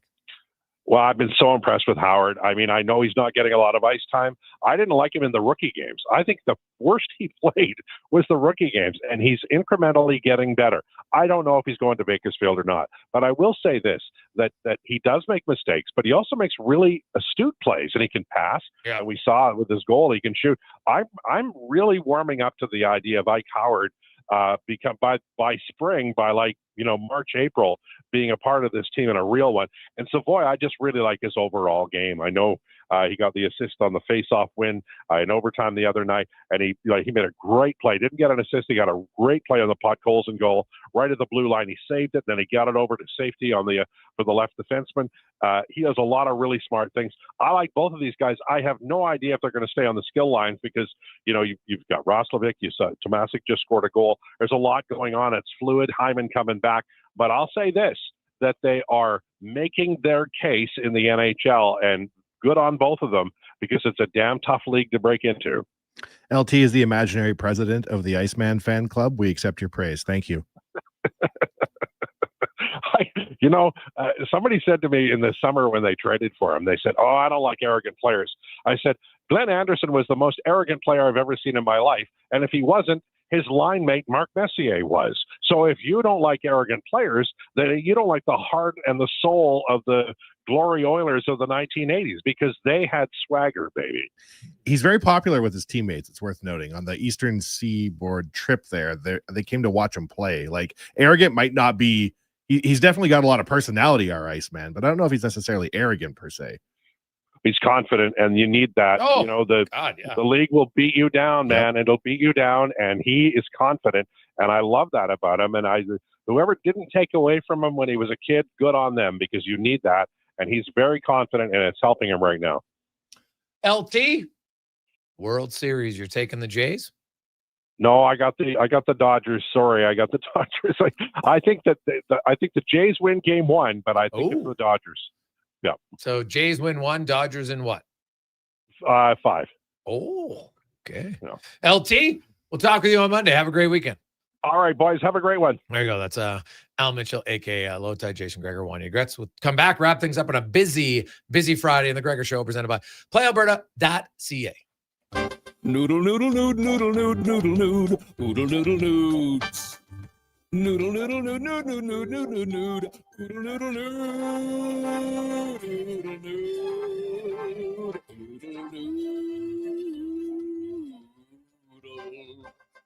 noodle, noodle, noodle, noodle, noodle, noodle, noodle, nudes. Noodle, noodle, noodle, noodle, noodle, noodle, noodle, noodle, noodle, noodle. Throw the load down to Oodle Noodle tonight, because dine-in is open. Sure, your couch is comfortable, but watching the game is always better and on the rocks. With crystal clear TVs, you won't miss a single play, and the specials are a major league win. Pre-game warm-up starts with specials 30 minutes before the puck drops. Get 69-cent wings and $5.75 Molson Canadian and Coors Light drafts. And play score and win every game for your chance to win big. Be part of the action this hockey season. See the menu online at ontherocks.yeg.com. Fall into savings at Wolf GMC Buick. For a very limited time, get 0% on every 2025 Buick and GMC, including the all-new Buick Envista, the Encore, Envision, and Enclave. For the GMCs, 0% on 2025s like the Sierra Half-Ton, Sierra HD, even the Yukons. Get 0% on all 2025s. Plus, get up to 84 months on the GMC Sierra Half-Ton Crew Cab. But like the Leaves, these deals won't last long. Get into Wolf GMC Buick now. Wolf GMC Buick. We're making it easy. I'm tired of waking up tired. Waking up tired. Are you tired of waking up tired? Come visit our sleep experts at the Brick Mattress Store. Get Canada's guaranteed lowest prices on all things sleep. Plus, try your new mattress for 6 months. If you don't love it, we'll find one you do. Some conditions apply. Stop waking up tired. Get the right mattress, guaranteed. Only at the Brick Mattress Store. Hey everybody, it's Jason Stradling. How would you like to join me and the superstars of hockey on an exotic holiday? Join us on a 7-night cruise through the Mexican Riviera, leaving from Los Angeles and including Cabo, Mazatlan, Puerto Vallarta, and more. While we relax and cruise the tropical waters, you can attend an intimate meet and greet with legends like Bill Ranford, Fernando Pisani, Kelly Buckberger, Ron Lowe, Gene Principe, Jack Michaels, Louis DeBrusque, and more. There's still time to get in on every hockey fan's dream cruise. Book now and save $500 per couple. The Edmonton Hockey Legends Cruise. Price start at just $23.99. Part of the proceeds support the Ben Stelter Foundation and Kids with Cancer. Visit cast.tours/Edmonton. Call 1-833-347-7678. Call now to book and save $500 per cabin when you mention promo code Stingray Radio. That's cast.tours, 1-833-347-7678. Canadian Tire's biggest tire sale is here. Save up to 25% on quality tire brands like Bridgestone, Continental, Michelin, and Motomaster until November 12th. Conditions apply. Details online. Big guests, bigger takes. Jason Gregor brings the names you know and the stories you don't. Weekdays, 2 to 6 on Sports 1440. Don't miss a minute of the action. On Edmonton's sports leader, Sports 1440. Portions of this hour brought to you by UL. Get your power play amped up with UL, supplying the City of Champions and Alberta with quality electrical gear since 1975. UL.ca is your partner in power. The Jason Gregor Show, the best of Edmonton sports talk and beyond. This is Sports 1440. Presented by PlayAlberta.ca, Alberta's only regulated online gambling website.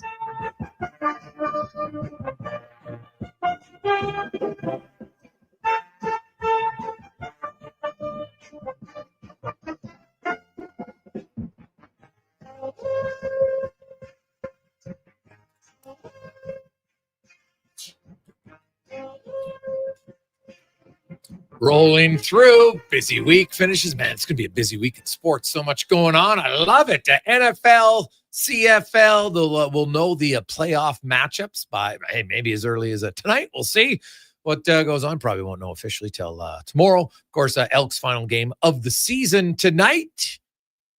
And then they will pack up for the offseason. And be an interesting offseason for the Elks. Trey Ford, I think, might be one of the bigger names on the roster who will not be on the roster next season as we wrap up Wanye's world. What's in your world, Wanye? Well, I was thinking about the Elks, actually.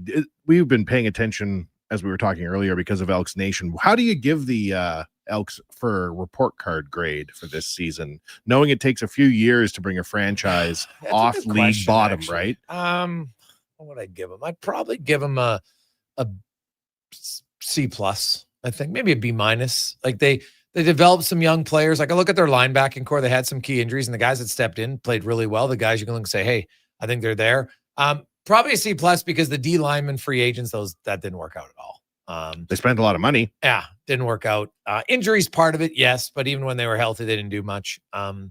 The first 5 weeks, it was just you saw their inexperience, but they improved a lot as the season went on, and that's why I think for the organization, I know it doesn't mean anything in the standings, but a win tonight would be good for them to finish off with a win. They had some home wins in front of their crowd. Get another one here. Beat Calgary. You beat Saskatchewan. You beat Winnipeg at home. That's good. BC's the one team they haven't been able to beat this season. So, yeah, maybe a B- now I think about it. Like they seem to be trending in the right direction, but like it's easy to get to where they were now. And let's say they win 8 games. That's great. But now you got to win 10 or 11 to get to the playoffs. Next year will be harder. Finish up strong, Elks. We're watching. Should be good. Who are you picking to the World Series? Oh, Toronto, obviously. How many? 6. Oilers this weekend. 1-1. 1-1. Come on now. All right. See, I think they win both. I don't think either one of those teams are that good. So we shall see what happens. Have a great weekend, everyone. Please do not drink and drive. Don't weed and drive. Get home safe. Enjoy the sports, World Series, CFL, NFL, of course, lots of NHL action, junior hockey, youth sports is on. It's a great time. Have yourselves a great weekend. Remember, the Jays game is coming up next. Here's a Con Man on a Sports 1440 update brought to you by Legacy Heating and Cooling. On the no payments, no interest for 1 year on your furnace. LegacyHeating.ca. Good night. This is a Sports 1440 update. Game 1 of the World Series from Toronto tonight. Jays at Dodgers first pitch after 6. We'll have that one for you here on Sports 1440's radio feed only. Coming up next in the CFL, the Elks season comes to an end down at Commonwealth, taking the Stampeders. That gets going at 7:30. One game right now. Hamilton up on Ottawa at 13-7 with 8 minutes left in the second quarter. In the NHL, 4 games tonight. After 20 minutes, Leafs and Sabres tied at 2 apiece. Sharks up on the Devils at 1-0, and the Caps Blue Jackets scoreless at 6. You got the Jets taking on the Flames in the association. At halftime, Raptors up on the Bucks 54-52, and with 6 minutes left in the first, Magic have a 42-34 lead over the Atlanta Hawks. In the BCHL, Crusaders taking on Brooks night at 7, Spruce Grove and Okotoks tomorrow. In the AJ, you've got 4 games, including Devon hosting Old and Bonnyville in GP. Golden Bears hockey taking on the Dinos down at Clare Drake, the Pandas also taking on the Dinos, but in Calgary. They'll switch cities for tomorrow night at the Stable Center this weekend. You got Bears and Pandas basketball, Mount Royal in town, and for McEwen, their men's hockey team taking on Trinity Western tonight at the DCA. That's going to do it for us here on the Jason Gregor Show. Coming up next, it is Toronto Blue Jays baseball on our radio feed. If you're listening online, Fox Sports Radio. I'm Connor Halley. This has been a Sports 1440 update. In Sports 1440, a Stingray radio station broadcasting on Treaty 6 territory. Download the free iHeartRadio app and listen to CK